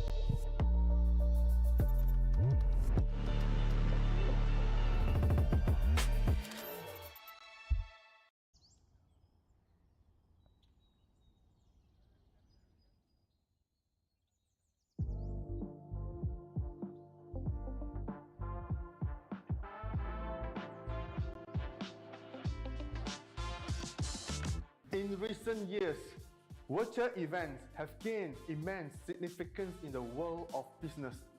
With the ability to connect companies with their customers and stakeholders, regardless of geographic locations, virtual events have become a vital tool for modern businesses to expand their reach and influence.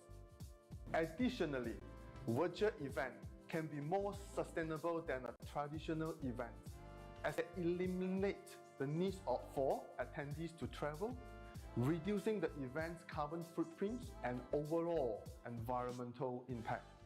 The question is, how can you make your virtual event stand out and capture the attention of your target audience? That's where a 3D virtual set can help. Come, let me show you.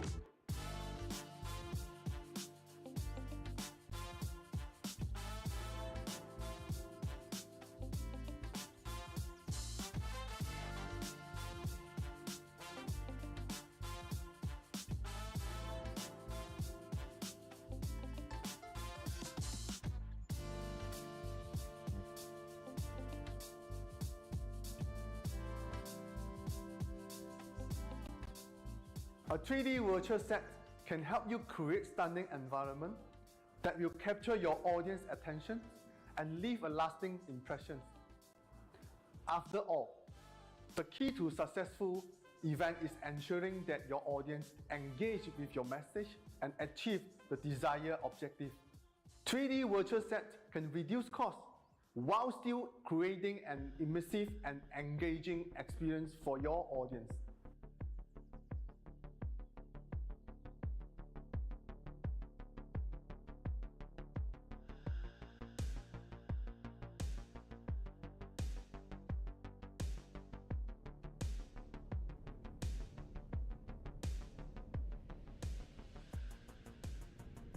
With virtual 3D set, you have the complete control over your design and the layout of your virtual space. This means you can create custom backdrop, set up a branding element that is uniquely set up just for your audience to enjoy. By adding interactive elements and gamifications, you can make your virtual event even more engaging and memorable.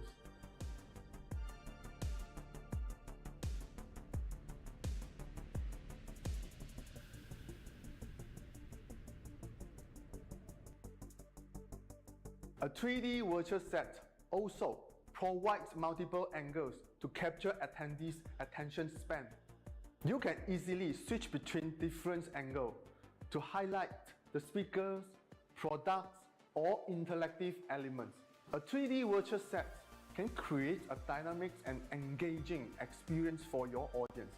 This can help to keep audience engaged and motivated throughout the event, leading to better outcomes and results. In today's competitive business landscape, a 3D virtual set can be the key to standing out and creating a truly memorable and engaging virtual event. So why not consider using a 3D virtual set for your next virtual event? Contact us now and see the benefits yourself.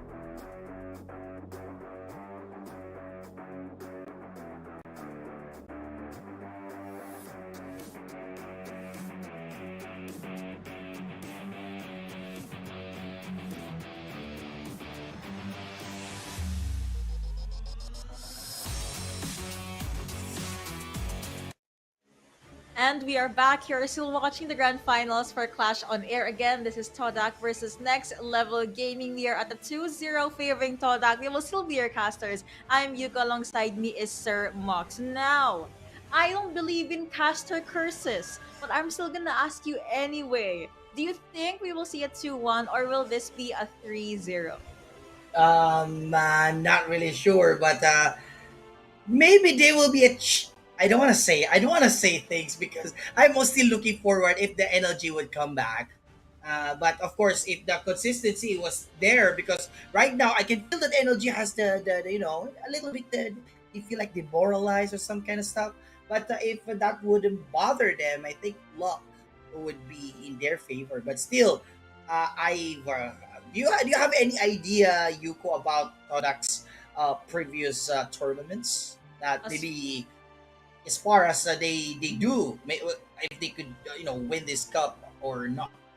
As far as I know, again, a very trusty source just told us earlier that they average what? Even in the grand finals, they can actually rep the 5-minute games. I thought 6 to 7 minutes or 8 minutes is crazy, but imagine winning a grand finals with a 5-minute game. So I feel like they are kinda adjusting well in the meta, even though we don't see a 5-minute game anymore. What matters is they finish everything in under 10 minutes. Again, this is something we mentioned earlier. It just really shows how strong they are when it comes to the early game as well as their team fights. Now, this is the pick and ban phase for allegedly our last game for the grand finals. Mai immediately taken out by Toda. Yeah, I think they knew that Mai is a very scary hero. However, we haven't seen her playing on the ground, so I'm not really sure what would be the style of Toda. But I think most of these what do you call this, all in, like all or nothing. Si Toda in or NLG. Agreed, agreed. I feel like at this point, if Next Level Gaming has any more tricks up their sleeves, they really have to pull it out. You know, if they have any more rabbits in the hat, they definitely Yes. should pull out more rabbits. But speaking of a rabbit being pulled out, Arlie got banned out for game number 3. No Autumn Storm, no Maple Dance here. And on top of that, they also banned out the Lady Sun. Dharma being taken out by Todak now. So I'd like to think that Luna might be picked up, and I was correct. Luna banned for the longest time throughout our semifinals. Finally says hello in a crucial game in the grand finals. Is a good hero, you know. So I'm still looking for it if they could, provide us with performances. But I'm still actually we've seen also the combination of Long and Dia. So I'm thinking if Mhm. they would pick Dolia again because Dolia is good at support the support system, or will they pick some kind of tank? You know, aside from Zhang Zhangfei, maybe they could try other tanks. But you know what? For me right now, it's for me it's a testament. Zhangfei and Dharma is a good tank for tournaments. But right now, Gan and Mo was being used by Todak. What is this? And at the same time, look at the next level gaming. Angela will be seen in the field. Yup, Brazing Brilliance makes their way into this game number 3. They also have a Nuja or a Nezha for their third pick. So that's a lot of spaces supposedly covered by Todak. The, arguably, I think this is the perfect draft for a Dahlia because she can just use Celestial Melody on anyone from the first 3 picks. Preferably Nuja or Luna, but can go over to anyone. For Angela, at the very least, I'd like to imagine that with Brazing Brilliance as well as the slow Chaos Cinders, I believe they hopefully could get some control in the mid lane because if you can recall, we only ever saw Gun and Mo once Yes. today, or once or Yes. twice, but those were losing battles. Yes. I we knew I think they used Gan and Mo because of the blades for the ultimates and other first Mhm. skill and the second skill. So possibly since it has no limit as long as it will hit the area of effect. I think Gan and Mo is good at mid range area.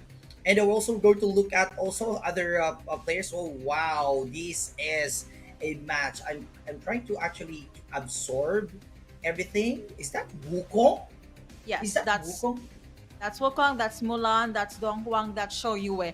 I will Yeah. say this whenever I play ranked games, I cry whenever my farm laner is a Shoyue. But hey, if it's Todax, I'm pretty sure they can pull it off. We also see a new pick this time around, which is again Donghuang has Forsaken Contract, also has Dark Impact, so it's a lot of control for Todak side, and we know this. This is something that they would obviously want. Yeah, and I'm kind of look forward for them to you utilize Gan and Mo because yeah, you're right that we've seen Gan and Mo having a little bit problems in the previous game.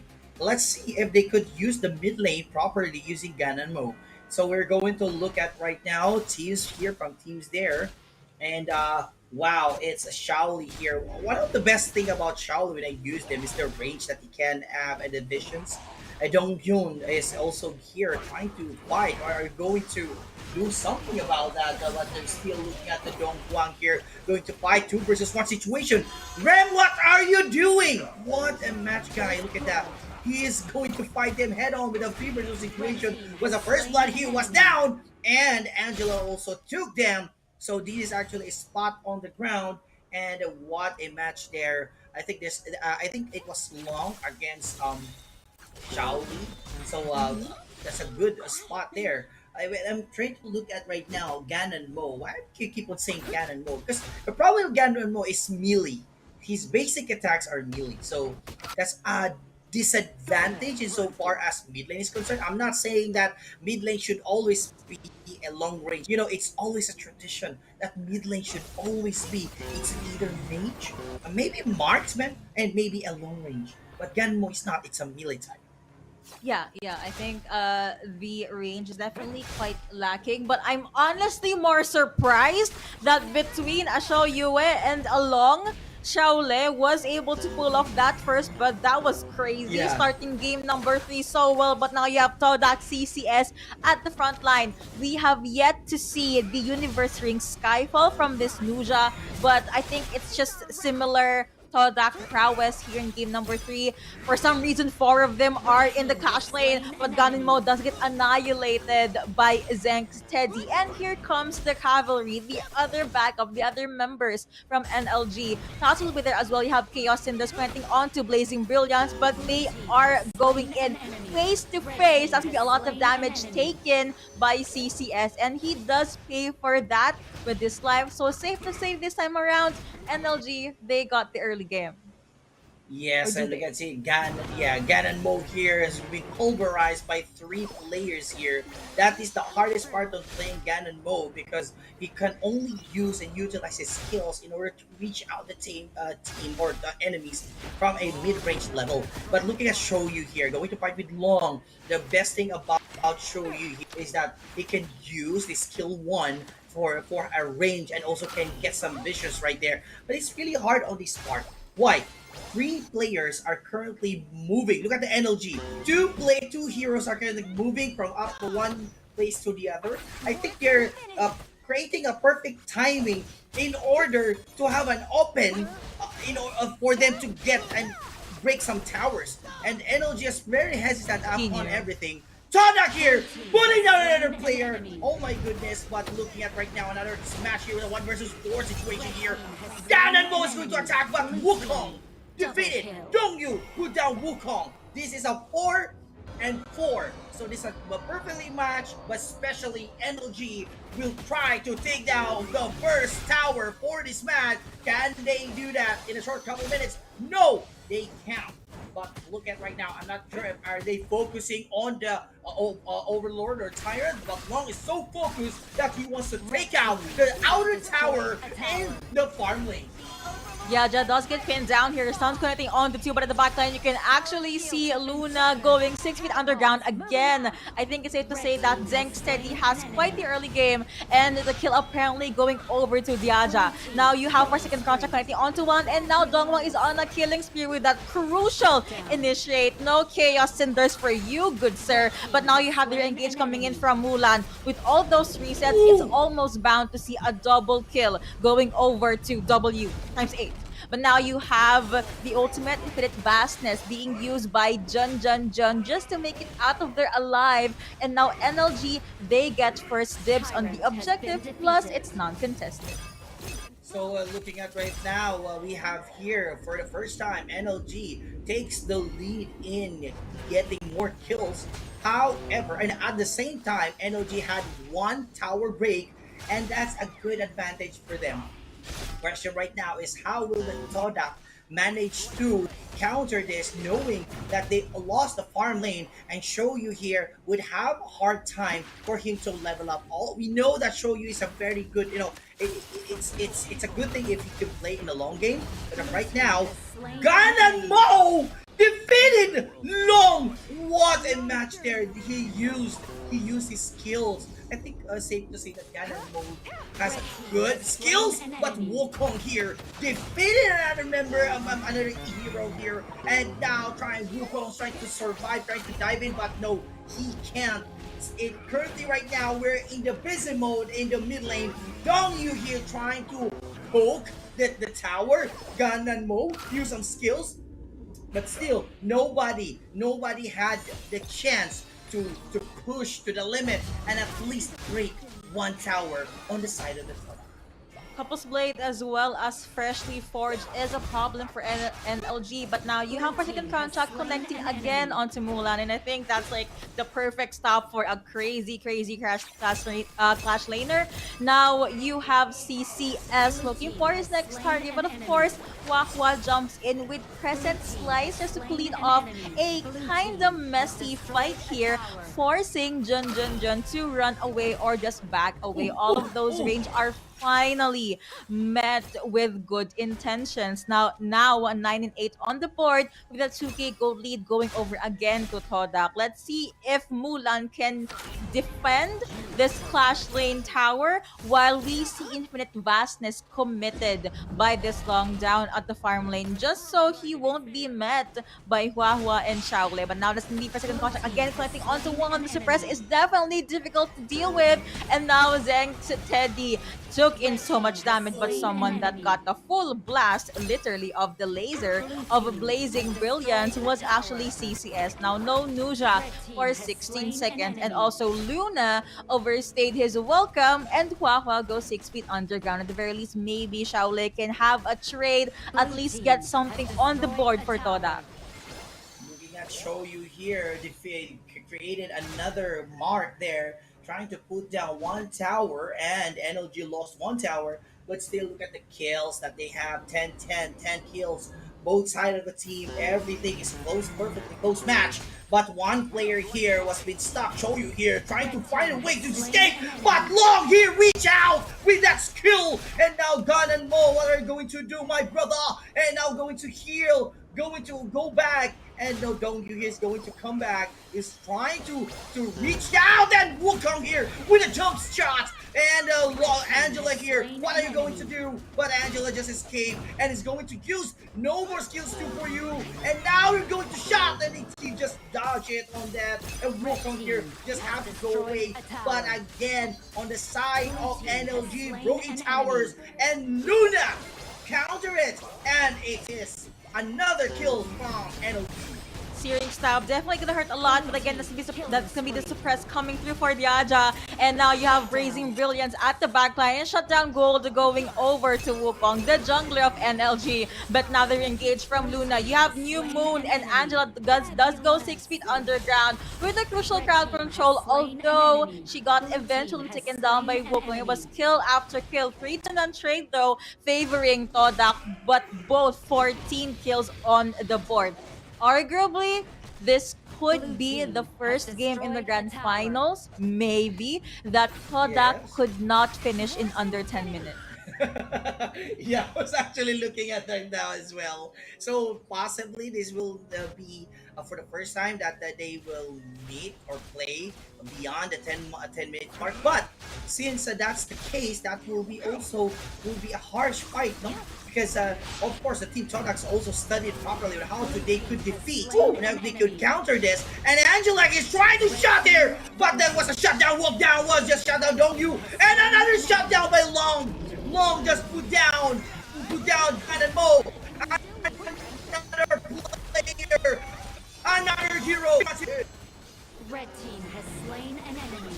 It looks like that will be another kill going over to Angela, and now Luna had no choice but to use Crescent Slice just to get out of that sticky situation. If there's anyone I would want to commend for next level gaming side, that is honestly Zhang's Teddy. Look at that 3 hero take though, and of course wow, was jumping in as well with a crucial crowd control times 3, but apparently got bursted down by Jun with quite the damage coming out from this Long. As I was saying, there's a lot of golden Kudgel from Zhang's Teddy here. That's the reason why NLG can move around the map, focusing on the... I don't know what's happening anymore. He was able to focus on the objective, managed to get it as well. Now CCS is here at the back line, does get knocked out, but the shutdown gold goes over to CCS, was able to take down Wukong, and now you have the flash forced out of Shaole, and the kill goes over to Angela. No mobility for this show Yue apparently. But now from 2k, it's back to 1k gold advantage, but still favoring Toda. Looking at the Todak here, trying to fight again. Ram here, it's a 2 versus 2 situation here. Ram here is going to spin around and going to do Dongyu here. It's a 2 versus 2. This comeback here. Ganon Mo trying to use some skills from Triple Blaze. Now it was down. Ganon Mo Long took the game on the edge. And now one player Dongyu will be able to escape. And we are now 19-21. 21 in favor of our NLG. However, Luna here is trying to sweep, trying to shot some towers on the farm lane. But right now, she was about to escape. She was about to make sure that she doesn't get involved with the 3 versus 2 situation. But now, what are you going to do? Is she's brave enough to fight against Wood 3? Now there's a spinning around and they're looking at right now also some coming back here. Long here trying to drop out and trying to back down. And while he's trying to back down, all of the teams are getting crazier. Everybody is trying to move on the middle side while the team NLG are still under composure. They walk as a couple, don't want to let go each other because they feel that if they lose one member, that will be the end of NLG. This is crazy because I think Next Level Gaming is performing a lot better. But at what? 12 minutes, Todak is now near their base again with the minion waves controlled by Todak. And you also have freshly forged available forces. We're jumping from TCS backline already seen. You also have the Searing Stab and New Moon committed from Wawa. A little into deep for me, but Wukong does get taken down. Insta kill going over to Rem with the double kill, the reset, the prowess, the damage, all going over to Mulan. And with that, Jun is now unstoppable. 20-25. Even though the goal lead is there, it looks like Todak's backs are against the wall. A lot of damage being taken by Luna as well through the ultimate of Diaja and turrets falling down. Death timers are kind of high. Next Level Gaming, they could make a lot of trades or make a lot of things happen. So they're going to push this limit. They will push the limit to the mid lane. But however, there's already a revival respawn of our 4 players here. And what are they going to do? That is that a good match, or is it still not enough for them to push forward? Because as you can see here right now, teams are currently, they stop. They slow down from attacking the mid lane. At the end of the day, Yuko, still in the Clash lane area, our NLG is still on the verge of the losing side because no more towers are safe on the Clash lane area. Although, still, we can say that they still have a chance, but they're going to move in. Wukong is so aggressive that they want to kill them. I'm not sure, Yuko, but I think the Todak is playing around. I'm not sure, because they keep on being greedy as of this moment. Like, I'm not really sure, but I'm not sure if they take this seriously. But if you can see, Wukong is keep on diving recklessly. I feel like, yeah, definitely Nuja kept on diving, but maybe it's a diversion play just to make sure that there's a lot of ultimates committed, and there were 2 or 3 ultimates that were used the moment CCS did dive in. Now you have freshly forged again, connecting onto Forsaken Contact on the back line. Looks like Long taking too much damage plus that destined encounter. And as I was calling the fight, it looks like the objective still goes over to Todak. Even though Dong Huang paid for that with his life, it's now 23-29. It's 2-2 trade, but a slight lead for Todak only because Xiaole was able to secure the objective. Yeah, I can't feel like the team Todak. I'm not discriminating the NLG, but I feel like that Todak is trying to play recklessly just to let them feel that they're an advantage, and maybe they will show some kind of like something to sleeve. So looking at right now, Wukong here defeated them one by one. I think they're just playing around for these first few minutes, and I think they would show something. They have something on their sleeves. I am pretty sure there is, because Todaks just keep on diving, like recklessly just diving. They just want to, just dive in the towers. They don't care about at all. But right now, I think that they gave leeway. I think this time around they would show something beyond our imagination. I'd like to think that it has something to do with the global ban. Okay, New Moon already committed, but that was what? 4 people that tried to jump in, but now looking at the back line, we have Rem, we have CCS as well. Rem taking so much damage for second contract, committed as well. What are they doing? But Angela does get insta-killed by Rem here before he gets taken down himself. Now you have Shoyue immobilized, kill going over to Diaja. Even though Destined Encounter was used, now you have a Heart Link committed as well. But here you have Luna jumping in, Searing Stab has so much damage. Definitely a stab to the heart of Diaja's Heart Link. Now Todak with the minion waves pouring in, even the CC there as well. Luna is now on a killing spree. You have Crescent Slice and you have staying at the back line. All those couples blade. He even has guard her grave. But now guard this crystal because Todak gets that victory 3-0. They came like as if they're just playing around, but at the end of the day, Todak secured the victory by defeating, breaking, and ultimately dominating the crystal. Ladies and gentlemen, NLG versus Todak. Todak secures a sweeping game of 3 wins without loss. Beautiful, beautiful grand finals. And despite the global ban, I still think, and I strongly believe this, that Next Level Gaming, they still gave what they can, especially in game number 3. See, it's so difficult to run a Shoyue lineup. Again, I don't really like seeing that hero whenever I play ranked games. But Todak, there was even one highlight where Shoyue was able to snipe Mulan down, and they were immobilized for a few seconds, 34 seconds actually. That Next Level Gaming could not do anything, and the surprise attack from CCS and Rem towards the late game there, I don't know why Rem had the audacity to jump in the respawn. Yes. Well, but I love it. I live for those moments. Was able to trade some kills for there as well. But now it's time to flash the final MVP for this grand final. With 3-0, the last MVP from Todak will be Rem. Okay, I'm gonna do you someone better. Well, something better rather. Usually, if you're a support, you don't have much damage, right? This Yes. guy has 90.3k damage on Dongguang.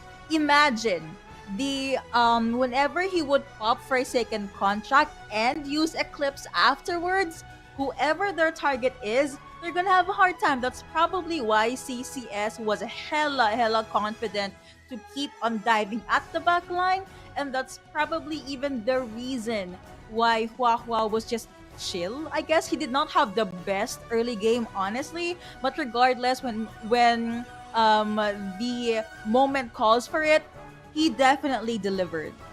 Yeah, he delivered, and I also want to commend Ganon Mo because of the blade skills that they had that he had. It's really effective, especially in the team clash, and it's really a good contributions. And also Wahwa at the previous in the tail end of the game, Wahwa really participated well in so far as clashing is concerned, and the last minute gaming. And I want to also commend Rem because of one of the highlights of Rem was when he got overturned, took the Overlord while the NLG was busy putting down the game. But I don't know what happened, but what a game for our Todak. What a game indeed. Now, more numbers, more stats for our viewers out there. So, for Next Level Gaming, they definitely hyper focused on team fights this time around. But for the Yes. side of Todak, compared to Xiaole's stats earlier, he usually has what, 60, 70, 80% for team fighting. But this time around, because again, Shoyue is a very diveable farm laner, he's forced to kind of separate himself from these team fights. In retrospect, that means more presence, more opportunities for Rem and for CCS to make things happen. What every time CCS jumps in, you usually see Stay usually see Yes. Huahua. And I cannot um, highlight enough how well Todak's communication is. I'm sure Yes, there's a correct. lot of chaos going in the back Yes. end or the back lines, but they always pulled it off. Yeah, yeah. That's actually why I think that what I saw in Team Todak, that there was a proper synchronizations insofar as coordination is concerned. And I believe that the NLG as well did their best as well. The Hmm. only thing that I could say is Todak here prop is really, still need more skills. I mean, I'm not skills rather. I think they just need a little more experience, more experience. I'm not saying that they're not good, but they need more experience because we knew that Todak is already a champion from previous fights. So with insofar as experience concerned, they have wide array of experience. But anyway, NLG really gave some quick. They gave a pretty decent, and I would say great fight against Tola. They did. And I know you guys want to see the updated brackets. We'll be showing to you in a few seconds. So it was a long day, but these are the results. From semifinals all the way to the grand finals, Todak is our champions for this leg. They made it out of their group stages alive, undefeated, and they continued the trend up until the last or the final game. Next Level Gaming, again, I really liked how they pulled off the grand finals, but there can only be one winner. And if you're curious how much Todak got, this is our prize pool. Champion gets 1,000 SGD, first runner up 500 SGD, and third plus fourth place will get 250 SGD each. Either way, I hope you guys had so much fun watching those matches and those team fights. I honestly love casting them. I hope Sir Mox had fun as well. But I also want to highlight one last thing. You kept on highlighting Gun and Mo or Todak Stay, right? Yeah. He had 140,000 damage in game number 3. That's how crazy Gan and Mo was. It Yeah. honestly made sense now that their opponents would always ban out Gan and Mo. Yeah, I see, I see. I never thought because I used Ganon Mo and it's a difficult hero. So it's a testament that Todak not only uses a difficult hero, they can also manage to practice a lot in using Ganon Mo. And for me, kudos, like a big salute to Todak in using Ganon Mo as one of their frontliners. And I never, yeah, also they Ganon Mo commits death on the side of the road, but still Ganon Mo's skills are so efficient in this match. All right, so I hope you enjoyed watching all of those fights and those matchups. But of course, if you want more updates on what the meta, more tournaments, if you want to meet friends, if you want to meet our very cool director from the backlines, scan this QR code to join our Clash on Air community. Again, thank you so much to everyone that watched the tournament from start up until finish. We have been your casters. I'm Yuko. Alongside me is Sir Mox. So we will see you next time. Thank you so much for watching, and we hope you get that win streak.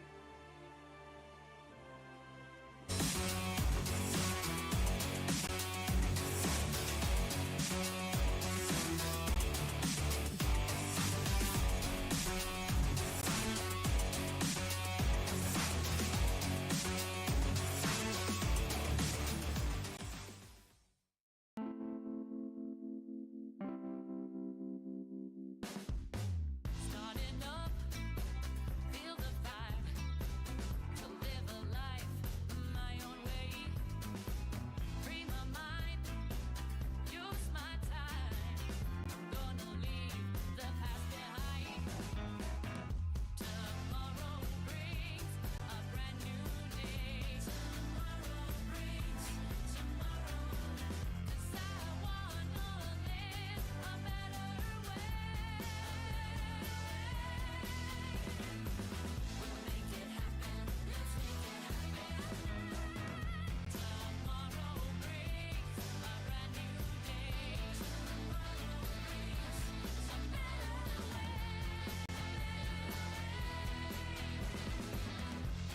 making tomorrow yours. At XM Studios, we believe in the power of bringing people together and fostering a vibrant pop culture community. And that is why we are excited to announce our new initiative with the dynamic world of esports. SCOGA provides opportunities for youths to become champions, leaders and role models of the future through community engagement efforts. And XM is partnering with SCOGA to achieve this mission. XM is an award-winning design studio dedicated to producing these high-quality, exclusive collectibles, and has always been supportive of adjacent communities, be it cosplayers, tabletop RPG players,